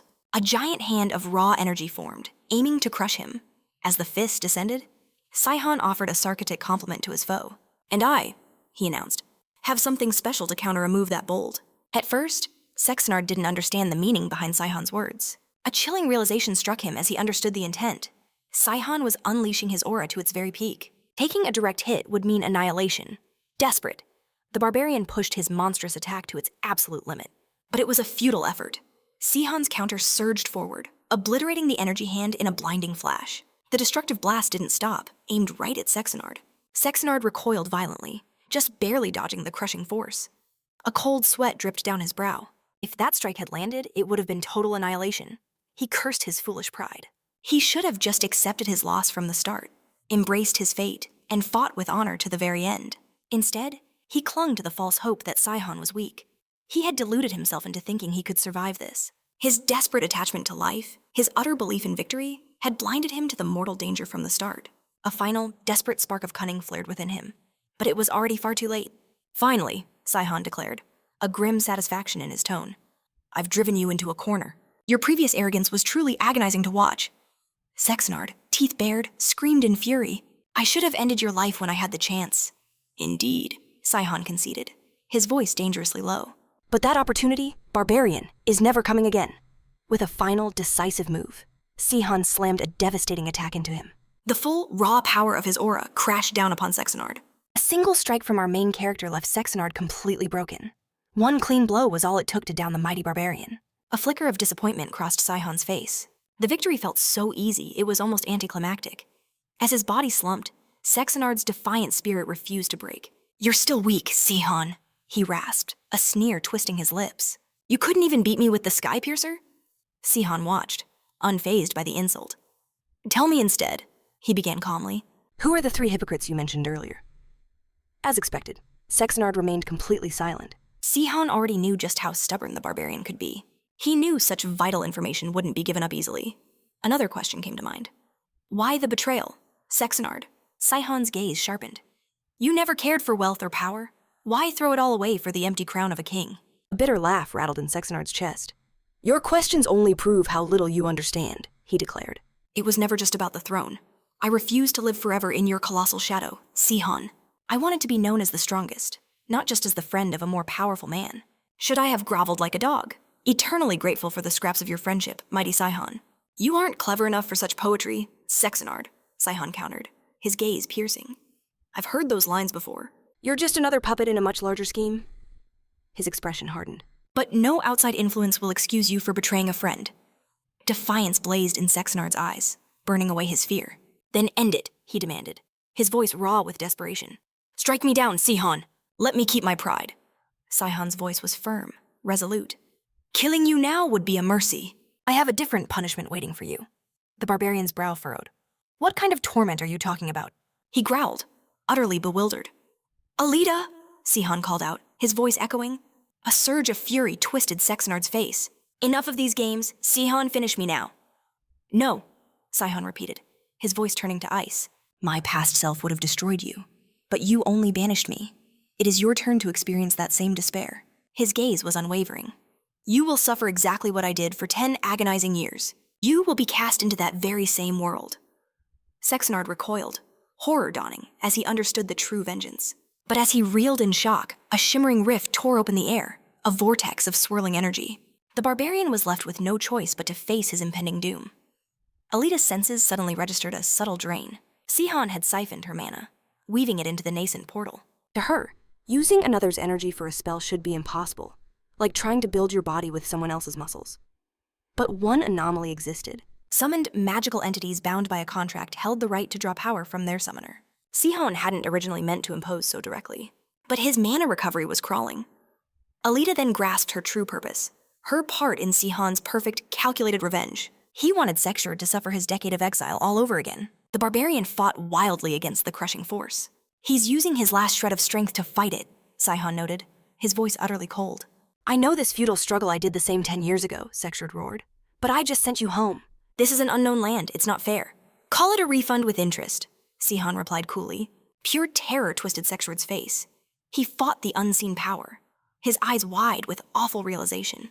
Past the glowing portal, countless monstrous shapes writhed. Vile beasts, like the Emperor's worst summons. His sentence was obvious. A lone, endless fight against monsters in a godless land. You really think this is it for me? Sexuard gasped, desperation choking him.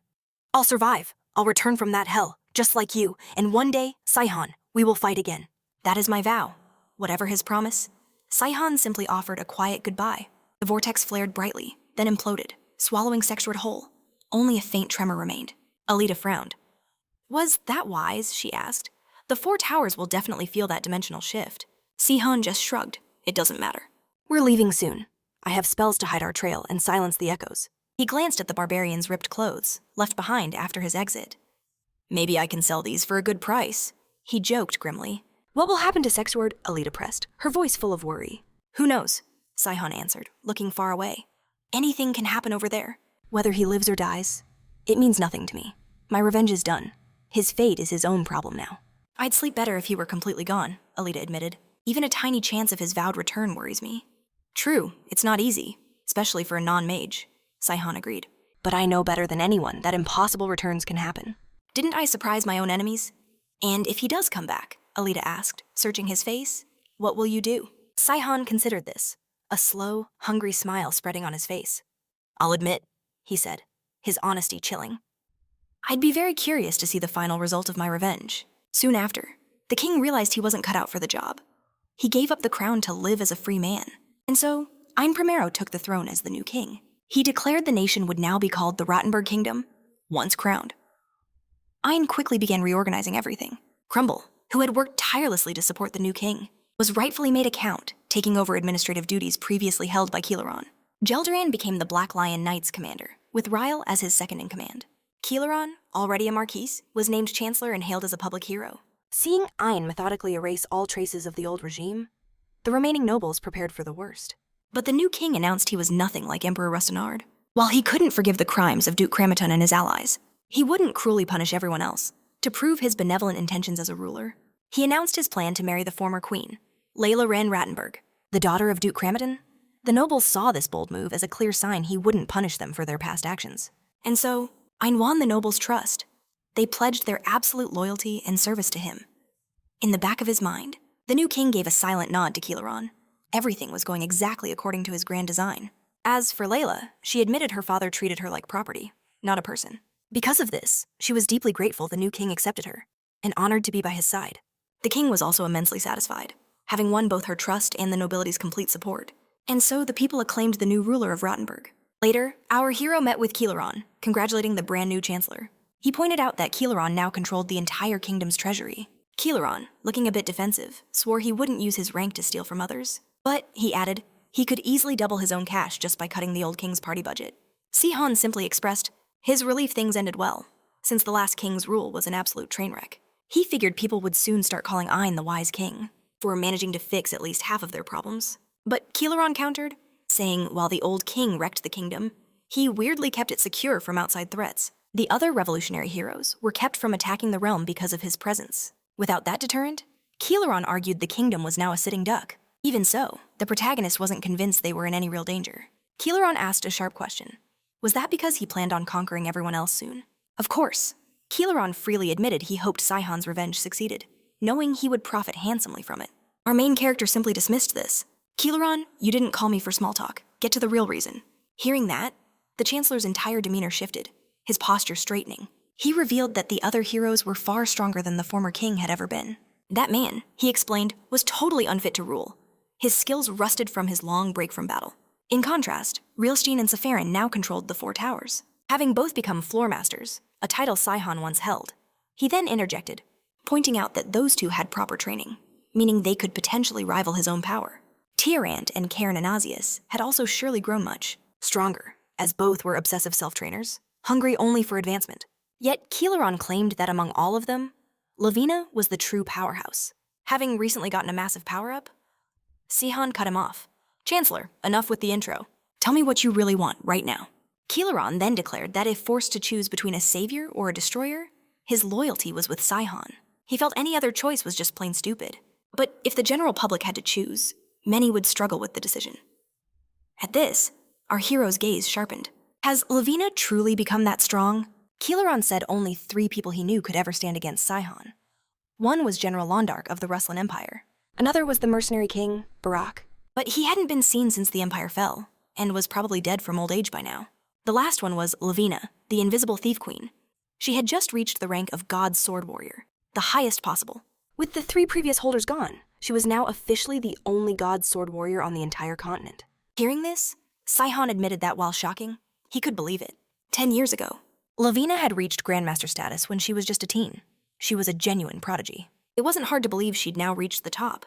Kilaron added that Tyrant was also getting close to her level. Despite Lavina's ambition, she still hadn't tried to take over the neighboring country. That, plus Tyrant's power-up, suggested that even she wasn't totally confident she could win. Therefore, Tyrant was also a major threat. Lavina has shown flashes of ambition before, Saihan countered. But she's not the kind of person who'd crush others for her own ambition. Are you absolutely certain, Chancellor? Perhaps you've mistaken her for another person? The Chancellor admitted he wasn't positive, but he insisted Saihan was dead wrong. He was adamant that Lavina had always been that way. And it wasn't just him. Everyone else felt the same. The other 6 revolutionary heroes knew it well, and even Sexert himself had thought so. Kelteron stated firmly that Saihan was the only one completely oblivious to Lavina's true self. At those words, a disturbing aura began leaking from our protagonist. Alarmed, Kelteron recoiled, realizing his comment was the cause. He quickly apologized for being so blunt. I didn't mean to startle you, Saihan reassured him. I was just surprised by what you told me. Kelteron then asked cautiously, is there anything I can do to help? But the protagonist simply replied that everything was fine. I have all the information I need now. It's time to set my plan in motion. With a final nod, he departed from the Chancellor's office. As he left, Saihan realized Kelteron was missing one crucial detail. He'd seen Lavina's true nature 10 years ago, a side no one else knew. Just remembering her chilling expression sent a shiver down his spine, as if she were right there. Later, as Saihan prepared to go out, Alita asked, Are you going somewhere? Saihan shrugged, claiming he was utterly bored. A walk sounded nice, but with Teranor so dull, he decided to look for books instead. Hearing that, Alita immediately declared she wanted to go with him. She was also tired of being stuck inside. He raised an eyebrow, questioning if she was ready for a public outing. But Alita confidently confirmed her disguise skills were perfect. Just then, another young woman appeared, calling Saihan master. Having overheard their plans, she eagerly asked to join them on their trip. Before Saihan could say a word, another ally jumped in, cutting her off. He sternly reminded her about her scheduled lessons. He made it clear she shouldn't even think about wasting Saihan's time. The girl played innocent, but her inner thoughts revealed her plan to totally crash Sihan and Alita's little outing. The male ally stood firm. Like it or not, you are going to your lesson. Watching them, Sihan just commented, It's nice to see you two are so close. Stepping into the lively city, Saihan remarked. Teranor has certainly flourished. It was buzzing with an energy he'd never seen before. Using his 1,000 faces technique, he admitted his revenge had been personal, yet he had zero regrets. Mid-walk, Alita's eyes suddenly sharpened on something interesting. Right ahead of them was a quaint little bookstore. In-seat, they began searching for something good to read. Saihan's gaze landed on a few books with some very suggestive titles. He wondered just how scandalous they were. Among the racy covers, one book in particular caught his eye. The title was The Lover of the Otherworld Savior. Saihan immediately assumed it was about his romance with Lavina. He wondered if their decade-old love story was now famous enough to inspire novels. But when he took a peek inside, he got the shock of his life. The story was, unbelievably, about a romance between him and Rilstein. A bewildered Saihan wondered who would write such a thing. Had the author somehow missed his entire relationship with Lavina? And why, of all the people in the world, did they pair him with another man? Alita, blushing furiously, was at a total loss for words. She quickly bought one book and practically bolted from the store. Their next stop was the massive city square. Seeing the towering statues of heroes, Saihan wondered, did Sexengard commission these? But Alita countered, what's wrong with celebrating the heroes of the revolution after all? There's even a statue of the Otherworld Savior. Saihan looked at the monument that was supposed to be him and saw no resemblance at all. His companion explained, well, the legends about you might have been slightly exaggerated over time, but your achievements were truly legendary. Sihan just smirked. I guess I'm lucky no one recognizes me. Then, now that Sexenard had been avenged, Alita asked, so, do you have another target in mind? Sihan smirked. Safran or Rilstein would be easy. Their magic couldn't touch him. But he decided to wait for now. Facing mages directly was tricky. They were notoriously hard to pin down. Saihan's first target was Tarrant, after dealing with Sexenard. Tarrant's pride in his sword skills seemed an easy weak spot for a one-on-one. But Lavina reached god tier with her own unmatched blade. Sihan guessed, though it was just a theory, that Tyrant was dangerously close to that same level of power. If Keeleron's intel was right and Torrent was a warrior god, fighting him now would be suicide. Sihan's aura was mostly recovered, but he was still just a grandmaster. He needed more time to regain his full power. His friend asked if he'd just train until he was fully healed. He shot back, I've wasted 10 years. I'm not losing any more time. His eyes landed on a hero statue. He muttered, I can't wait to finally face Karen and Aegis. Alita's eyes went wide. You mean the immortal witch, he clarified. Karen uses both Prin's healing and Freya's destructive Templar arts. A combo like that is unheard of. But her real threat isn't just her fighting skill. It's her scary talent for mixing those powers together. Worse than a simple power-up. This strange mix lets her curse foes with countless diseases. Even the strongest swordsmen and mages fear her. You must be on constant guard against her plagues. Alita agreed. So Karen's an incredibly tough opponent. Are you sure, Seihan? He gave a firm nod. Outworlders are immune to this world's native diseases. So Karen's special powers are useless against me, Alita pushed. So not just Karen's plagues, but any disease from this world can't hurt you. Exactly, Seihan confirmed, his voice filled with relief. If not for that, I would have died long ago, his friend asked. Is it some kind of powerful magic? Seihan explained. On Earth, antibiotics created powerful supergerms. I basically became their taxi across dimensions. Apparently, the dimensional portal didn't bother checking for tiny passengers. When I got dragged here, my whole microscopic zoo came along for the ride. Alita was speechless. Even a germ can cross dimensions. What are the actual rules for this portal? The main character recalled, Rylstein was obsessed with that exact question. He theorized only living things could cross. Then he turned to me. Seihan remembered, and asked, what does the portal count as alive? Well, Seihan admitted he wasn't sure, but guessed maybe anything with a soul. At that, Rylstein went wild with theories, asking, what about zombies or animated corpses? Seihan, overwhelmed by the gross what-ifs, was completely silent. Railstein just declared, but this is what being a research mage is all about. But he kept going, with even weirder and more disgusting questions. His persistence earned him a smack on the head. A girl who'd appeared from nowhere scolded him. Do you have to say that right before we eat, Railstein? He protested, rubbing his head. Ow, that really hurt, Karen. But the second he saw Karen's face, his anger vanished. Her smile was just too charming to stay mad at. Karen placed their dinner on the table. Dinner's ready, she said. apologizing for the simple meal due to few ingredients. Sunihan quickly told her it was fine. Just having food was a blessing. But Rylstein noticed Karen wasn't eating anything herself. Why aren't you eating? He asked. Karen said she tasted everything while cooking and was already full. The guys weren't convinced and offered her food from their plates. Karen refused, saying she really wasn't hungry, but they absolutely insisted on feeding her. She finally gave in and took a bite, making both Rylstein and Sunihan visibly happy. But Tyrant just scoffed. The main character wondered if he'd share his food too. A flash of annoyance crossed Tyrant's face. "I'm not like them," he grumbled, getting up and leaving his plate. "I'm full. Karen can have it," he announced gruffly. Karen smiled to herself, seeing his clumsy attempt at kindness. As the guys got ready to leave, she called out to Seihan. "I fixed your scarf," she said, holding up the neatly mended cloth. "It's getting cold out," she added. "I don't want you getting sick." Back in the present, he recalled how Karen was always like a big sister and a mother combined. Even though Tyrant and Rylstein were older, Karen was his real sister figure. Her calm wisdom and gentle heart always shone through. Her smile was a beacon that never faded, no matter how terrible things got. Even while cutting down Imperial soldiers, a truly gruesome task, she never lost her cool. In fact, it wasn't only Karen. Back then, they were all his family, forged in fire. He felt he learned so much about life from them. But now, exhausted from his journey, he turned to Alita. "Let's head back," he said. But a cold truth echoed in his mind. Too much time had passed. Some paths were closed forever. Meanwhile, in the holy city of Lysitarium, Karen performed her duties. Has Sexnard given up the throne?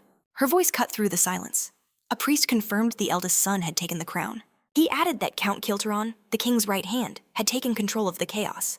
Another priest muttered the name sounded familiar. His colleague quickly explained. Kilteron? The one with a scholar's face and a predator's cunning? Karen, however, looked genuinely surprised. That's odd. The Kilteron I knew wasn't a coward, nor would he start a coup. With a commanding wave, she ordered them to gather more information on the situation. The head priest then asked what should be done. Karen noted that many refugees had fled the tyranny and were now defiling temples, stealing offerings to the goddess. Weren't those refugees given enough food and clothes? Why would they do such a thing? She questioned. The head priest admitted the person in charge of supplies had stolen them, leaving many to starve. While stealing from the goddess is a grave sin? I beg you, do not punish them for simply trying to survive, he pleaded. But Karen's expression was like ice. The divine laws are absolute. Their reasons don't matter. Therefore, all who stole from the goddess must be eliminated. Mortal laws are flawed and unfair, she declared, based on fleeting human emotion. The people must follow the goddess's will, not their own weak morals or codes. Only through total obedience, she stated, can they find true righteousness. If you understand, then leave. Her eyes were a chilling void, empty of any warmth. With no other choice, the priest could only bow to her command. They bowed as one and left the sacred hall. The scene snaps back to our hero. Kilteron reported he had followed Sihan's orders perfectly. Lord Sihan, Sword Superior Zenon, and Alita, along with your student Dina, are now part of the official delegation to Anashis. The main character was blown away by the Count's absurd efficiency. He needed to find Karen, so he'd asked Kilteron for a way to do it quietly. Kilteron had asked for some time but delivered results almost instantly. Sihan figured it would take at least a day, but the man had already finished everything. Sihan knew that for a king to be seen as legitimate, he needed recognition from other countries. But he also knew government paperwork was never this easy. How on earth did you get this approved so fast? He asked. Kelteron explained he'd already assigned Xi's party to the delegation. For a powerful count, it was a simple matter. Our hero wondered if the count had planned this all along, ready for any choice he might make. Don't create extra work for your people, he flatly told the count. Just ask me first next time you get a clever idea. Kelteron agreed it was a good point. Sihan realized the count's fear of mistakes came from his time serving Saxonard. The count then reported good news from the Holy Kingdom of Ineus, which approved of the new king, a sentiment echoed by the other nations. You can use this delegation to schedule meetings with all the other kingdoms. He told Sihan. This person was one of Saxonard's closest allies, and certainly no fan of the new king. But our protagonist never expected such blatant hostility, and prayed this person wasn't actually thinking about war. He meant Seraphan, of course. And now they'd meet sooner than expected. The Seraphan kingdom was the lone holdout, refusing to officially recognize the new king. Their stance was due to Seraphan's deep bond with Sexnard. It was a bond far beyond friendship, a partnership forged in the flames of war. Seraphan was the brilliant strategist, and Sexnard was the unstoppable force. Kelteron insisted Sexnard had officially given up his throne to live as a free man. But Seraphan, who knew his friend best, called that a complete and utter lie. Sihan guessed Seraphan's distrust ran deep, which is why he refused to approve the new monarch. A grim thought struck him. He couldn't let his personal quest for revenge harm innocent people. At this rate, he would face Seraphan before Karen, Kelteron. However, told Saihan not to worry. Every other kingdom, apart from Seraphan's, was on friendly terms. More importantly, they had the mighty Realstein kingdom on their side, the strongest power on the continent. Both Realstein and Seraphan were kingdoms of powerful mages. Their rivalry ignited in the war and had been simmering ever since. Because of this tense standoff, Seraphan wouldn't dare make a reckless move or start a war. So, Kelteron concluded, he could stick to the plan and begin his journey to the holy kingdom of Enotius. After all, the preparations were already finished. The protagonist noted the Count must have anticipated this outcome. Trusting Kelteron's judgment, he decided not to cancel the journey. Then I leave all the arrangements to you, Count, he said. 3 days later, our hero was on the road. Not by himself, but with his whole delegation. They were heading toward the kingdom of Enotius. From inside a luxurious carriage, a noble watched the protagonist riding his horse. My lord, wouldn't you rather rest? The noble asked. I'm quite comfortable on horseback. Saihan answered. In fact, this is much better than being stuck inside a stuffy carriage. If you need anything at all, just let me know, the noble offered. It's been a long time since I've ridden. Saihan thought, and I'm quite enjoying it. Unlike Sihon, Attila had 0 experience on a horse.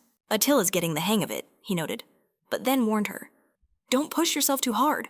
Using aura to run faster than a horse is an extremely advanced skill, Attila explained. So, learning to ride is essential, just like Xenon the Knight, or Diane from her high-class family.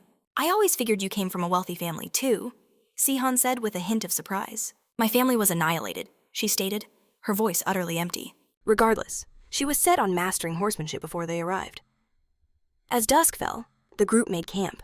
Unlike our usual trips, the soldiers are setting everything up, Sihon observed with a satisfied smirk. He was really starting to like this pampered treatment.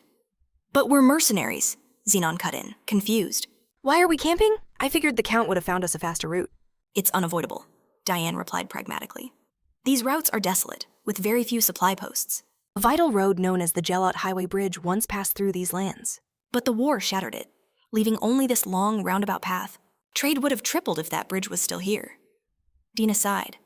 Spoken like a true merchant's daughter. A bridge through mountains. It must have been incredibly strong, Attila mused. The question lingered. So how could a bridge like that be destroyed? Her gaze landed on Seihan, who looked incredibly guilty. She knew instantly. He'd destroyed it. Seihan, however, quickly threw Sexert under the bus. Back then, our war was so fierce, we destroyed everything, he explained. And that's when it hit Seihan. He'd never really considered the pain his actions had caused other people. He swore to be more careful from now on. Still, he was bored out of his mind. The soldiers handled everything, leaving him with nothing to do. I'll help the soldiers with transport, Zenon offered. I'm going to practice my riding, Attila declared. Seihan, can you spare some time for Dina? Before long, our main character was training with the girl. Dina was practically buzzing with excitement. Without warning, she lunged, starting her attack, but Seihan dodged effortlessly. Dina, your spirit is amazing, he admitted. But spirit alone isn't enough, and your guard is way too low. With a swift strike, he stressed, in a real fight, you have to see everything. Using a sword requires total focus from your mind and body. Anger is natural, but don't let it take over. Anger can fuel you, but uncontrolled rage just blinds you and breaks your focus. So, be aggressive, not reckless, Dina asked. Train like every spar is a real fight, Saihan instructed. Without that fire, you won't get better. There are no shortcuts with a sword. He also warned her not to overdo it. Training until you collapse helps no one. Moderation is key, he advised. Dina took it all in so fast, it actually surprised him. This is just what I'd expect from the Mercenary King's successor. The girl beamed. It's an honor to learn from you. Did you learn the basics this way? She asked, eyes shining. Before you mastered the Mercenary King's style? Sihon's mind flashed back to his own hellish training. Unlike with Dina, his master showed 0 mercy. The training was relentlessly brutal. It wasn't just physically crushing. His trainer's words offered 0 encouragement. During one session, a friend stepped in, calling out the harsh methods. He thought the trainer was just being cruel, but the instructor defended it, saying it was the fastest way to mastery. He was sure that without it, our hero would die instantly. As soon as the instructor left, his friend ran to him, offering comfort. Tears streamed down his face. Our main character confessed it had been 3 awful months since he was dropped here. He felt he didn't deserve any of this cruel treatment. His friend explained it wasn't his fault, but just how cruel and uncaring this world truly is. But your life is what matters most, Seihan, his friend insisted. To survive, you have to get stronger. Only then can you achieve your goals. Back in the present, Seihan realized he'd met every one of Master Sha's demands. "Dina, you did great work today," he announced. "That's enough for now. Go get some well-deserved rest." Saihan thought about his own past. He didn't learn from a master, but from some bum in a back alley. He hadn't learned the art of the sword, but the raw, brutal reality of violence. Through that dark lesson, our hero learned just how chillingly simple it was to end a life, and exactly what it took just to survive in the inferno called Teranor. At camp, Zenon noted how satisfying it was to see a real army work. Alita quipped, "So, does finding another magic beast mean it's going to rain?" Our hero gestured to the clear sky, assuring her, "Not tonight. The weather's perfect." Laughter spread through the group as Dina smiled, content. Camping like this is amazing, and the food is just divine. But she was the only one enjoying it. To Sunihan, the meal was a total disaster. Zenon, their legendary knight, was the chef, but his cooking skills were non-existent. Alita silently agreed, yet no one dared to speak up, not wanting to kill the vibe of their trip. They couldn't crush their friend's spirit. So a silent pact was formed. Keep Zenon out of the kitchen. Dina was his only fan. As night fell, our hero declared, "No one is to disturb us tonight." He decided it was the perfect time for some aura skill training. He wanted to see Alita's progress with Ilva's stealth ability. For Zan, he planned to teach Sexard's explosive aura. Alita was skeptical, asking, "Is that really so easy to teach?" You always struggle to explain things from your strange world. But Sihhan had a plan. If words don't work, a live demonstration is the best teacher. Zenon was practically vibrating with excitement, ready to follow his every command. Alita argued that those aura skills were for heroes of the revolution. Using them would attract way too much attention. Our main character just shrugged it off. "We'll just say a wise old master taught us." Alita was floored by his shameless lie. Sihhan mused that it was a pretty common excuse back in the day. Even Sexengard used a similar story, making it totally plausible. Besides, how they learned was irrelevant. What truly mattered was if they were compatible with these insane techniques. To find out, Sihhan started their training immediately. He walked them through every complicated step. After a while, Sihhan started to feel completely drained. Alita guessed he was tired from all the demonstrations, having to show each of them from the start. But our hero just waved it off, saying he just needed a quick meal to power back up. Zenon instantly volunteered to cook. Sihhan paled, trying to stop him, insisting he could last longer. A moment later, Zenon returned, looking triumphant. He was holding 2 fresh rabbits. Sihhan's eyes widened in shock. "Seeing this?" Zenon asked. "You don't like rabbit?" "It's not that," Sihhan explained. "I'm just shocked you caught 2 so quickly. It's my specialty," Zenon replied with a proud smirk.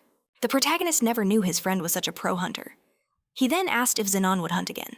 Zenon happily agreed, "I'll leave right away." Sihhan watched him, timing his next hunt.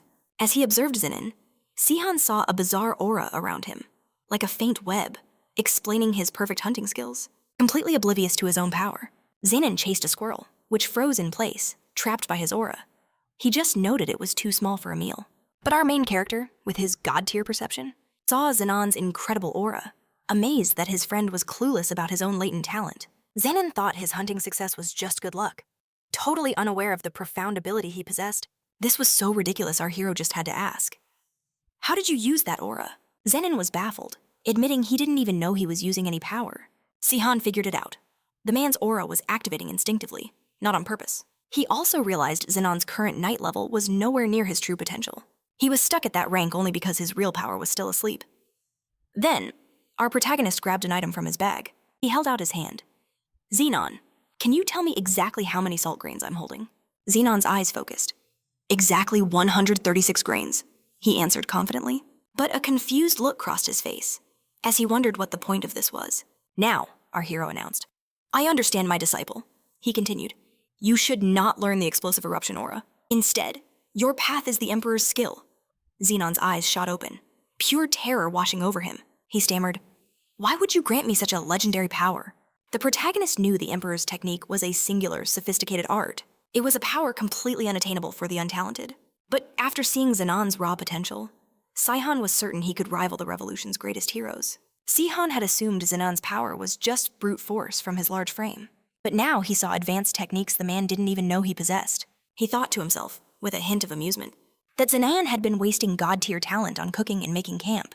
When morning came, their journey resumed inside the carriage. The main character was trying to recover from a sleepless night. Seeing his exhaustion, Dina, who had skipped the night's training, wondered what Sihhan possibly did to get so worn out.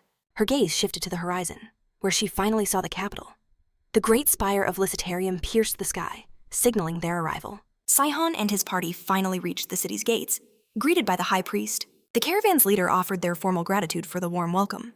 Meanwhile, Saihan quietly scanned the crowd, a flash of recognition in his eyes. He remembered many of these faces serving Karen from the start of the Revolutionary Army. But Saihan was calm, knowing his presence was sealed. His face was hidden behind a powerful illusion. The moment of anticipation finally arrived. The priest's voice boomed, announcing Her Royal Highness, the Queen of Aeneas. A wave of awe washed over the group, captivated by her beauty. Alita, on the other hand, was less focused on a pretty face and more shocked to be before one of the Revolution's 7 legendary heroes. She never dreamed she would meet the famed Karen and Aetius. Rumors claimed Karen was in her early 30s, yet the woman before them seemed ageless, making Alita doubt the stories. But then, an even stranger sight caught her eye. Her gaze shot to Saihan, and she noticed a deeply unsettling look on his face. Saihan's voice cut the silence. What is going on? His allies exchanged confused glances. Later that day, Alita demanded an answer. Saihan, what did you mean back there? He stated coldly that the woman they met was not the real Karen. Their faces were identical, but he felt a chilling, intense aura from her. A presence totally unlike the Karen he knew. It meant only one thing, an imposter. But without concrete proof, he had no way to back up his serious claim. Alita offered a more logical take. Perhaps her personality just changed after becoming royalty. A decade, she argued, is more than enough to change someone. Zenon then reminded them they'd see the queen again tomorrow. A grand banquet was planned for the delegation, giving Saihan the perfect chance to observe her more closely. Dina then swept into the room, announcing that special outfits had been prepared for the party. A meeting with the queen, after all, required everyone in the delegation to be dressed impeccably. Alita, ever the enthusiast, was the first one to get dressed in her new gown. Seeing her friend transformed, Dina let out a gasp, completely mesmerized by her beauty. The protagonist, of course, began to grumble that he'd never worn such an elaborate outfit. Zenon bluntly reminded him that the event called for it, as these were the solemn rules of royalty. Noticing Saihan's stare, Alita asked, "Does this dress not look good?" He shot back, "No, on the contrary, it suits you extremely well." Dina, annoyed, challenged him. "Is that really all you're going to say?" He explained that Dina already had his measurements, so he wanted to take off the restrictive clothes immediately, feeling utterly trapped in formal wear. Dina insisted he keep the suit on until he got used to it. The celebration, she told him, was more than just dinner. A grand ball was planned to foster friendly ties. He would be in a very awkward spot if his discomfort kept him from dancing. Alita wistfully commented that it had been a very long time since she had last attended a ball. Dina agreed, sighing about her last ball 6 months ago. Even Zenon admitted he avoids these parties, but was genuinely excited for this one. Dina then declared that knowing how to dance is a true knightly virtue. She turned to Saihan. "And are you a master on the dance floor?" Our hero answered with confidence. Of course, a sword fight is just an intense dance. Inside, however, Saihan's mind was a symphony of panic. To get near Karen, he had to act normal, yet he knew absolutely nothing about dancing. Sensing his silent desperation, Alita offered, "I will teach you the steps." She stood beside him, gracefully showing him the basic moves. Alita was an expert guide, leading him through every complex turn. From the outside, it looked like the protagonist was actually getting the rhythm. But then, he suddenly pulled a shocking move, locking her arm in a combat hold. Dina shrieked in disbelief. "Saihan, what on earth do you think you're doing?" He sheepishly claimed it was pure instinct, his body hardwired for battle, leaving his friends to sigh at his hopeless nature. The next evening arrived. The grand hall was alive with noble guests. Under the spell of beautiful music, tables overflowed with a lavish feast. Zenon's eyes went wide. He'd never seen such a magnificent spread, torn between so many incredible dishes.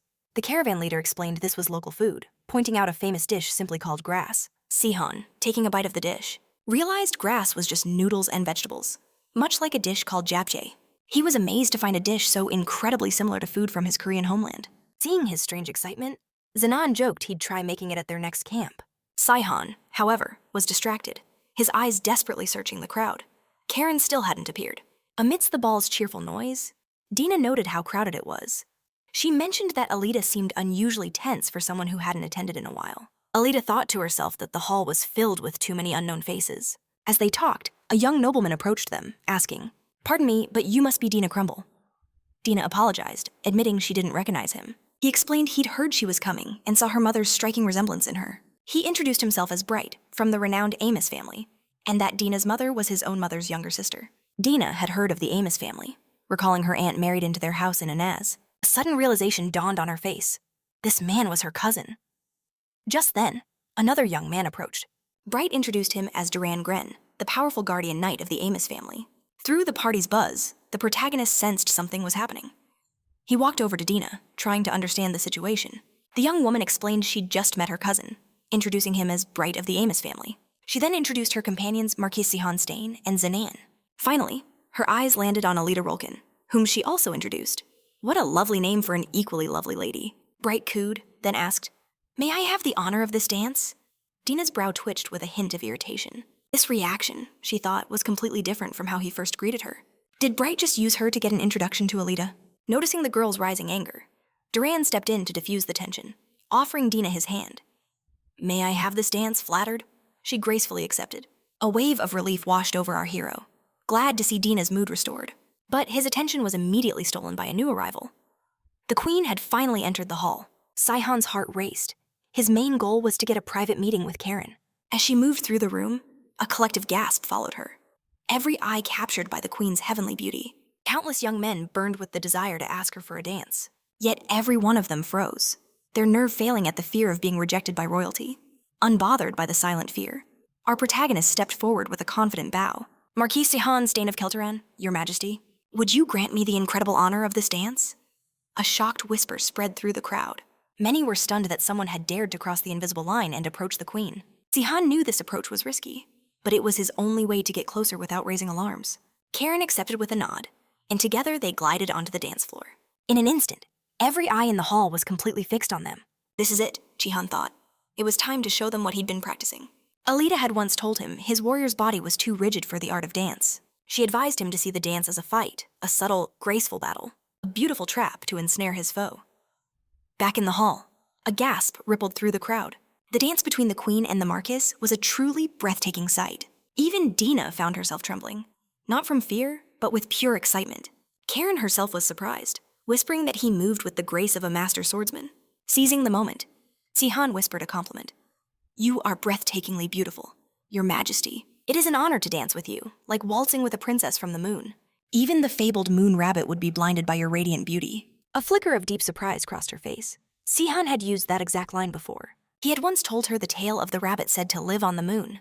He'd explained it was a folk tale, inspired by the shadows on the moon's surface, which looked like a rabbit. Karen had found his homeland's stories amusing then. He had promised her it wasn't the only legend, and shared even more lunar lore. But now, in the present, Karen asked, "A story about a moon rabbit is quite odd. Where did you ever hear such a tale?" Our hero gave no answer, smoothly ending their dance. "It has been an absolute pleasure to dance with Your Majesty." The queen simply agreed. With a royal nod, she left the ballroom. In that moment, his conviction was sealed. This was not the real Karen. The queen he knew would have remembered the moon rabbit tale. Meanwhile, far away in the devout kingdom of Anashius, atop the formidable Abrilangel Plateau, a secret meeting was held in the Dark Sable Tower. "My lady," a subordinate announced, "we have found an individual with the Rauslan bloodline." "Magus Howland, you've done exceptional work," the leader said, her voice like polished stone. "Did the search take longer than you thought?" "She hid her identity with incredible skill," Howland replied. "She operates as a high sword, currently serving as a knight under a noble." "No wonder it was so difficult," the mage leader conceded. "I am, however, surprised our target chose the path of a high sword, especially with her emperor-level summoning magic. Send word to the Moon Temple immediately," she commanded. "I am certain Priest Lumen will lend us his invaluable assistance in this. Our target wields terrifying summoning magic from other realms. Our own magic is useless. We've invested too much time and resources finding someone with the Ruslan blood. We absolutely cannot let her slip from our grasp. Prepare for every possible outcome." The subordinate nodded, now fully understanding the gravity of their mission. Back to our main character. His suspicion was now a certainty. The Karen he met was an imposter. But who was this fake? And where was the real queen? The mystery deepened. "Uncovering the truth won't be easy," Zenon interjected. "We can't just ask about the real monarch." "We are here as knight escorts sent from Kilaron to this delegation," Sihon explained, "which gives us special access to influential people. But with this new complication, gathering intel will be a much harder fight. To find the real queen's location, we must build connections with the nobles of this kingdom." A thought then sparked in his mind. "There is that noble Dina introduced to us. This connection, it's my key, a way to infiltrate the circles I need." The next morning, Duran stood waiting for his guests. He greeted Dina warmly, overjoyed by her return, and offered his family's escort. The Count, he explained, was eager to meet her cousin who'd traveled from so far away. Sihon had been plotting his approach, but an invitation suddenly cleared the path for him. This family held power with the nobility, They were a good bet for info on the papal court. This was it, the perfect chance to finally find where Karen was. On the way, Duran revealed he became a magic swordsman at 18 and has served the Amos family for 6 years. He'd also heard Sean and Zanan were great swordsmen, assuring Dina she was in very good hands. But she humbly disagreed, claiming her skills weren't nearly that profound. She confessed she still struggled using aura for body reinforcement. Duran then shared a knight's true creed. A sword isn't just for power, but to protect those you hold dear. He offered a gentle smile. He knew her path was long, but was certain she would become much stronger one day. Hearing that, Zanan remarked that Duran was a truly respectable knight. But Alita sensed something was off, a strange feeling she couldn't quite place. Her surprise only grew when they reached the massive Amos family estate. Upon arrival, a man named Bright welcomed them, declaring it an honor to host them. He and Dina fell into easy conversation, chatting about their mothers and their respective duties. Listening in, our hero, Sehon, realized this chatter wasn't getting him any closer to finding Karen. That was his one goal. He couldn't ask directly, so he needed a subtle opening to get closer to his host. Then, with a dramatic flourish, Bright presented Alita with a gorgeous bouquet of flowers. He admitted he was smitten since they last met, and asked for a chance to get to know her better. A collective gasp went through the group. Even Alita was floored. They couldn't believe his audacity, or where he got all that confidence from. Duran, however, remained perfectly composed. Explaining his master simply confesses to any beautiful woman he sees, cutting to the chase. Bright then asked her directly, "Alita, will you become my beloved?" The poor woman froze, totally speechless. She politely apologized if she'd given the wrong impression. Her heart, she explained, was already taken. And then she gestured right at the protagonist. Sehun himself was in shock, a feeling shared by absolutely everyone there. Alita firmly said she'd already chosen her life partner, so she had to decline. Bright looked completely crestfallen. He apologized for the trouble, his disappointment hanging heavy in the air. He was so mortified. He asked for a moment to himself.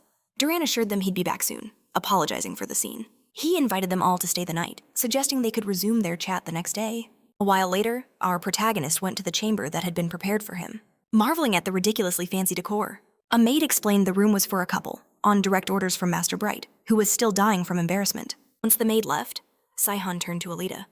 "So, what now?" he asked. She just shrugged. "There's nothing to do. It's late and I'm tired. This whole situation doesn't bother me.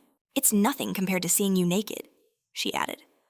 Sihon recalled this wasn't their first time sharing a room, so there was no need for any drama, anticipating the next move. Alita grabbed a blanket and a pillow, then made a nest on the other side of the room, leaving the entire massive bed just for Sihon. It took a lot of convincing for the protagonist to get Alita off the floor, arguing the bed was huge enough for them both. Still, Sihon was deeply uncomfortable, especially after her public confession. In the awkward silence, Alita finally broke it. "Sihon, I have to ask," she started. "Our whole mission here is to learn about Queen Karen. Did my announcement mess things up for you?" He simply answered, "No." "I doubt Bright will stay mad for long. He even hooked us up with this room, after all." "He'll get over his bruised ego, too restless to sleep," Alita declared. "I guess I'll read a book. Maybe that'll knock me out." "You'll ruin your eyes reading in the dark," Sihon noted gently. With a flick of his wrist, a soft orb of light appeared. "Wow, magic really is super convenient," Alita said, her eyes sparkling. He assured her she could read all she wanted. The soft glow wouldn't disturb his rest. Alita then began reading a part aloud, totally shocked by the story's wild twist. "This story is a masterpiece," she gushed, completely hooked on the plot. But Sihon cut in, telling her not to get too carried away, and especially not to narrate it. But her fangirling was unstoppable, making him silently curse the author who wrote this thing. Still, he felt a bit of relief. At least the awkward silence was finally gone. Alita was lost in her own world, and he knew how much she adored a good story. She'd had a book with her since day one. Noticing his stare, Alita asked, "Need something, Sihon?" "Nothing," he replied, turning over to sleep.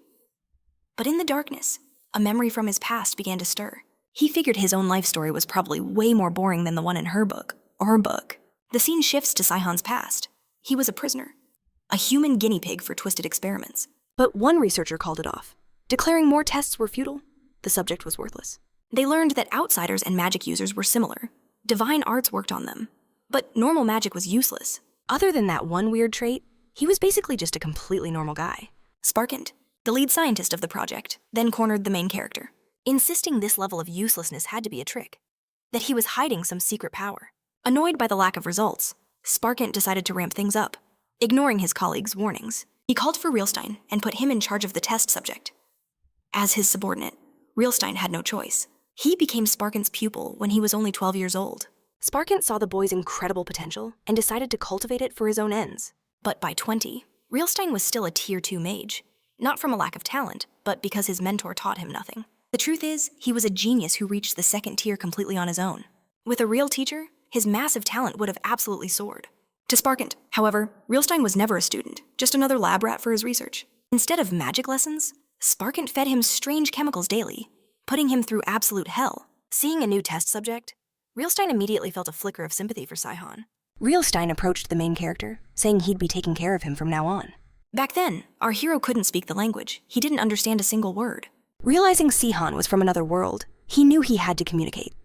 For the first time, someone showed our hero kindness. At first, Realstein tried teaching him his name, repeating it over and over.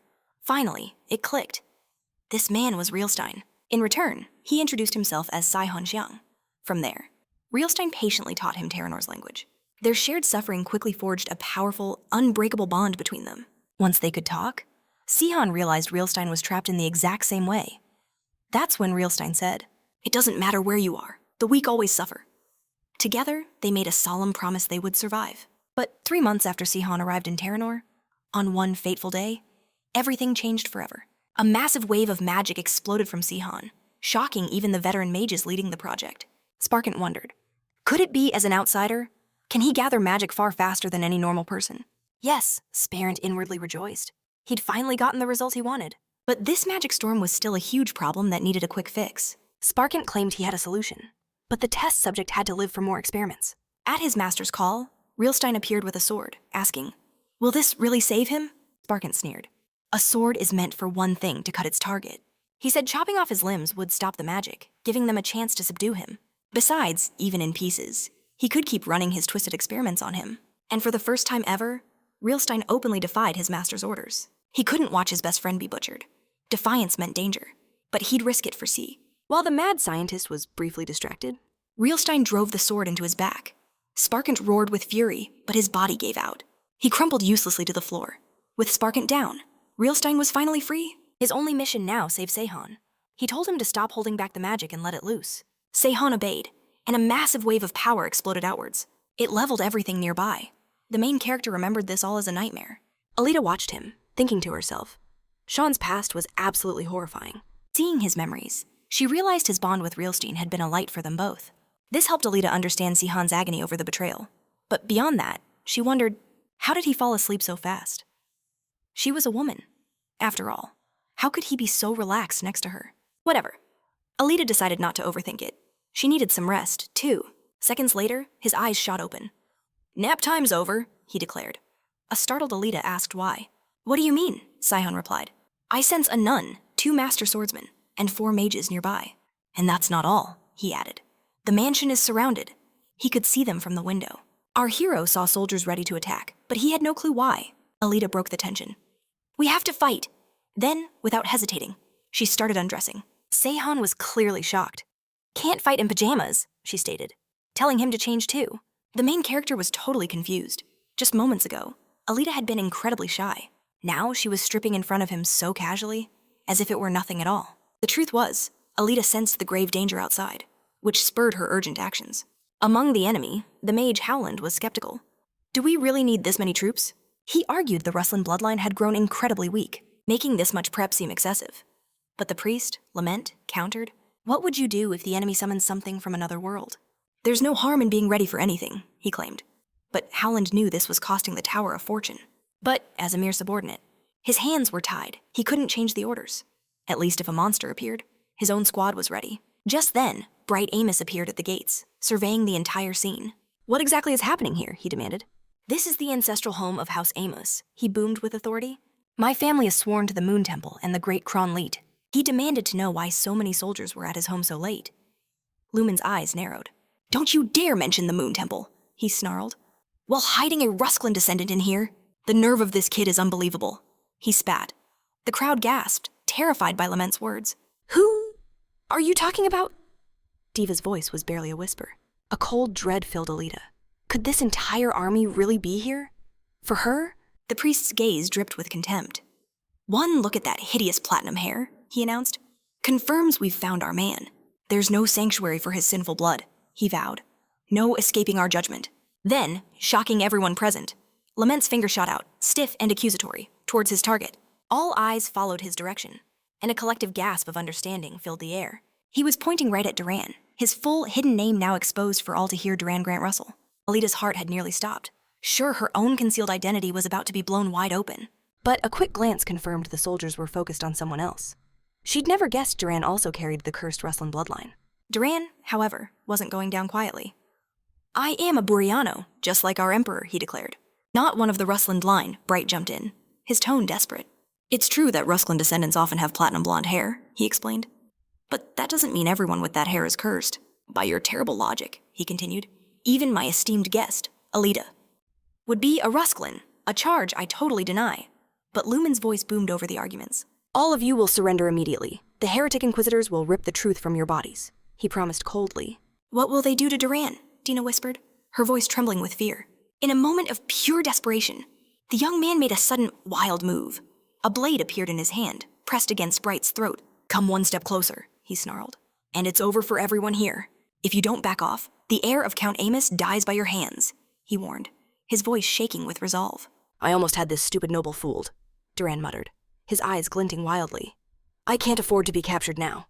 The fiend finally shows his true, vile nature, Lumen proclaimed with a cruel smile. He is a cursed descendant, after all. Duran offered a grim, hurried apology. There's no reason to stick around here anymore, he said, his voice tight. He violently threw his hostage aside. And for everything, he managed to say. I'm grateful. Seize him, Lament roared, his order echoing. But Duran was already on the move. With a desperate vault, he flew over the palace wall, determined to escape. Block his escape route, Lumen bellowed in a rage. In the courtyard, Dina was frozen in shock, her mind reeling. She couldn't connect the gentle Duran she knew with this desperate, ruthless fugitive. Alita, however, instantly gave chase, her feet pounding after the fleeing Duran. Dina, stunned, tried to follow. But our main character intercepted her, telling Zenon to hold her back. Bright, still reeling from the shocking truth, felt a wave of concern for Duran's fate. Duran, his platinum hair flashing, was now locked in a frantic fight with the guards trying to corner him. The strain of the fight was written all over his face. He can't possibly get away from us now, the priest said triumphantly. With his identity exposed, Duran's eyes blazed with fury. I have nothing left to lose, he yelled. With a guttural roar, he charged back into the fight. This was his last all-or-nothing gamble. Fate, however, was cruel. Trying to fight a much stronger foe, Duran was taken down by a single, brutal hit. The agonizing pain from the priest's attack shot through his entire body. I shall hand this enemy over to the Inquisitors, Lament declared with grim pleasure. The goddess's divine law will determine his guilt. But Duran already knew his fate. I'll be executed, he rasped. There's no doubt. And I refuse to accept that. Which leaves me with only one desperate option. I never wanted this, he admitted. But you've left me no other choice. The scene suddenly cut away. The protagonist turned to Alita, his expression confused. Why did you chase Duran so desperately, he asked. I have this weird feeling of déjà vu, she confessed. His true name, I feel like I've heard it before. Maybe when I was a kid. Their frantic escape was stopped dead. A bizarre energy, a tangible change in the air, caught their attention. Even the experienced mages among the soldiers recoiled, their faces filled with terror at the unfolding scene. Cornered and beaten, Duran unleashed his final, terrifying power. He summoned a horrifying creature from another dimension. High above the city, a swirling portal ripped open the sky, its ominous presence casting a shadow of pure terror over everyone below. The priest's jaw dropped at the sudden summoning. Even Duran looked shocked, swearing this wasn't his plan. But with no other choice, he had to survive. He commanded the grotesque creature to charge. And, of course, the frontline soldiers were hit first. Don't you dare waver, Lament yelled with bravado. We are the goddess's holy swords, shielded by her grace. Fired up by his speech, the soldiers rushed ahead, launching a combined attack. Lament led the charge, diving headfirst into the chaos with them. The huge monster didn't scare the priest one bit. Seeing their leader's epic resolve just made everyone braver. No way this thing can handle 3 knights, they shouted, their confidence ringing through the storm. Meanwhile, Howland watched the chaos with instant regret. I really didn't expect a creature like this. I totally regret not bringing more backup. A mage shot back that it was too late for regrets. My magic can't possibly fail against this beast, he declared. But I'll at least try to knock it off balance. With a blast of power, he managed to stagger the monster. This is our chance, Lament yelled, ready to attack again. Our hero carefully watched the whole mess unfold. Alita also witnessed the insane power being unleashed. That priest fights like a master swordsman, she noted. Plus, they have knight level and warrior level masters, 100 elite troops, and a sable tower mage. But all that power is only slowing the creature down. Alita finally understood what fighting an otherworldly being meant. But our main character shot back. You missed one thing. They're only struggling because they're all so pathetic. A real warrior, like Sexenard, could solo this thing easily. Alita blinked, not having thought of that. Just then, backup arrived. But seeing Zenon and Dina made our hero frown. What in the world are you two doing here? He demanded. I'm pretty sure I told you to stay out of this mess. Dina stepped up, thinking she could talk Duran down. But Duran begged her to get back. Stay away from me, he pleaded, his voice cracking. I don't want to hurt you. I'm losing control of this thing. Anyone who stays here is going to die. He desperately screamed for them all to get away. Our hero noted that, somehow, no one had died yet. Probably because Duran didn't want to kill them at first. But that wouldn't last long. We shouldn't be fighting at all, Alita cried out, her voice full of pain. We need to show compassion, not hate. So what if his father was the Emperor? Is that really a crime? As the chaotic battle raged on, fear seized the soldiers. Duran didn't listen. And worse, he was losing his weak grip on the beast. Its true nature was breaking free. A soldier screamed, his voice pure terror. His buddy saw the danger and tried to warn him. But it was too late. With his back turned to the monster, he was hit. The brutal blow sent him flying through the air. Furious, his friend swore revenge, lunging to stab the creature's thick hide. But the monster's tentacles began spraying a weird liquid. Turns out, it was the monster's corrosive blood. It splashed on his face, burning him like acid. Soon, he fell to the ground. Dead. The other soldiers fell back in horror. They couldn't win without hurting the monster. But hurting it meant getting hit with its toxic blood. The priest, looking grim, weighed their options. For now, he ordered a full retreat. But many were already trapped in the monster's rampage. Lumen finally realized this whole disaster was his fault. He'd brought way too many soldiers, and totally underestimated the enemy's crazy strength. But trying to save face, he just yelled insults at his foe. Stop your whining, Duran roared back at the priest. Your words are just making me lose more control. A moment later, Lament was snatched up. A huge tentacle pulled back, ready to crush him. But just before the final blow, our hero made his move. He sliced through the creature's tentacles with insane power. Everyone stared, completely stunned by this show of force. Just then, Shihan arrived. I'm here to help, she declared. I ordered the priest and his men to fall back immediately. Xanon vowed to retreat. Getting Dina to safety, Shihan told him to hide her until the battle was won. But in the middle of their talk, Alita cut in. Are we seriously just letting Duran walk away? She demanded. The main character got her point, but replied that too many eyes were on them. A deliberate slip-up was too risky. Then what if no one was watching? Alita challenged. She claimed she could blind everyone's vision for a moment. Shihan actually considered her proposal for a second, a thoughtful glimmer in his eyes. Just then, Lumen's eyes narrowed. He saw the main character's strange aura, which felt just like the hero from another world.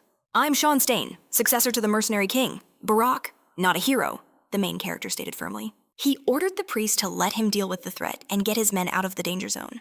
This is a battlefield, Lumen scoffed. Goddess soldiers don't run, Shihan shot back. This is no time for foolish pride. If you care about their lives, you'll do as he says. Though his face screamed reluctance, the priest knew Shihan was right and didn't argue the point any further. With a stiff nod, he finally backed away, yelling for the protagonist to buy them as much time as he could, with everyone gone. Shihan mused. It's been a decade since I fought a monster from Ruslan's bloodline. At that critical moment, Duran, instead of fleeing, moved to help the main character fight the monstrous beast. The creature's already broken its restraints, he warned. It needs to be completely destroyed. The monster lunged instantly, but Seihan dodged its crushing blow with practiced ease. Our hero readied himself for a powerful counter. With a single fluid slash, he lopped off one of the beast's tentacles. Watching this incredible display of power, Duran wondered where on earth such immense strength came from. Seihan realized just cutting its limbs was useless. They grew back way too fast. To win, he had to destroy the root of the problem. But his Emperor's ability alone wasn't enough. Fighting this thing while hiding his true power was proving to be a real pain. Just then, Zenon returned, shouting that Dina was secure and he was ready to help. Perfect timing, Seihan said. I need you to keep its tentacles busy, he commanded.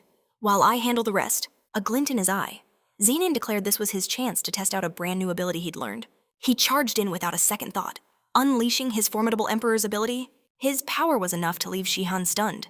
Zenon fought the beast with incredible skill. His moves were sharp and strong, doing exactly what the protagonist had asked, tying up all its tentacles and creating the perfect opening for an attack. Still, Seihan thought Zenon should be using his explosive aura, not just the Emperor's ability. But as long as it worked, Sunihan figured he shouldn't complain.